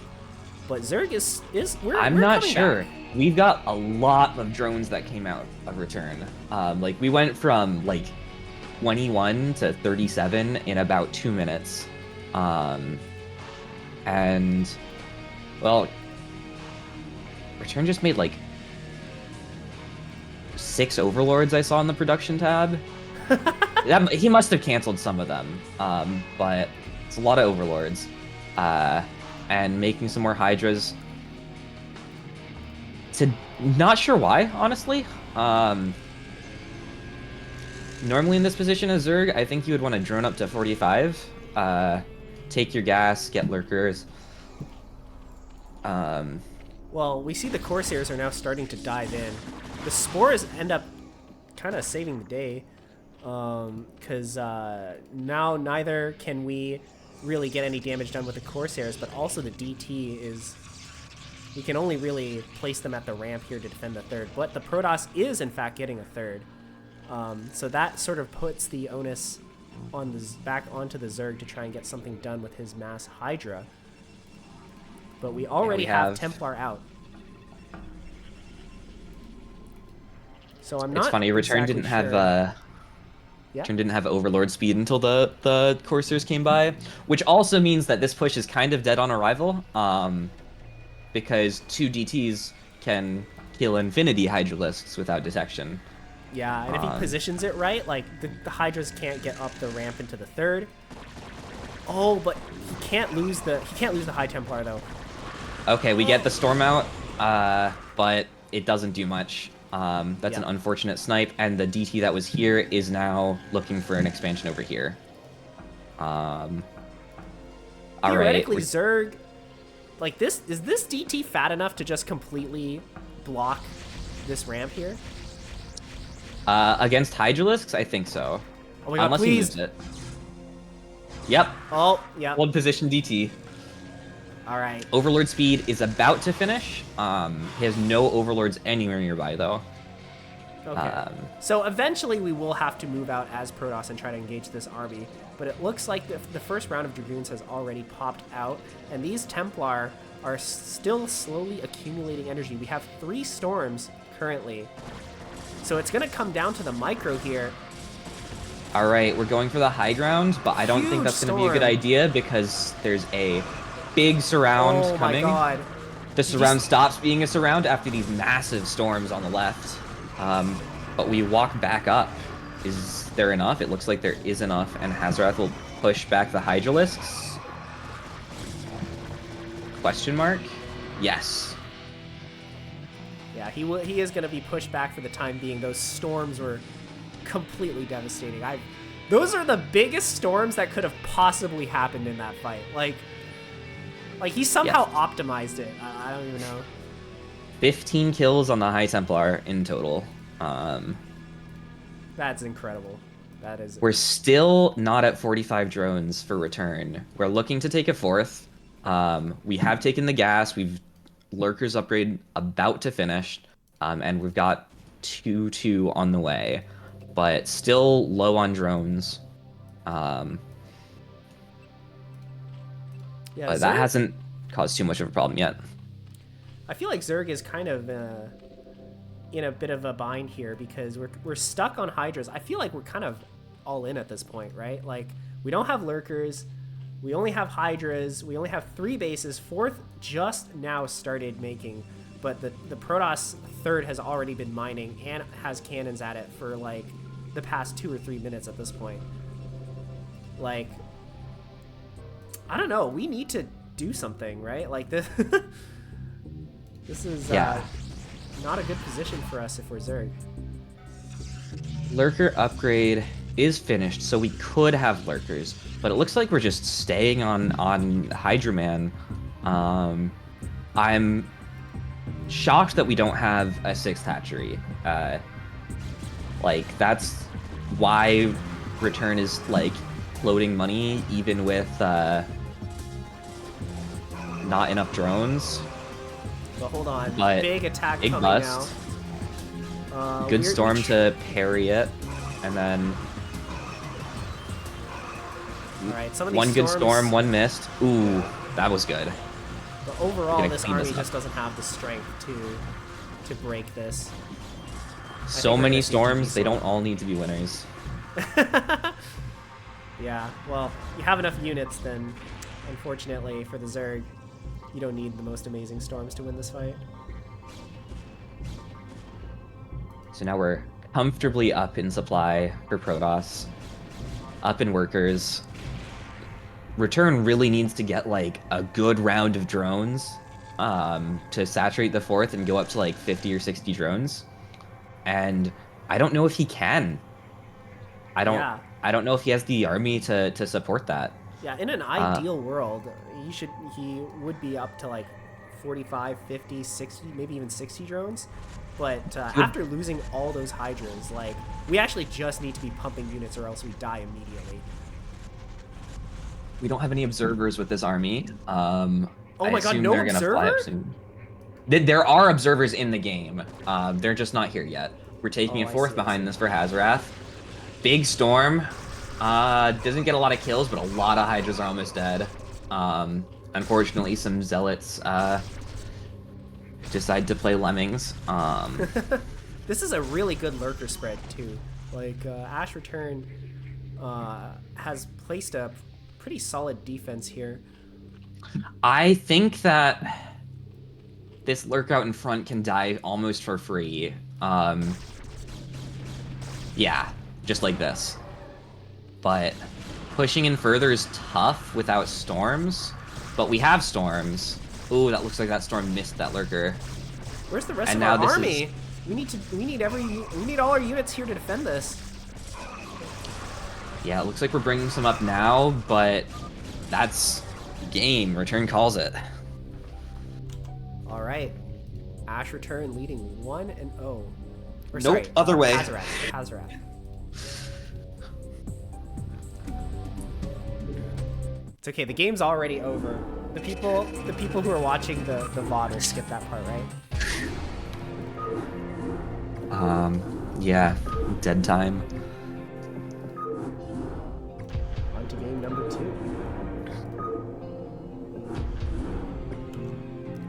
Will be played on Deja Vu once again. Oh, guys, I hope you're enjoying our CPL games today. I think we had some bangers. I don't know what the beach clip is. I'm sorry, Green. The beach clip? All right. Here we are.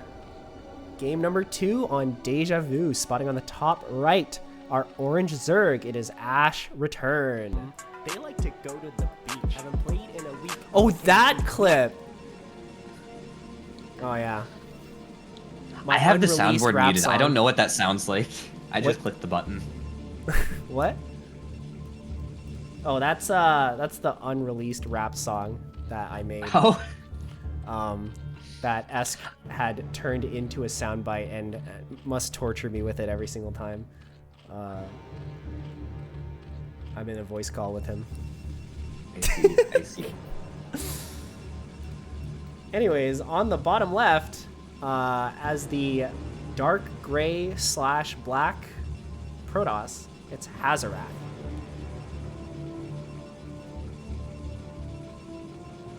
Okay, so last game we saw a slightly different opener from Hazorath that forced a big reaction from Return. That reaction almost turned into Return swinging the game back, all the way back, but Return couldn't quite make it and then was behind economically the rest of the game. We'll see if the same holds true here, if Hazorath mixes up, if Return mixes it up, or if Return just holds better. Yeah, I mean, the last game was definitely like super back and forth. I actually thought the Protoss was done for a while, but his probe drill was just so good. He just like barely managed to hold on to his like probe count advantage. And he just kind of turned that into a win, essentially. Yeah, I wonder what would have happened if Return stayed in the natural and didn't push up to the main with those lings. 12 hatched.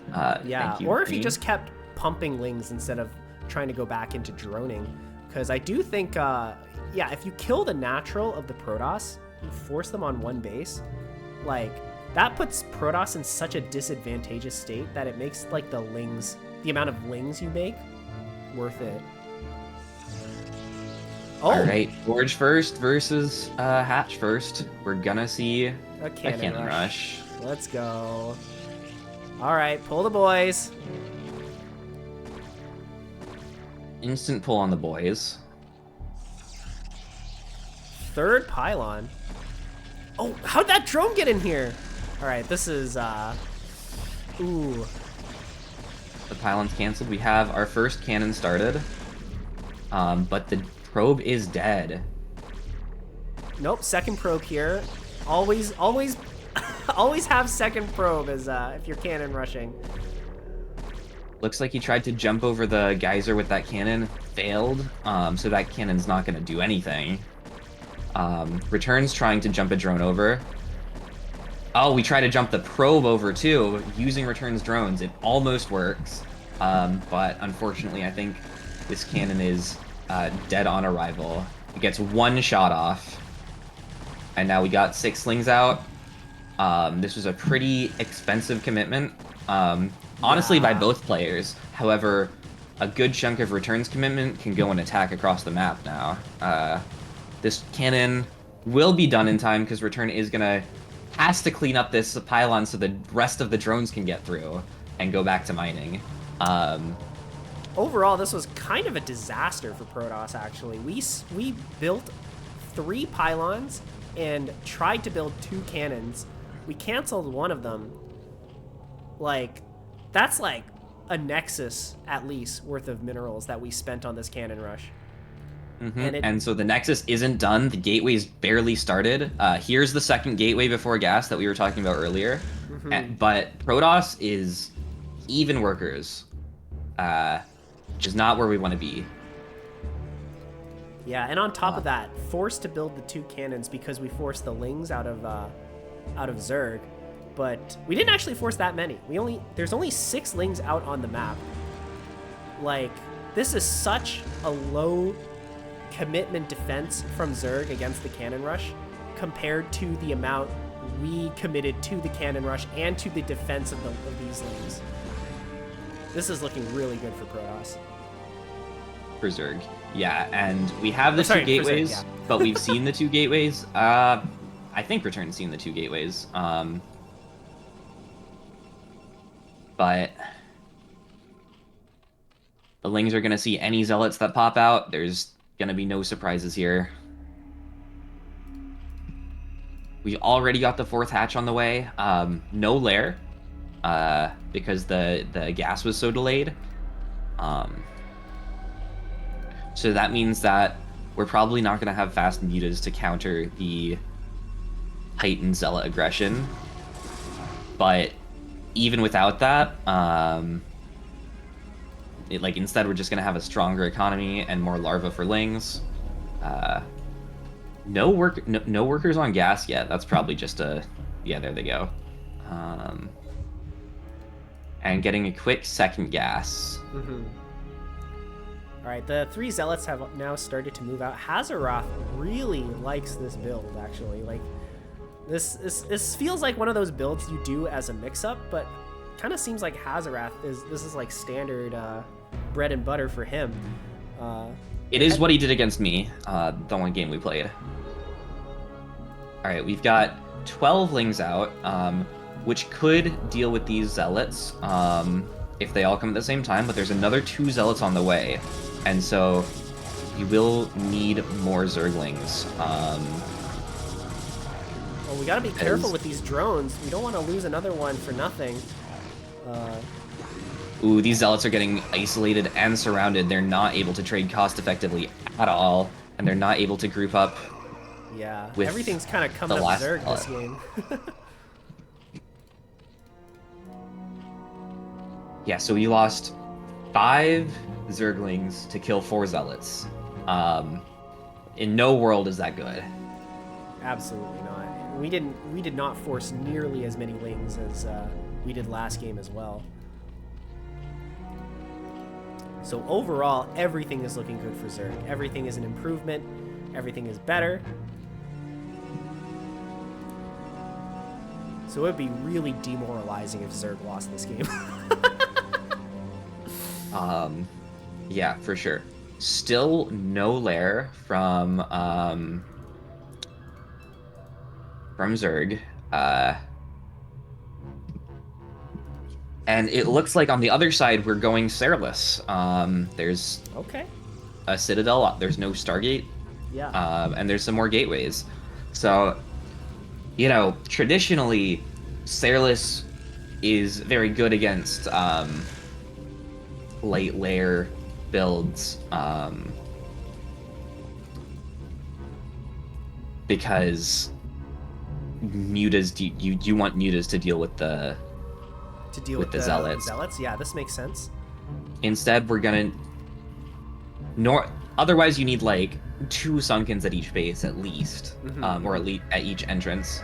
But we might just have so much more stuff that it doesn't matter.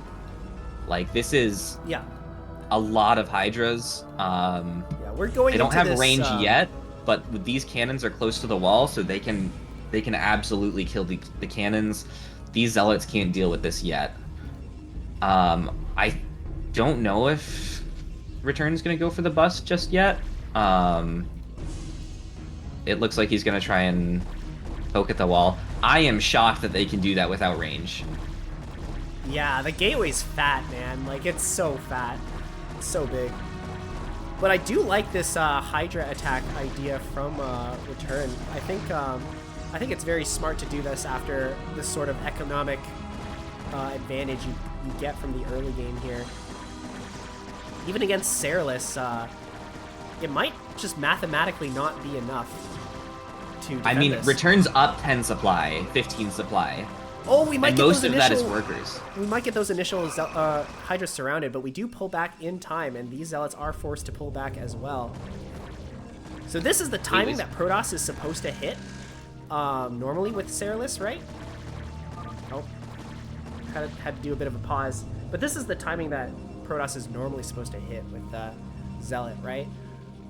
Sairless is actually supposed to hit at like 6:30, but the beginning of the game was really weird. Yeah. It was a weird build, but at this sort of stage in the game, right? The Zealots are supposed to move out now, but because we're at such a disadvantage as Protoss, like we can't even come out of our base. Like that's not even enough to break the contain, let alone win the game. And we've got another 20 Hydralisks at home. Like this is not. This is not looking good for Protoss. It looks like armor's gonna finish, but I'm not sure about that. Definitely not anymore. Big storm though. Yeah. I could see a universe in which we throw away all our Hydras into this like choke point and get stormed to death, and then maybe Protoss comes out on the map. I've lived that, but Return is... You lived that? Oh, that's so sad. Oh, there's a reason that there's a cheat code to specifically disable Storm. That's the one you use, I'm guessing? I'm just saying that, like... There's a reason that they put that in the game and not any other cheat codes to disable abilities. Mm-hmm. Storm, good unit. What cheat code is it? I want to say it's like Rain Boots or something. I've actually never heard of this cheat code, and I thought I knew all the cheat codes. Oh, look at these Templar snipes! That was two that's storm-ready tragic. Oh, we needed every Templar we could get. Our army is so small.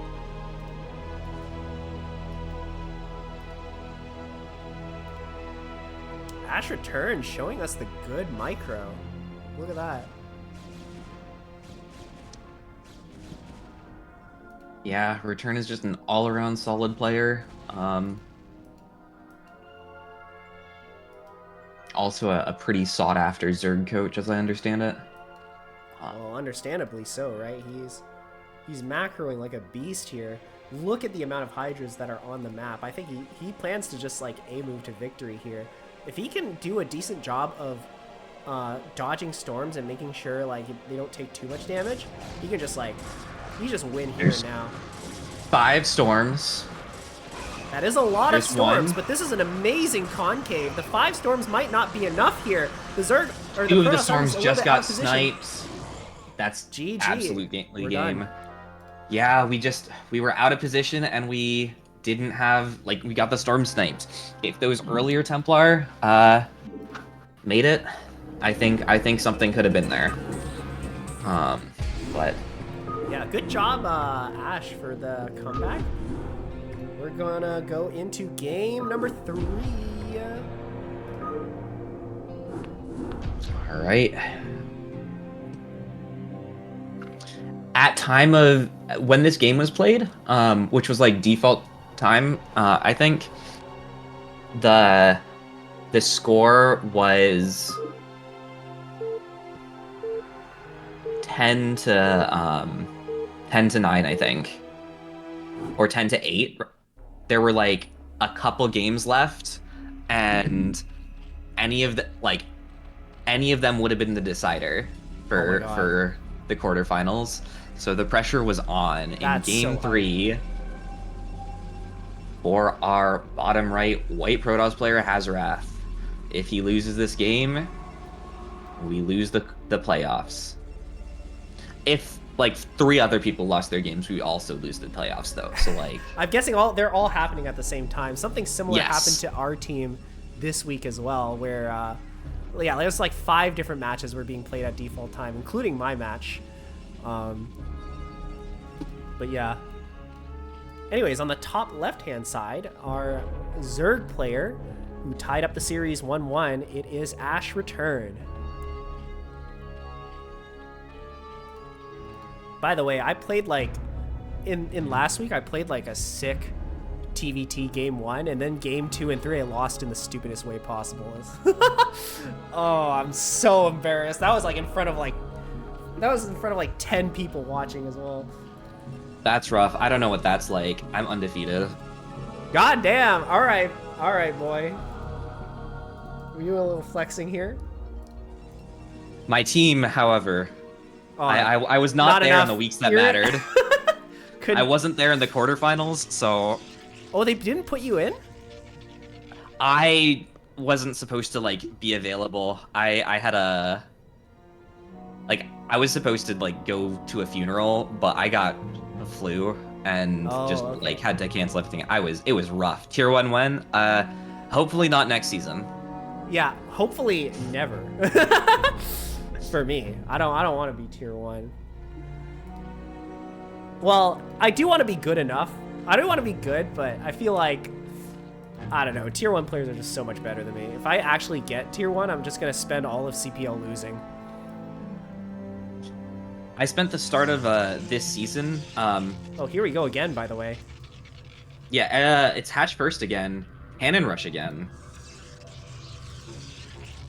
I fear we're just gonna see a repeat of the last game. But, I don't know. There's pylon number 3, pylon number 4. Wait, we made 4 pylons and no cannons? Oh, okay. There's the cannon. Oh, it's kind of a disaster again.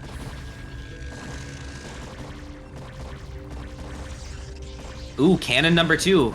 So This is once And again then a an very extra cannon. expensive cannon rush. This is 3 cannons we're committing to this. That's 450 minerals. but at least 2 of them are gonna finish, it looks like. We'll see if it can get anything done. It looks like we're done committing to this, but that top cannon is gonna finish. So is the middle cannon. It's still got half its life left, and nothing can get to it. All right, this is a little bit overkill, I think. 4 cannons. I think we're overkilling this by quite a lot. But I don't know. Maybe I'm one of the speaking cannons too is soon. gonna get canceled. This can clear the Lings, but the sunken, one of the sunkens at least is gonna finish. Remember when Sunkens we need to finish, target though, fire. They lose 100 HP. So even though that one was close to finishing, it like instantly died when it finished. Yeah, And the same with this that. one. Yeah, honestly, okay, I'm not a Zerg player. At least not in StarCraft 1. I did play Zerg in StarCraft 2. If I see them building 3 cannons to cannon rush me, I cancel the hatchery. I'm like, here, you have it. I'll just build my base somewhere else. Well, we do have 4 lings going across the map. There are going to be 2 cannons, so I don't think we're going to get anything done. There's no gas. We're not getting speed anytime soon. Return's going to take a third. And it looks like we're going to try to block. Ooh, just in time with the gateway. Yeah, well done. Well done from the Protoss. And the probes were there, I think, mostly to block the ramp, because there's no way 4 lings can do anything here. Yeah. 2 more lings arrive, so it's back to 4 lings. But I think Return is, or Hazorath is totally safe. Up workers, gonna have a Nexus before the second hatchery's done. Yeah, this is a very strong opening for Protoss.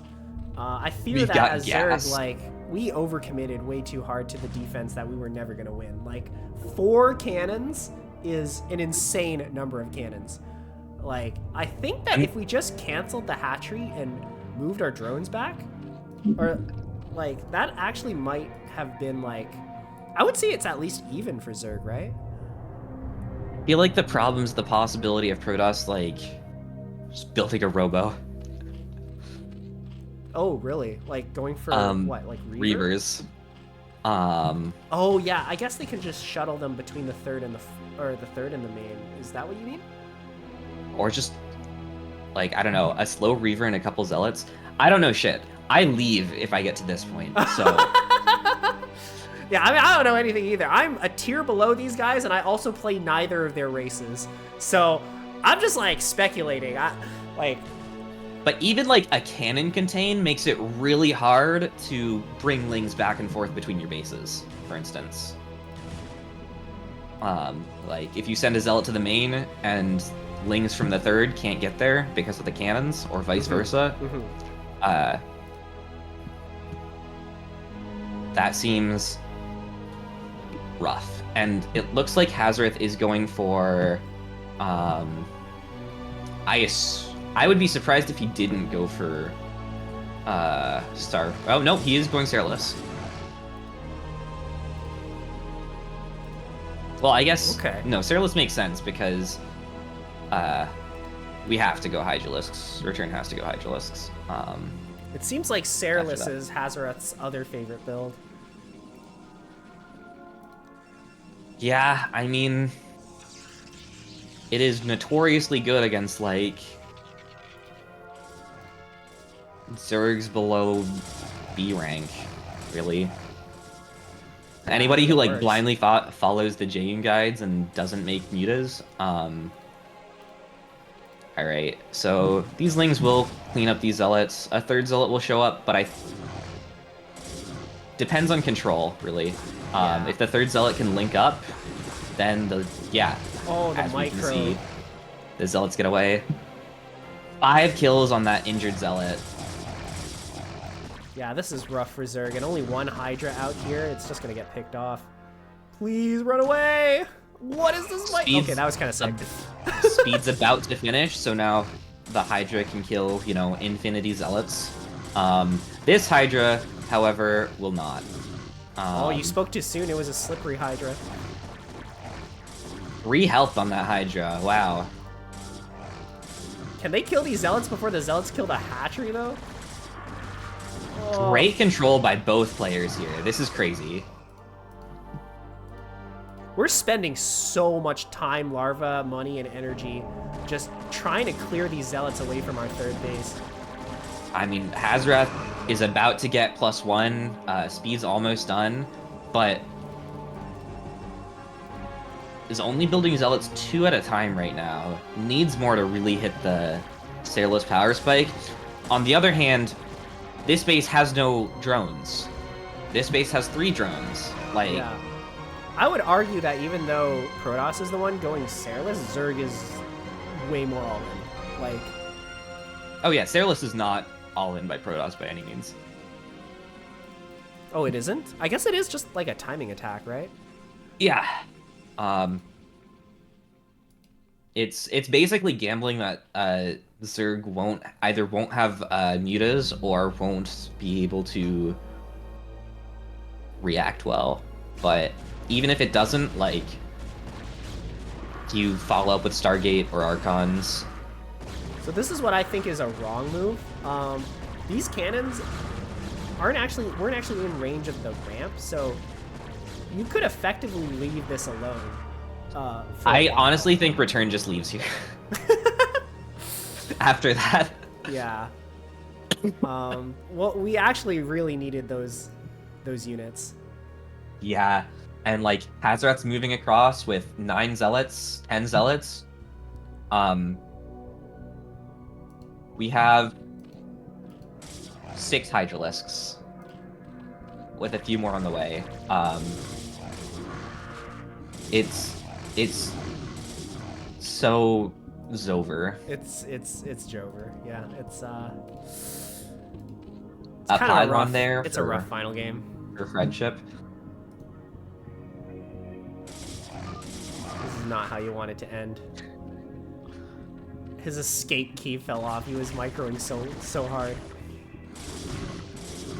And I mean, we did see some great micro out of Return, but it is not gonna matter. And this is why we see that Protosses do go for cannon rushes, because if it works, it's almost game ending. Yeah. Or almost always game ending. Well, the cannon rushes I've seen at like pro level, they don't commit nearly this hard. It's like Bisu built 1 pylon here and another pylon there and 1 cannon, and that's it. I also think it depends on the map. Like, some maps you can get a tight wall with just 2 pylons. And then you build and that's probably the maps that pros will do it on. Alright. Do you have time for one more? I do, if you do. I'm having a good time. Alright. Fuck it. Let's cast our ArcaCrema versus iamsacul. Alright. A Protoss and a Zerg casting of PvP, let's go. I'm a Terran. That's what I meant. I knew that. How it wouldn't make any you? sense. How I'm so dare you? sorry. It wouldn't make any sense for me to say that if you were a Protoss. Also. Okay, so Arca's playing for team name didn't make.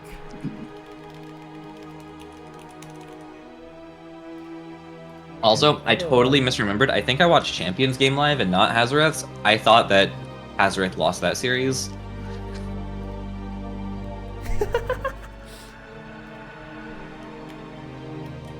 They like to go to the beach. Oh, how do you spell iamsacul again? iamsacul. Oh, iamsacul. Okay, thanks.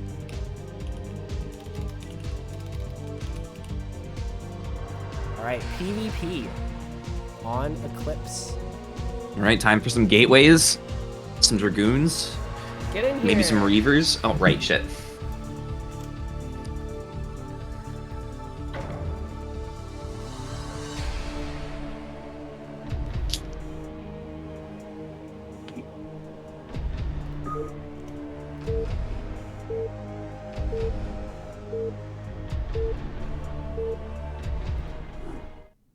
Alright.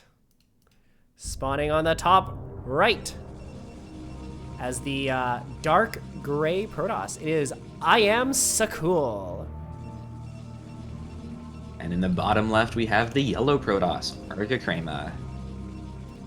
I'm going to change my minimap colors because of gray. You don't like gray? Alright, I'll do it too. I do like gray, for but consistency. Alright, so it's red for ArcaCrema and blue for iamsacul. I just don't want to miss any Reavers, especially on this tile set. Any shovels, rather, I should say. Both Protoss players making probes. That's something they're known to do. All right, we're truly showing ourselves as the Terran and Zerg players casting this game. Well, yes, Protoss versus Protoss. They make probes, and they Okay, make a something's happening. Oh, ArcaCrema has a much later pylon. I guess because of the probe scout. I don't know if there's weird shit happening He's just been microing here. the probe so hard, like forgot about the pylon. That's my guess. The rarefied heights of tier 1.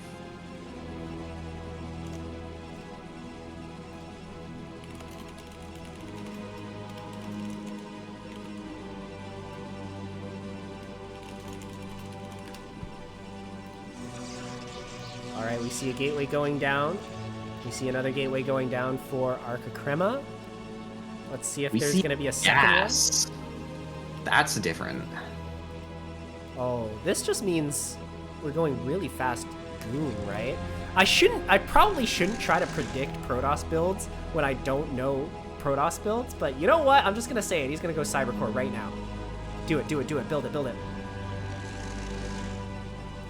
It's being blocked. There's the Cybercore, yep. All right, this and is on the actually... other side of the map, we have 2 gateways. Yeah. Both players know exactly what the other's doing. This is actually kind of a disaster for iamsacul. Or it could be a disaster because you want the Zealot out for the 2 gate, but well, he is building a Zealot, so he might still get it out on time. So maybe not a disaster after all. What is this? Are you seeing this? Oh my god, are these manor pylons? Yeah, manor pylons. Oh dear. So manor pylons, pretty annoying if you're Terran. Even more annoying if you're Protoss because Zealots, I don't know. Manor pylons are slightly easier to deal with if you have ranged units, but you don't have ranged units. At least not at the start. We have a Zealot coming across the map. I don't know if Sacul is supposed to block the ramp, but okay. Well, on the other hand, supposed to block the ramp. By 300 minerals, which is like it's doing a lot of blocked probes, but definitely not 300 minerals. A shield battery. That's definitely going to get canceled. I don't know about this. I think ArcaCrema is going a little too Protoss here.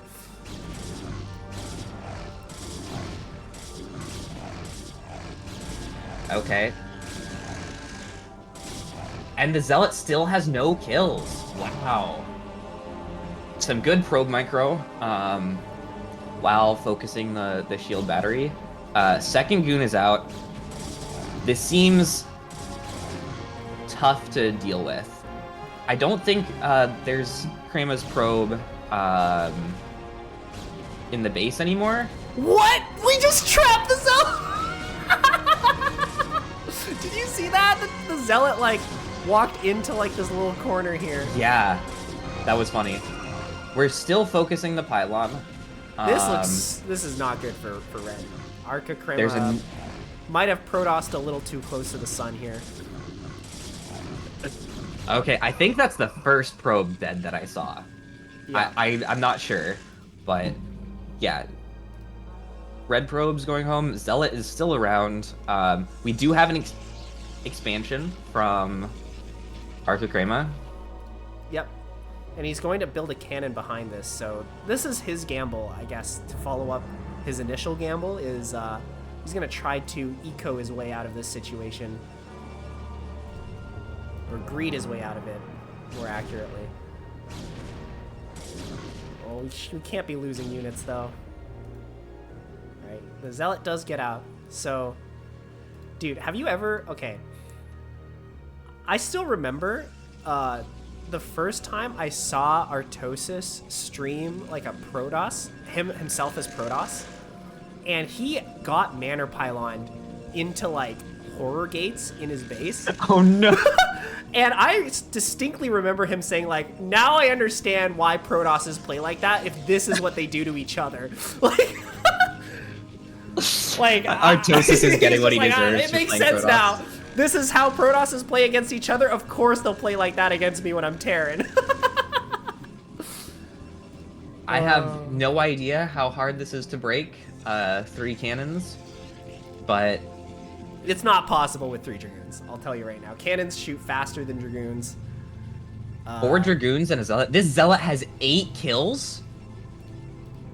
What? Oh my god. We actually got a hero Zealot here. This That is Zealot rare. got like all of the kills. This is very rare in PvP. For the one Zealot that defends the 2 gate. This is Phoenix, actually. Yeah, it's Phoenix. We found him. Like, it's not that abnormal to see a Zealot with 8 kills in like PvZ or in like I don't know, like in other circumstances, right? This makes sense. All right, we're going for a break, targeting down Rip the cannons. Phoenix. A cannon dies instantly. So does Phoenix. He'll come back as a Dragoon. The boys are being pulled, but I don't think this is gonna do anything. Yeah, I am. Ooh, we're screwing up our Satik. focus fire a little bit, but that doesn't matter because we have so many more Dragoons. Yeah. I'm saying we. Yeah, I'm Yeah, which- on the winning team. Are we iamsacul? Is this We your are. team bias coming out? Which team are Yes. you rooting for? The winning one. Okay.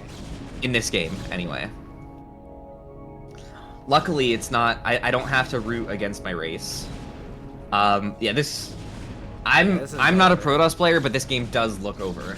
Yeah, I'm not a Protoss player. I think we're GGing about now. Right now. Maybe when all the probes die. All right, GG. 1 probe left. 2 probes left. I don't know where the second one is. Oh no, it's a Alright. probe and a Dragoon. I'm a Alright. Sakul leading 1-0. Is this 3-gate goon? That has a ring to it. I think that's a Protoss build. Yeah, that's a PvP build.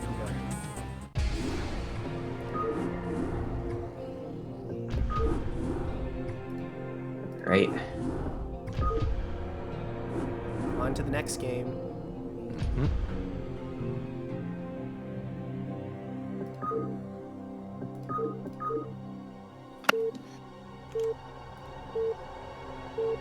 Deja vu. Maybe a little bit more of a macro-oriented map, but with PvP, who can tell? Yeah, PvP is kind of like, it's... It's like ZVZ, but less so. Yeah, it's a slightly less ZVZ, I'd say. TVT is like the complete opposite of ZVZ. But PvP is not really in the middle. It definitely leans more towards the ZVZ side. PvT is like 2 Terrans playing TVP against each other. Yeah, that's... Only insofar as it's mech without, like, needing lots of Goliaths, I guess. Like, that's very... That's one way of describing it. But, I don't know. TVT has a lot of its own unique quirks. Like It's really dropship heavy, right? Yeah. Dropship play, Wraith. You got Wraith play. You have sieged tank lines rather than, like, tank blobs. Or tank, I don't even know, clusters? Because they're not, like, all in one spot. They're, like, spread out, but not too spread out. But yeah, PvP, a lot of Dragoons into Dragoon Reaver, and sometimes you get the occasional spicy 3 or more base game, which happens surprisingly often when one of them goes DT. Right, yeah. I mean, I don't know if you were here earlier, if you watched much of CSL, but almost every PvP where one of them went DT, it turned into like a 20-minute macro game. Huh. It's like the most unintuitive thing ever, but the way it worked is one of them goes DT, the other one gets an observer. The DT person goes in and can't get anything done. So back at home, they've already built a forge and they build cannons at their natural. And then in response, the other player builds their nexus. And it just macro game from there. I see. All right, so we have the same openers minus the Manor Pylons. We have a 2-gate from our red Protoss, and iamsacul is doing 3-gate Goon probably. Or at least opening Dragoon. Yep. Well, Later Scout, so... We don't know if he's not going to Manor Pylon. That probe looks like it wants to Manor Pylon. It certainly does. But the Zealot will hopefully stop that. Looks like the probe is giving up and going home. On the other side of the map... Now you've experienced what it's like to be a caster. Yeah, no, this is fun. Thanks for having me on. We have 3 Zealots moving across the map and a Zealot fucking with a probe. I guess if the probe stays in the base, then you can, like, drill or something. This is just the multitasking trainer running a probe away from a Zealot. Oh, you're right. As you do the rest of your build. Yeah. There is a Dragoon out, which is gonna move across the map to fuck with the Zealots, I guess, or just move out there. I know that Dragoons it's are probably faster trying than to Zealots. catch and get some free damage on the Zealots, but it's not going to do that much. It actually needs the Zealot to defend. Some good Honestly, stutter stepping, but the Zealots are gonna get up the ramp. Yeah, we sort of preferably want to hold the 3 Zealots at the ramp. Now they're going to come in but we here. were... Okay, 1 Zealot is dead. They are going for probes. Oh, good drill from iamsacul. ArcaCrema Right. not going to get a whole lot done with this. Only One probe. only goes One down. probe for 3 Zealots. But you know what? This is a much less of a disaster than last game. True. Yeah, that was 1 probe for 5 Zealots and 3 pylons. Yep. So I don't know. Much better start for red, but not the start that I would prefer to have if I was playing in this position. This is still advantage for iamsacul. iamsacul. It's so hard to say his name, man. It's, I've just been saying Sakul, I think. All right. Yeah, it's still his advantage, I think. But still better start for Crema.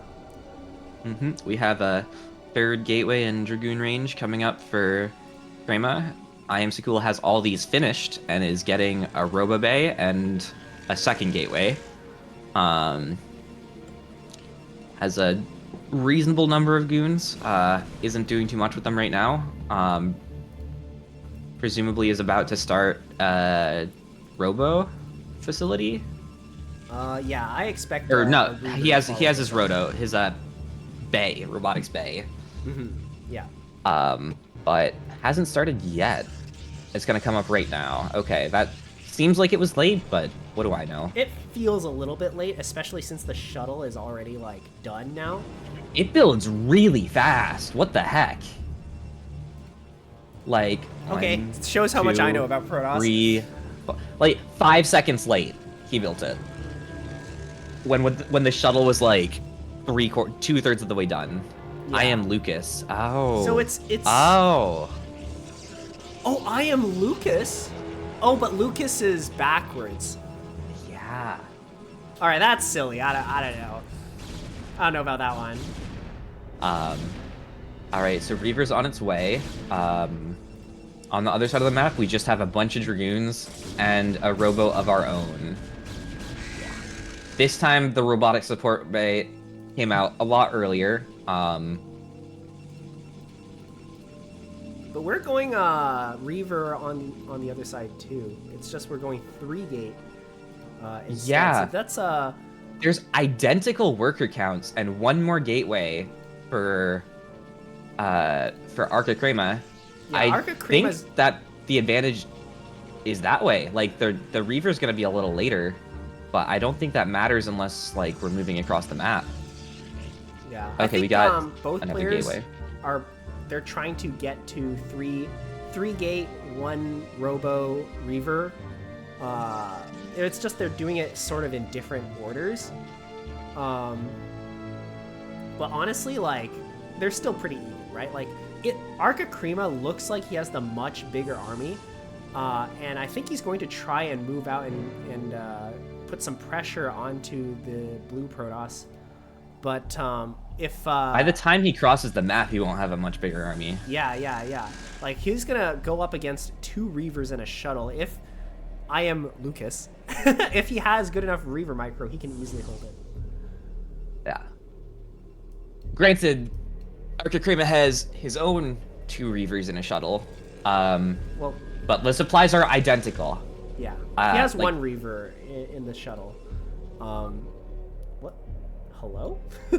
Pause, I guess. Maybe it was pause. Or they're just chatting. Did he think he was AFK? I'm not sure.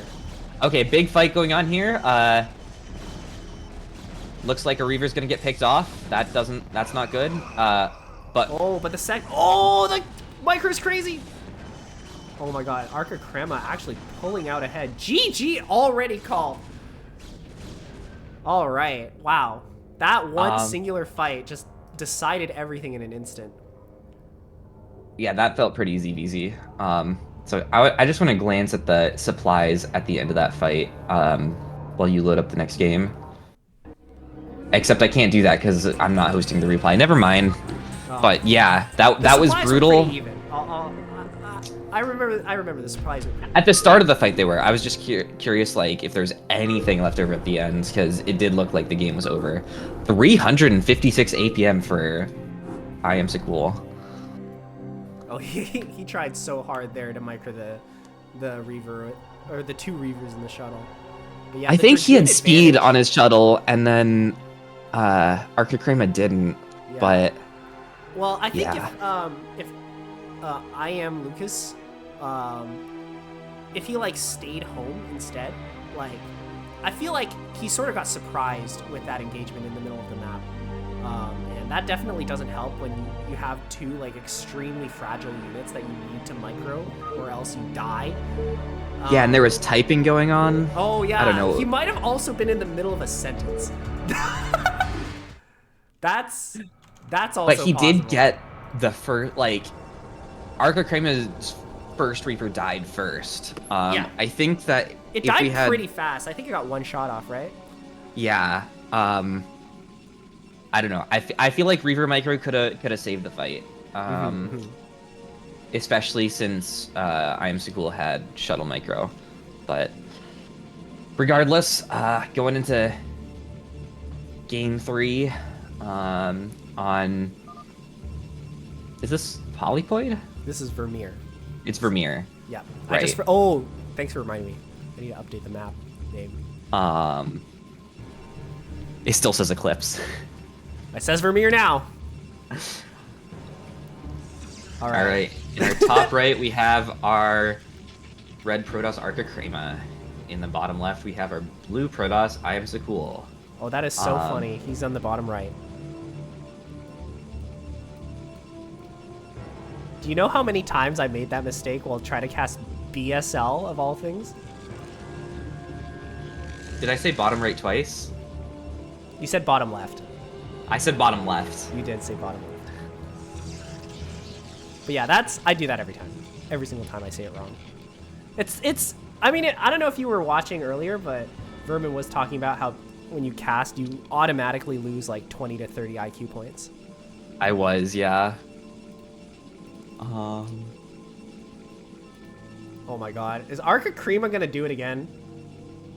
He is Ain't gonna no first way. scout. Alright, he's 2-gating again. There's the second gateway. That's the build that he does, and that's the build that he goes. I mean, it worked one of the times. All right. Did it work one of the times? I think he actually played from a disadvantage and then came back. I think that's actually what happened. Yeah, I mean... Yeah, the game states were, like, totally even, so I don't know how much of a disadvantage it was. I don't know if it was damage. completely... I don't know. It's hard to tell Like because same workers. He's up supply at one point because of the extra gateway. he was it wasn't exactly same work. I believe he was 2 workers ahead, which I guess at this MMR maybe it's not that big of a deal. Well, I mean, when they both moved out, they both had 25 workers. Yeah, that's true. That's true. And like identical army supply.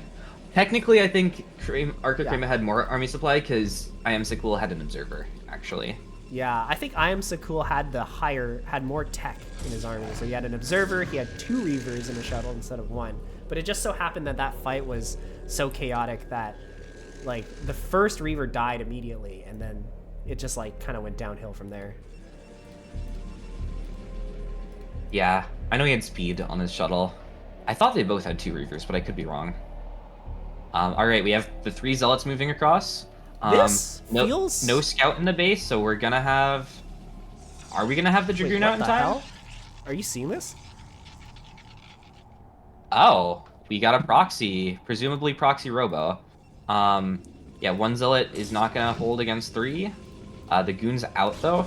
Wait, I feel like something happened this game. Like, why are these zealots faster? And it seems like either the zealots came faster or iamsacul's units came slower. I wish I could tell you. There is a second gateway for iamsacul. That might have something to do with it. Yeah, that's possible. But that was a lot more damage than either of the first 2 games. Yeah.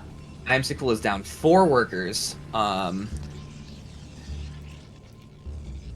But, you know, up in army, so is he going to do anything with these dragoons?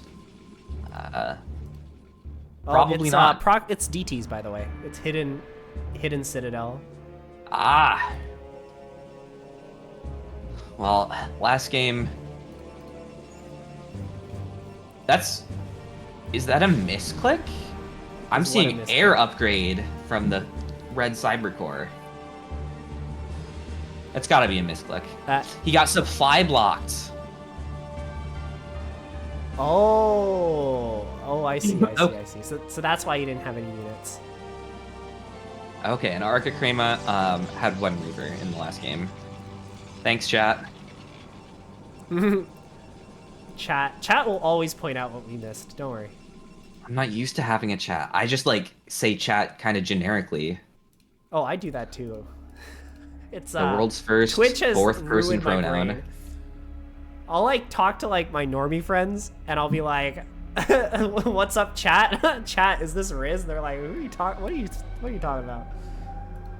Okay, so is it gonna be DTs from both players? Because we are getting a Templar archives from iamsacul as well. Yeah, one of them's proxied and the other one isn't. Yep, 2 DTs started for. And Blue, neither of them are going detection, so I have no idea how this is going to end. I think no idea. We got a forge for iamsacul, so presumably he's going to put down a cannon at some point. Yeah. One of the guys in the chat is saying that the air weapons was to make the core spin and hide DT tech. One of the guys in this case being ArcaCrema. Oh yeah, he's the guy who played it, so it must be right? Big brain plays. All right. First DT's out. Oh my god, ArcaCrema got a forge.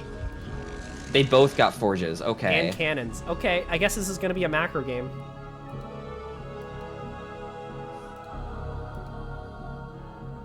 The DT's Is the cannon gonna be finished for either player? Oh, I think ArcaCrema's cannon's late. So is iamsacul's. Those DTs are walking right past. And the ramp is not blocked. There's no cannon in the main. Oh my god. Oh, there's no nexus. Oh, there is a nexus. There's a second cannon there. There's no nexus for ArcaCrema though. But there is a cannon in the middle of being built. Okay, so supply counts or worker counts equalized. GG. I think that's fair because there was no way of getting a cannon into the main for iamsacul. Wait, no. And he had enough there was enough army to kill the cannons. Yeah. Like he would have just lost everything. Oh, sorry. I actually missed what was happening down here. I was so focused on whether or not the DT in the main will survive that I didn't see down here what was going on. Yeah. Okay, so ArcaCrema actually attacked with the rest of his army here. So And while he has the two DTs hitting the were Nexus. killing that.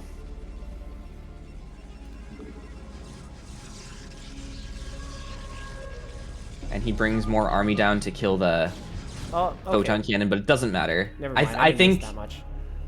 Yeah, no, I think that was a close one, but I think the GG is a little premature. I think it's a little bit premature. Because I feel like Robo you was can defend. just You can started. defend this as I am Lucas. Like you can totally defend the natural here. you can defend the natural, but if you lose your main, I don't know what you can do. And like, he needed the Robo and the Observatory. The cannon was just a little late. Yeah, I don't know. It's hard, but I don't think it was. I don't know. I think you could have played it a little bit more, but what do I know? All right, that does it though. That's all the replays from Tier 1 of the quarterfinals between Name Didn't Make and Supply Block Party. All right. Thanks for letting me on. It was fun. Of course. All right, Pour the one out final for score, Supply Block Party. Final tally for that week. Let's see if I can check, because I was definitely not keeping track. I think it was 11-8 for the whole week. Oh, I see. Yeah. I don't know about Tier 1 in specific. All right, so Tier 1 specifically, between Team Name Didn't Make and Supply Block Party. They like to go to the beach. Haven't played in All a right, week. all right, What all can you do? It's it looks like it is 1, 2, 3, 4, 5 for Team Name Didn't Make versus 2 for Supply Block Party. So congrats to the Tier 1 gamers of Team Name Didn't Make. An incredible 5-2 series. Some good series in All that. right. Well, thank you for joining me, and thanks to the viewers for watching. That is all we have for today. All right, cheers. All right, cheers, man. All right, where should I send you guys? I should raid someone. Is Love Snow streaming? Oh, he is. Yeah. I think Love Snow might be casting. If not now, then soon. So I will do a raid for him. All right. Thank you guys once again for watching, and I'll see you guys next time.